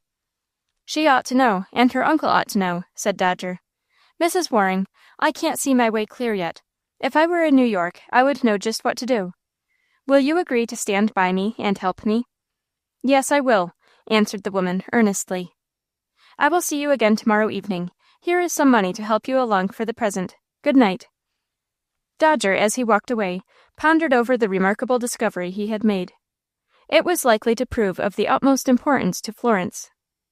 Her uncle's displeasure was wholly based upon her refusal to marry Curtis Waring. But if it should be proved to him that Curtis was already a married man, there would seem no bar to reconciliation. Moreover, and this was particularly satisfactory, it would bring Curtis himself into disfavor. Florence would be reinstated in her rightful place in her uncle's family, and once more be recognized as heiress to at least a portion of his large fortune. This last consideration might not weigh so much with Florence, but Dodger was more practical, and he wished to restore her to the social position which she had lost through the knavery of her cousin. But in San Francisco, at a distance of over 3,000 miles, Dodger felt at a loss how to act. Even if Mr. Linden was informed that his nephew had a wife living in San Francisco, the statement would no doubt be denied by Curtis, who would brand the woman as an impudent adventuress. "The absent are always in the wrong," says a French proverb. At all events, they are very much at a disadvantage, and therefore it seemed imperatively necessary, not only that Dodger, but that Curtis Waring's wife should go to New York to confront the unprincipled man whose schemes had brought sorrow to so many. It was easy to decide what plan was best, but how to carry it out presented a difficulty which seemed insurmountable. The expenses of a journey to New York for Dodger, Mrs. Waring, and her child would not be very far from $500, and where to obtain this money was a problem. Randolph Leslie probably had that sum, but Dodger could not in conscience ask him to lend it, being unable to furnish adequate security or to ensure repayment. "If I could only find a nugget," thought Dodger, knitting his brows, "everything would be easy." But nuggets are rare enough in the goldfields, and still rarer in city streets. He who trusts wholly to luck trusts to a will-o'-the-wisp, and is about as sure of success as one who owns a castle in Spain. The time might come when Dodger, by his own efforts, could accumulate the needed sum, but it would require a year at least, and in that time Mr. Linden would probably be dead. Absorbed and disturbed by these reflections, Dodger walked slowly through the darkened streets, till he heard a stifled cry, and, looking up, beheld a sight that startled him. On the sidewalk lay the prostrate figure of a man. Over him, bludgeon in hand, bent a ruffian, whose purpose was only too clearly evident. Chapter 34. Just in Time. Dodger, who was a strong, stout boy, gathered himself up and dashed against the ruffian with such impetuosity that he fell over his intended victim, and the bludgeon fell from his hand. It was the work of an instant to lift it and raise it in a menacing position. The discomfited villain broke into a volley of oaths and proceeded to pick himself up. He was a brutal-looking fellow, but was no larger than Dodger, who was as tall as the majority of men. "Give me that stick," he exclaimed furiously. "Come and take it," returned Dodger, undaunted. The fellow took him at his word and made a rush at our hero, but a vigorous blow from the bludgeon made him cautious about repeating the attack. "Curse you," he cried between his teeth. "I'd like to chaw you up." "I have no doubt you would," answered Dodger, "but I don't think you will. Were you going to rob this man?" "None of your business." "I shall make it my business. You'd better go, or you may be locked up." "Give me that stick, then." "You'll have to do without it." He made another rush, and Dodger struck him such a blow on his arm that he winced with pain. "Now I shall summon the police, and you can do as you please about going." Dodger struck the stick sharply on the sidewalk 3 times, and the ruffian, apprehensive of arrest, ran around the corner just in time to rush into the arms of a policeman. "What has this man been doing?" asked the city guardian, turning to Dodger. "He was about to rob this man." "Is the man hurt?" "Where am I?" asked the prostrate man, in a bewildered tone. "I will take care of him if you will take charge of that fellow." "Can you get up, sir?" asked Dodger, bending over the fallen man. The latter answered by struggling to his feet and looking about him in a confused way. "Where am I?" he asked. "What has happened?" "You were attacked by a ruffian. I found you on the sidewalk, with him bending over you with this club in his hand." "He must have followed me. I was imprudent enough to show a well-filled pocketbook in a saloon where I stopped to take a drink. No doubt he planned to relieve me of it." "You have had a narrow escape, sir." "I have no doubt of it. I presume the fellow was ready to take my life if he found it necessary." "I will leave you now, sir, if you think you can manage." "No, stay with me. I feel rather upset." "Where are you staying, sir?" "At the Palace Hotel. Of course you know where that is." "Certainly. Will you take my arm?" "Thank you." Little was said till they found themselves in the sumptuous hotel, which hardly has an equal in America. "Come to my room, young man. I want to speak to you." It was still early in the evening, and Dodger's time was his own. He had no hesitation, therefore, in accepting the stranger's invitation. On the third floor, the stranger produced a key and opened the door of a large, handsomely furnished room. "If you have a match, please light the gas." Dodger proceeded to do so, and now, for the first time, obtained a good view of the man he had rescued. He was a man of about the average height, probably not far from 50, dressed in a neat business suit, and looked like a substantial merchant. "Please be seated." Dodger sat down in an easy-chair conveniently near him. "Young man," said the stranger, impressively, "you have done me a great favor." Dodger felt that this was true, and did not disclaim it. "I am very glad I came up just as I did," he said. "How large a sum of money do you think I had about me?" asked his companion. $500? $500? Why, that would be a mere trifle." "It wouldn't be a trifle to me, sir," said Dodger. "Are you poor?" asked the man earnestly. "I have a good situation that pays me $15 a week, so I ought not to consider myself poor." "Suppose you had a considerable sum of money given you, what would you do with it?" "If I had $500, I should be able to defeat the schemes of a villain and restore a young lady to her rights." "That seems interesting. Tell me the circumstances." Dodger told the story as briefly as he could. He was encouraged to find that the stranger listened to him with attention. "Do you know," he said reflectively, "you have done for me what I once did for another, a rich man. The case was very similar. I was a poor boy at the time. Do you know what he gave me?" "What was it, sir?" $1. What do you think of that for generosity?" "Well, sir, it wasn't exactly liberal. Did you accept it?" "No. I told him that I didn't wish to inconvenience him." "But I asked you how much money you supposed I had." "I will tell you. In a wallet, I have $11,000 in banknotes and securities." "That is a fortune," said Dodger, dazzled at the mention of such a sum. "If I had lost it, I have plenty more, but the most serious peril was to my life. Through your opportune assistance, I have escaped without loss. I fully appreciate the magnitude of the service you have done for me. As an evidence of it, please accept these bills." He drew from the roll 2 bills and handed them to Dodger. The boy, glancing at them mechanically, started in amazement. Each bill was for $500. "You have given me $1,000, he gasped. "I am aware of it. I consider my life worth that at least. James Swinton never fails to pay his debts." "But, sir, $1,000. "It's no more than you deserve. When I tell my wife, on my return to Chicago, about this affair, she will blame me for not giving you more." "You seem to belong to a liberal family, sir." "I detest meanness, and would rather err on the side of liberality. Now, if agreeable to you, I will order a bottle of champagne, and solace ourselves for this little incident." "Thank you, Mr. Swinton, but I have made up my mind not to drink anything stronger than water. I have tended bar in New York, and what I have seen has given me a dislike for liquor of any kind." "You are a sensible young man. You are right, and I won't urge you. There is my card, and if you ever come to Chicago, call upon me." "I will, sir." When Dodger left the Palace Hotel, he felt that he was a favorite of fortune. It is not always that the money we need is so quickly supplied. He resolved to return to New York as soon as he could manage it, and take with him the wife and child of Curtis Waring. This would cost him about $500, and he would have the same amount left. Mr. Tucker was reluctant to part with Dodger. "You are the best assistant I ever had," he said. "I will pay you $20 a week, if that will induce you to stay." "I would stay if it were not very important for me to return to New York, Mr. Tucker. I do not expect to get a place in New York as good.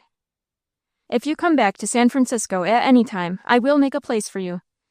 "Thank you, sir." Mrs. Waring was overjoyed when Dodger called upon her and offered to take her back to New York. "I shall see Curtis again," she said. "How can I ever thank you?" But Dodger, though unwilling to disturb her dreams of happiness, thought it exceedingly doubtful if her husband would be equally glad to see her. Chapter 35. The Darkest Day. When Florence left the employ of Mrs. Layton, she had a few dollars as a reserve fund. As this would not last long, she at once made an effort to obtain employment. She desired another position as governess, and made application in answer to an advertisement. Her ladylike manner evidently impressed the lady to whom she applied. "I suppose you have taught before," she said. "Yes, madame." "In whose family?" "I taught the daughter of Mrs. Layton, of West Street." "I have heard of the lady. Of course you are at liberty to refer to her." "Yes, madame." But there was a hesitation in her tone that excited surprise. "Very well, I will call upon her and make inquiries. If you will call tomorrow morning, I can give you a decisive answer." Florence fervently hoped that this might prove favorable, but was apprehensive, and with good reason, it appeared. When she presented herself the next day, Mrs. Cole said, "I am afraid, Miss Linden, you will not suit me." "May I ask why?" Florence inquired, schooling herself to calmness. "I called on Mrs. Layton," was the answer. "She speaks well of you as a teacher. But she told me some things which make it seem inexpedient to engage you." "What did she say of me?" "That perhaps you had better not inquire. I prefer to know the worst." "She said you encouraged the attentions of her nephew, forgetting the difference in social position, and also that your connections were not of a sort to recommend you. I admit, Miss Linden, that you are very ladylike in appearance, but I can hardly be expected to admit into my house, in the important position of governess to my child, the daughter or niece of an apple woman." "Did Mrs. Layton say that I was related to an apple woman?" "Yes, Miss Linden, I own I was surprised." "It is not true, Mrs. Cole." "You live in the house of such a person, do you not?" "Yes, she is an humble friend of mine, and has been kind to me." "You cannot be very fastidious. However, that is your own affair. I am sorry to disappoint you, Miss Linden, but it will be quite impossible for me to employ you." "Then I will bid you good morning, Mrs. Cole," said Florence, sore at heart. "Good morning. You will, I think, understand my position. If you applied for a position in one of the public schools, I don't think that your residence would be an objection." Florence left the house, sad and despondent. She saw that Mrs. Layton, by her unfriendly representations, would prevent her from getting any opportunity to teach. She must seek some more humble employment. "Well, Florence, did you get a place?" asked Mrs. O'Keefe, as she passed that lady's stand. "No, Mrs. O'Keefe," answered Florence, wearily. "And why not? Did the woman think you didn't know enough?" "She objected to me because I was not living in a fashionable quarter. At least, that was one of her objections." "I'm sure you've got a neat, clean home, and it looks as neat as wax all the time." "It isn't exactly stylish," said Florence, with a faint smile. "You are, at any rate. What does the woman want, I'd like to know?" "She doesn't want me. It seems that Mrs. Layton did not speak very highly of me." "The trollop! I'd like to give her a box on the ear, drat her impudence," said the irate apple woman. "And what will you be doing now?" "Do you think I can get some sewing to do, Mrs. O'Keefe?" "Yes, Miss Florence. I'll get you some vests to make. But it's hard work, and poor pay." "I must take what I can get," sighed Florence. "I cannot choose." "If you'd only tend an apple stand, Miss Florence. There's Mrs. Brady wants to sell out on account of the rheumatics, and I've got a trifle in the savings bank, enough to buy it. You'd make $1 a day, easy." "It isn't to be thought of, Mrs. O'Keefe. If you will kindly see about getting me some sewing, I will see how I can get along." The result was that Mrs. O'Keefe brought Florence in the course of the day half a dozen vests, for which she was to be paid the munificent sum of 25 cents each. Florence had very little idea of what she was undertaking. She was an expert needlewoman, and proved adequate to the work, but with her utmost industry she could only make 1 vest in a day, and that would barely pay her rent. True, she had some money laid aside on which she could draw, but that would soon be expended, and then what was to become of her? "Sure, I won't let you starve, Florence," said the warm-hearted apple-woman. "But, Mrs. O'Keefe, I can't consent to live on you." "And why not? I'm well and strong, and I'm makin' more money than I need." "I couldn't think of it, though I thank you for your kindness." "Sure, you might write a letter to your uncle, Florence. He would expect me, in that case, to consent to a marriage with Curtis. You wouldn't advise me to do that." "No, he's a main blackguard, and I'd say it to his face." Weeks rolled by, and Florence began to show the effects of hard work and confinement. She grew pale and thin, and her face was habitually sad. She had husbanded her savings as a governess as closely as she could, but in spite of all her economy, it dwindled till she had none left. Henceforth she must depend on 25 cents a day, and this seemed well nigh impossible. In this emergency, the pawnbroker occurred to her. She had a variety of nice dresses, and she had also a handsome ring, given her by her uncle on her last birthday. This she felt sure must have cost $50. It was a trial to part with it, but there seemed to be no alternative. "If my uncle has withdrawn his affection from me," she said to herself, "why should I scruple to pawn the ring? It is the symbol of a love that no longer exists." So she entered the pawnbroker's, the first that attracted her attention, and held out the ring. "How much will you lend me on this?" she asked, half frightened at finding herself in such a place. The pawnbroker examined it carefully. His practiced eye at once detected its value, but it was not professional to admit this. "Rings is a drug in the market, young lady," he said. "I've got more than I know what to do with. I'll give you $4. $4, repeated Florence in dismay. "Why, it must have cost 50. It was bought in Tiffany's." "You are mistaken, my dear. Did you buy it yourself there?" "No, my uncle gave it to me." "He may have said he paid $50 for it," said the pawnbroker, wagging his head, "but we know better." "But what will you give?" asked Florence desperately. "I'll give you $5, and not a penny more," said the broker, surveying her distressed face shrewdly. "You can take it or not." What could Florence do? She must have the money, and feared that no other pawnbroker would give her more. "Make out the ticket, then," she said, wearily, with a sigh. This was done, and she left the place, half timid, half ashamed, and wholly discouraged. But the darkest hour is sometimes nearest the dawn. A great overwhelming surprise awaited her. She had scarcely left the shop when a glad voice cried, "I have found you at last, Florence." She looked up and saw a Dodger, but not the old Dodger. She saw a nicely dressed young gentleman, larger than the friend she had parted with 6 months before, with a brighter, more intelligent, and manly look. "Dodger," she faltered. "Yes, it is Dodger." "Where did you come from?" "From San Francisco. But what have you been doing there?" And Dodger pointed in the direction of the pawnbroker's shop. "I pawned my ring." "Then I shall get it back at once. How much did you get on it?" $5. "Give me the ticket and go in with me." The pawnbroker was very reluctant to part with the ring, which he made sure would not be reclaimed, but there was no help for it.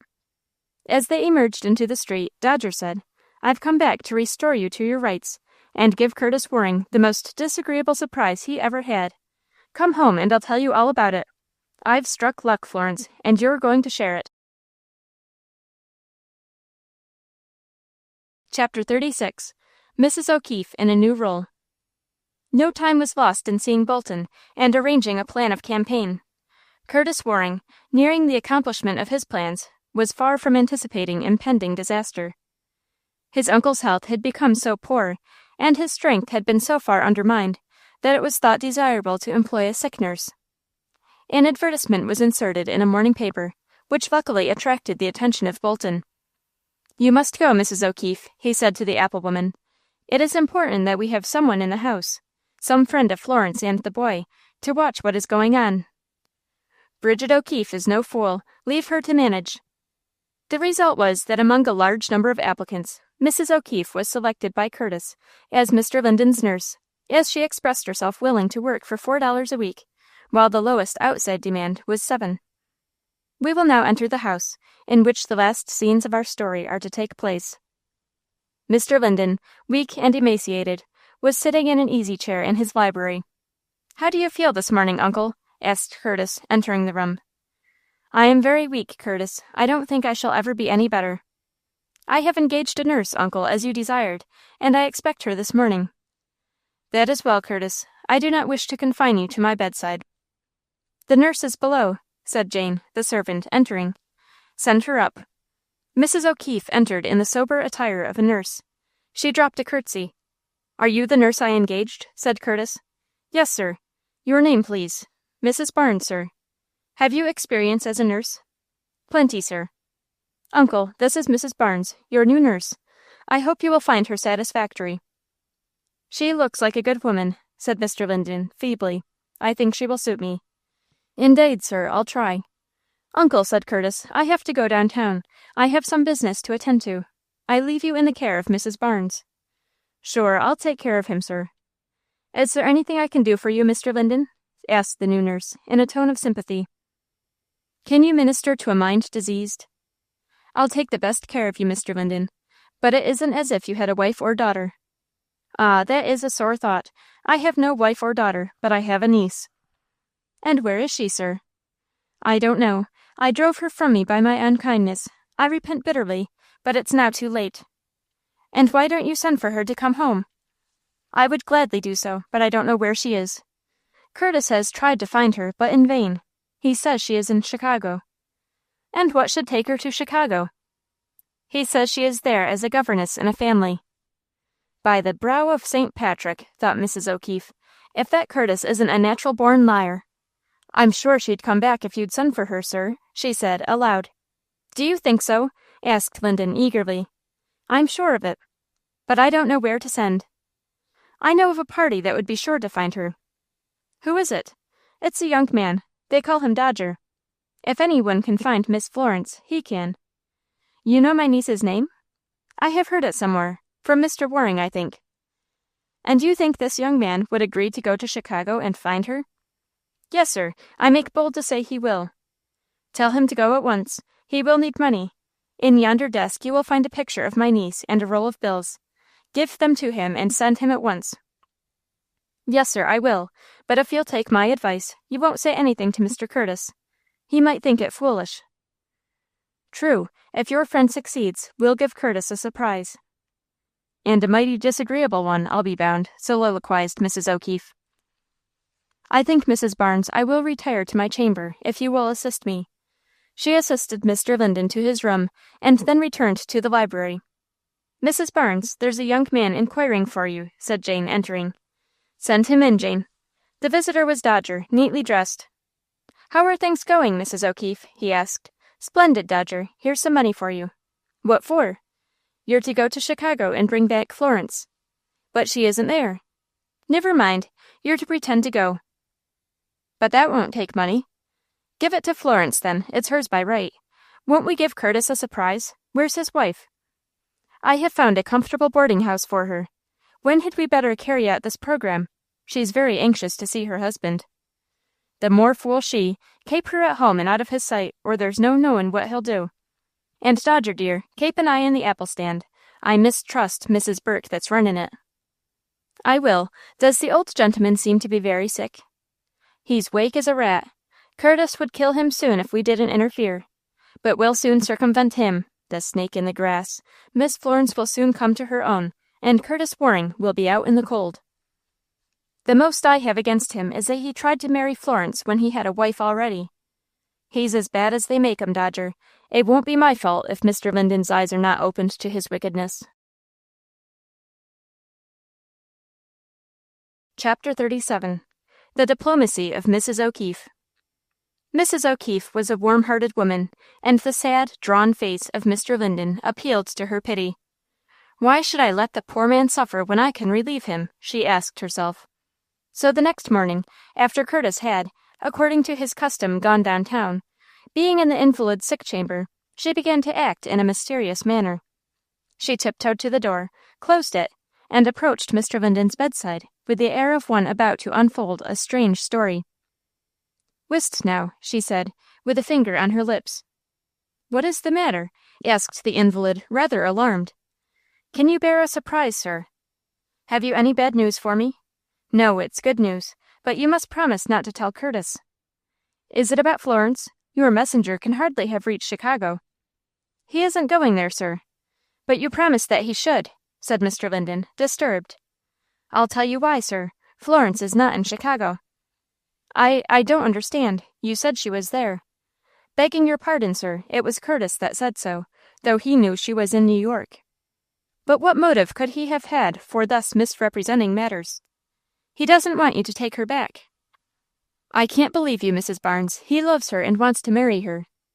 He couldn't marry her if she consented to take him. Why not? Mrs. Barnes, you confuse me. I won't deceive you as he has done. There's raisin in plenty. He's married already. Is this true? Demanded Mr. Linden, in excitement. It's true enough. More by token, tomorrow, when he's out, his wife will come here and tell you so herself. But who are you who seem to know so much about my family? I'm a friend of the poor girl you've driven from the house, because she would not marry a rascally spalpeen that's been scheming to get your property into his hands. You are a friend of Florence? Where is she? She's in my house, and has been there ever since she left home. Is she, well? As well as she can be when she's been working her fingers to the bone with someone to keep from starving. My God, what have I done? You've let Curtis Waring wind you around his little finger. That's what you've done, Mr. Linden. How soon can I see Florence? How soon can you bear it? The sooner the better. Then it'll be tomorrow, I'm thinking. That is, if you won't tell Curtis. No, I promise. I'll manage everything, sir. Don't worry now. Mr. Linden's face lost its anxious look, so that when, later in the day, Curtis looked into the room, he was surprised. My uncle looks better, he said. Yes, sir, answered the nurse. I've soothed him like. Indeed, you seem to be a very accomplished nurse. Faith, that I am, sir, though it isn't I that should say it. May I ask how you soothed him? Inquired Curtis, anxiously. I told him that Miss Florence would soon be home. I do not think it right to hold out hopes that may prove ill-founded. I know what I am about, Mr. Curtis. I dare say you understand your business, Mrs. Barnes, but if my uncle should be disappointed, I am afraid the consequences will be lamentable. Do you think he'll live long, sir? Curtis shrugged his shoulders. It is very hard to tell. My uncle is a very feeble man. And if he dies, I suppose the property goes to you. I suppose so. But where does Florence come in? It seems to me, Mrs. Barnes, that you take a good deal of interest in our family affairs, said Curtis, suspiciously. That's true, sir. Why shouldn't I take an interest in a nice gentleman like you? Curtis smiled. I am doing my best to find Florence. Then our marriage will take place, and it matters little to whom the property is left. But I thought Miss Florence didn't care to marry you. It is only because she thinks cousins ought not to marry. It's a foolish fancy, and she'll get over it. True for you, sir. My first husband was my cousin, and we always agreed, barring an occasional fight. I don't think Florence and I will ever fight, Mrs. Barnes. What surprises me, Mr. Curtis, is that a nice-looking gentleman like you hasn't been married before. Curtis eyed her keenly, but her face told him nothing. I never saw one I wanted to marry till my cousin grew up, he said. I believe in marryin' myself. I was first married at 17. How long ago was that, Mrs. Barnes? It's long ago, Mr. Curtis. I'm an old woman now. I was 35 last birthday. Curtis came near laughing outright, for he suspected, what was true, that the nurse would never see her 50th birthday again. Then you are just my age, he said. If I make him laugh, he won't suspect nothing, soliloquized the wily nurse. That's a pretty big lie, even for me. Sure, I look older, Mr. Curtis, she said aloud. What with the worry of losing 2 fond husbands, I look much older than you. Oh, you are very well preserved, Mrs. Barnes. Curtis went into his uncle's chamber. How are you feeling, uncle? He asked. I think I am better, answered Mr. Linden, coldly, for he had not forgotten Mrs. Barnes' revelations. That is right. Only make an effort, and you will soon be strong again. I think I may. I may live 10 years to annoy you. I fervently hope so, said Curtis. But there was a false ring in his voice that his uncle detected. How do you like the new nurse? She is helping me wonderfully. You made a good selection. I will see that she is soon discharged, Curtis inwardly resolved. If her being here is to prolong my uncle's life, and keep me still waiting for the estate, I must clear the house of her. You must not allow her to buoy you up with unfounded hopes. She has been telling you that Florence will soon return. Yes, she seems convinced of it. Of course she knows nothing of it. She may return, but I doubt whether she is in Chicago now. I think the family she was with has gone to Europe. Where did you hear that, Curtis? Asked Mr. Linden, with unwonted sharpness. I have sources of information which at present I do not care to impart. Rest assured that I'm doing all I can to get her back. You still want to marry her, Curtis? I do, most certainly. I shall not insist upon it. I should not have done so before. Have you changed your mind, uncle? Yes, I have made a mistake, and I have decided to correct it. What has come over him? Curtis asked himself. Some influence hostile to me has been brought to bear. It must be that nurse. I will quietly dismiss her tomorrow, paying her a week's wages in lieu of warning. She's evidently a meddler. Chapter 38. The Closing Scene. The next day, Tim Bolton, dressed in a jaunty style, walked up the steps of the Linden mansion. Is Mr. Waring at home? He asked. No, sir, he has gone downtown. I'll step in and wait for him. Please show me to the library. Jane, who had been taken into confidence by the nurse, showed him at once into the room mentioned. Half an hour later, Curtis entered. How long have you been here, Bolton? But a short time. You sent for me? I did. On business? Well, yes. Is there anything new? Yes, my uncle is failing fast. Is he likely to die soon? I shouldn't be surprised if he died within a week. I suspect Curtis means to help him. Well, what has that to do with me? He asked. You will step into the property, of course. There is a little difficulty in the way, which I can overcome with your help. What is it? I can't get him to give up the foolish notion that the boy he lost is still alive. It happens to be true. Yes, but he must not know it. Before he dies, I want him to make a new will, revoking all others, leaving all the property to me.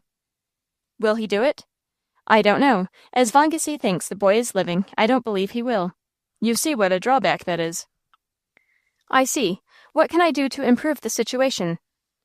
I want you to sign a paper confessing that you abducted the boy. At your instigation.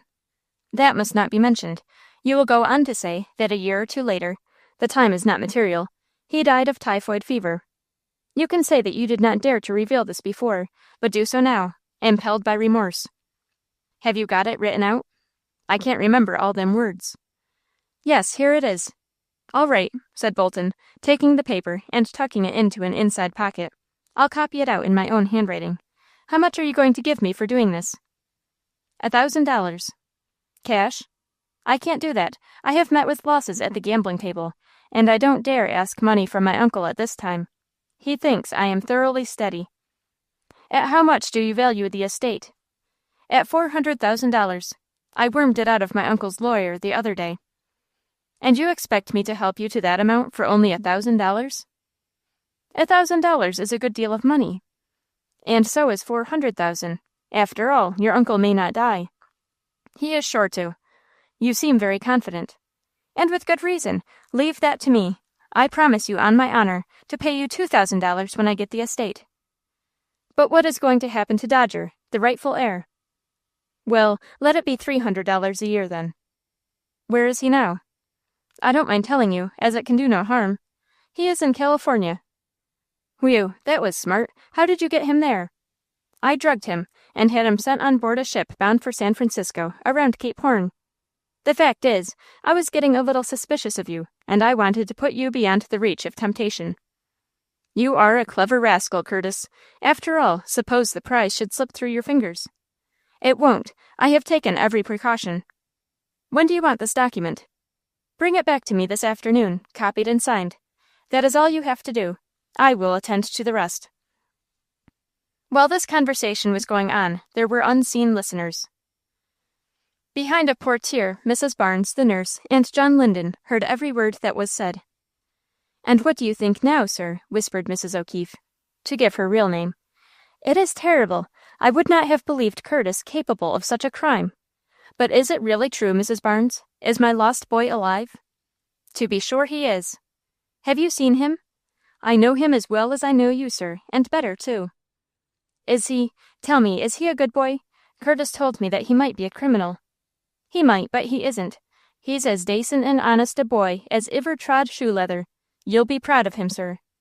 But he's in California. He was, but he's got back. You shall see him today, and Florence, too. Hark, I hear the doorbell. They're here now. I think you had better go in and confront Curtis. I feel weak, Mrs. Barnes. Let me lean on you. You can do that, and welcome, sir. The nurse pushed aside the portiere, and the two entered the library. Mrs. Barnes, rotund and smiling. Mr. Linden, gaunt and spectral-looking, like one risen from the grave. Curtis eyed the pair with a startled look. Mrs. Barnes, he said angrily, what do you mean by taking my uncle from his bed and bringing him down here? It is as much as his life is worth. You seem unfit for your duties as nurse. You will leave the house tomorrow, and I will engage a substitute. I shall lave when I get ready, Mr. Curtis Waring, said the nurse, her arms akimbo.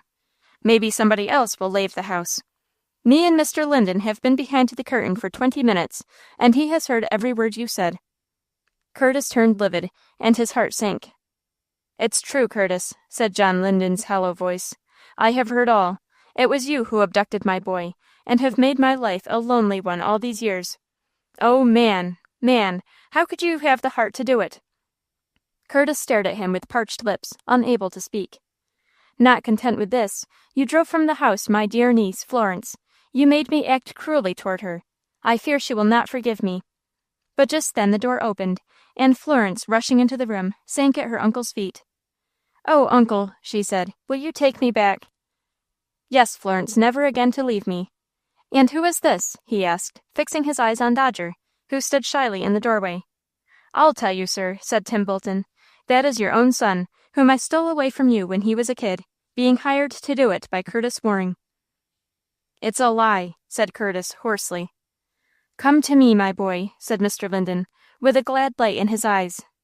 At last, heaven has heard my prayers, he ejaculated. We will never be separated. I was ready to die, but now I hope to live for many years. I feel that I have a new lease of life. With a baffled growl, Curtis Waring darted a furious look at the three. That boy is an impostor, he said. They are deceiving you. He is my son. I see his mother's look in his face. As for you, Curtis Waring, my eyes are open at last to your villainy. You deserve nothing at my hands, but I will make some provision for you. There was another surprise. Curtis Waring's deserted wife, brought from California by Dodger, entered the room, leading by the hand a young child. Oh, Curtis, she said reproachfully, how could you leave me? I have come to you, my husband, with our little child. Be gone, woman, said Curtis furiously. I will never receive or recognize you. Oh, sir, she said, turning to Mr. Linden. What shall I do? Curtis Waring, said Mr. Linden sternly, unless you receive this woman and treat her properly, you shall receive nothing from me. And if I do? You will receive an income of $2,000 per year, payable quarterly. Mrs. Waring, you will remain here with your child till your husband provides another home for you. Curtis slunk out of the room, but he was too wise to refuse his uncle's offer. He and his wife are living in Chicago, and he treats her fairly well, fearing that otherwise he will lose his income. Mr. Linden looks 10 years younger than he did at the opening of the story. Florence and Dodger, now known as Harvey Linden, live with him. Dodger, under a competent private tutor, is making up the deficiencies in his education. It is early yet to speak of marriage, but it is possible that Florence may marry a cousin after all. Tim Bolton has turned over a new leaf, given up his saloon, and is carrying on a country hotel within 50 miles of New York. He has $5,000 in the bank, presented by Dodger, with his father's sanction, and is considered quite a reputable citizen. As for Mrs. O'Keefe, she still keeps the apple stand, being unwilling to give it up. But she, too, has a handsome sum in the bank, and calls often upon her 2 children, as she calls them. In the midst of their prosperity, Florence and Dodger will never forget the time when they were adrift in New York. End of Adrift in New York by Horatio Alger Jr.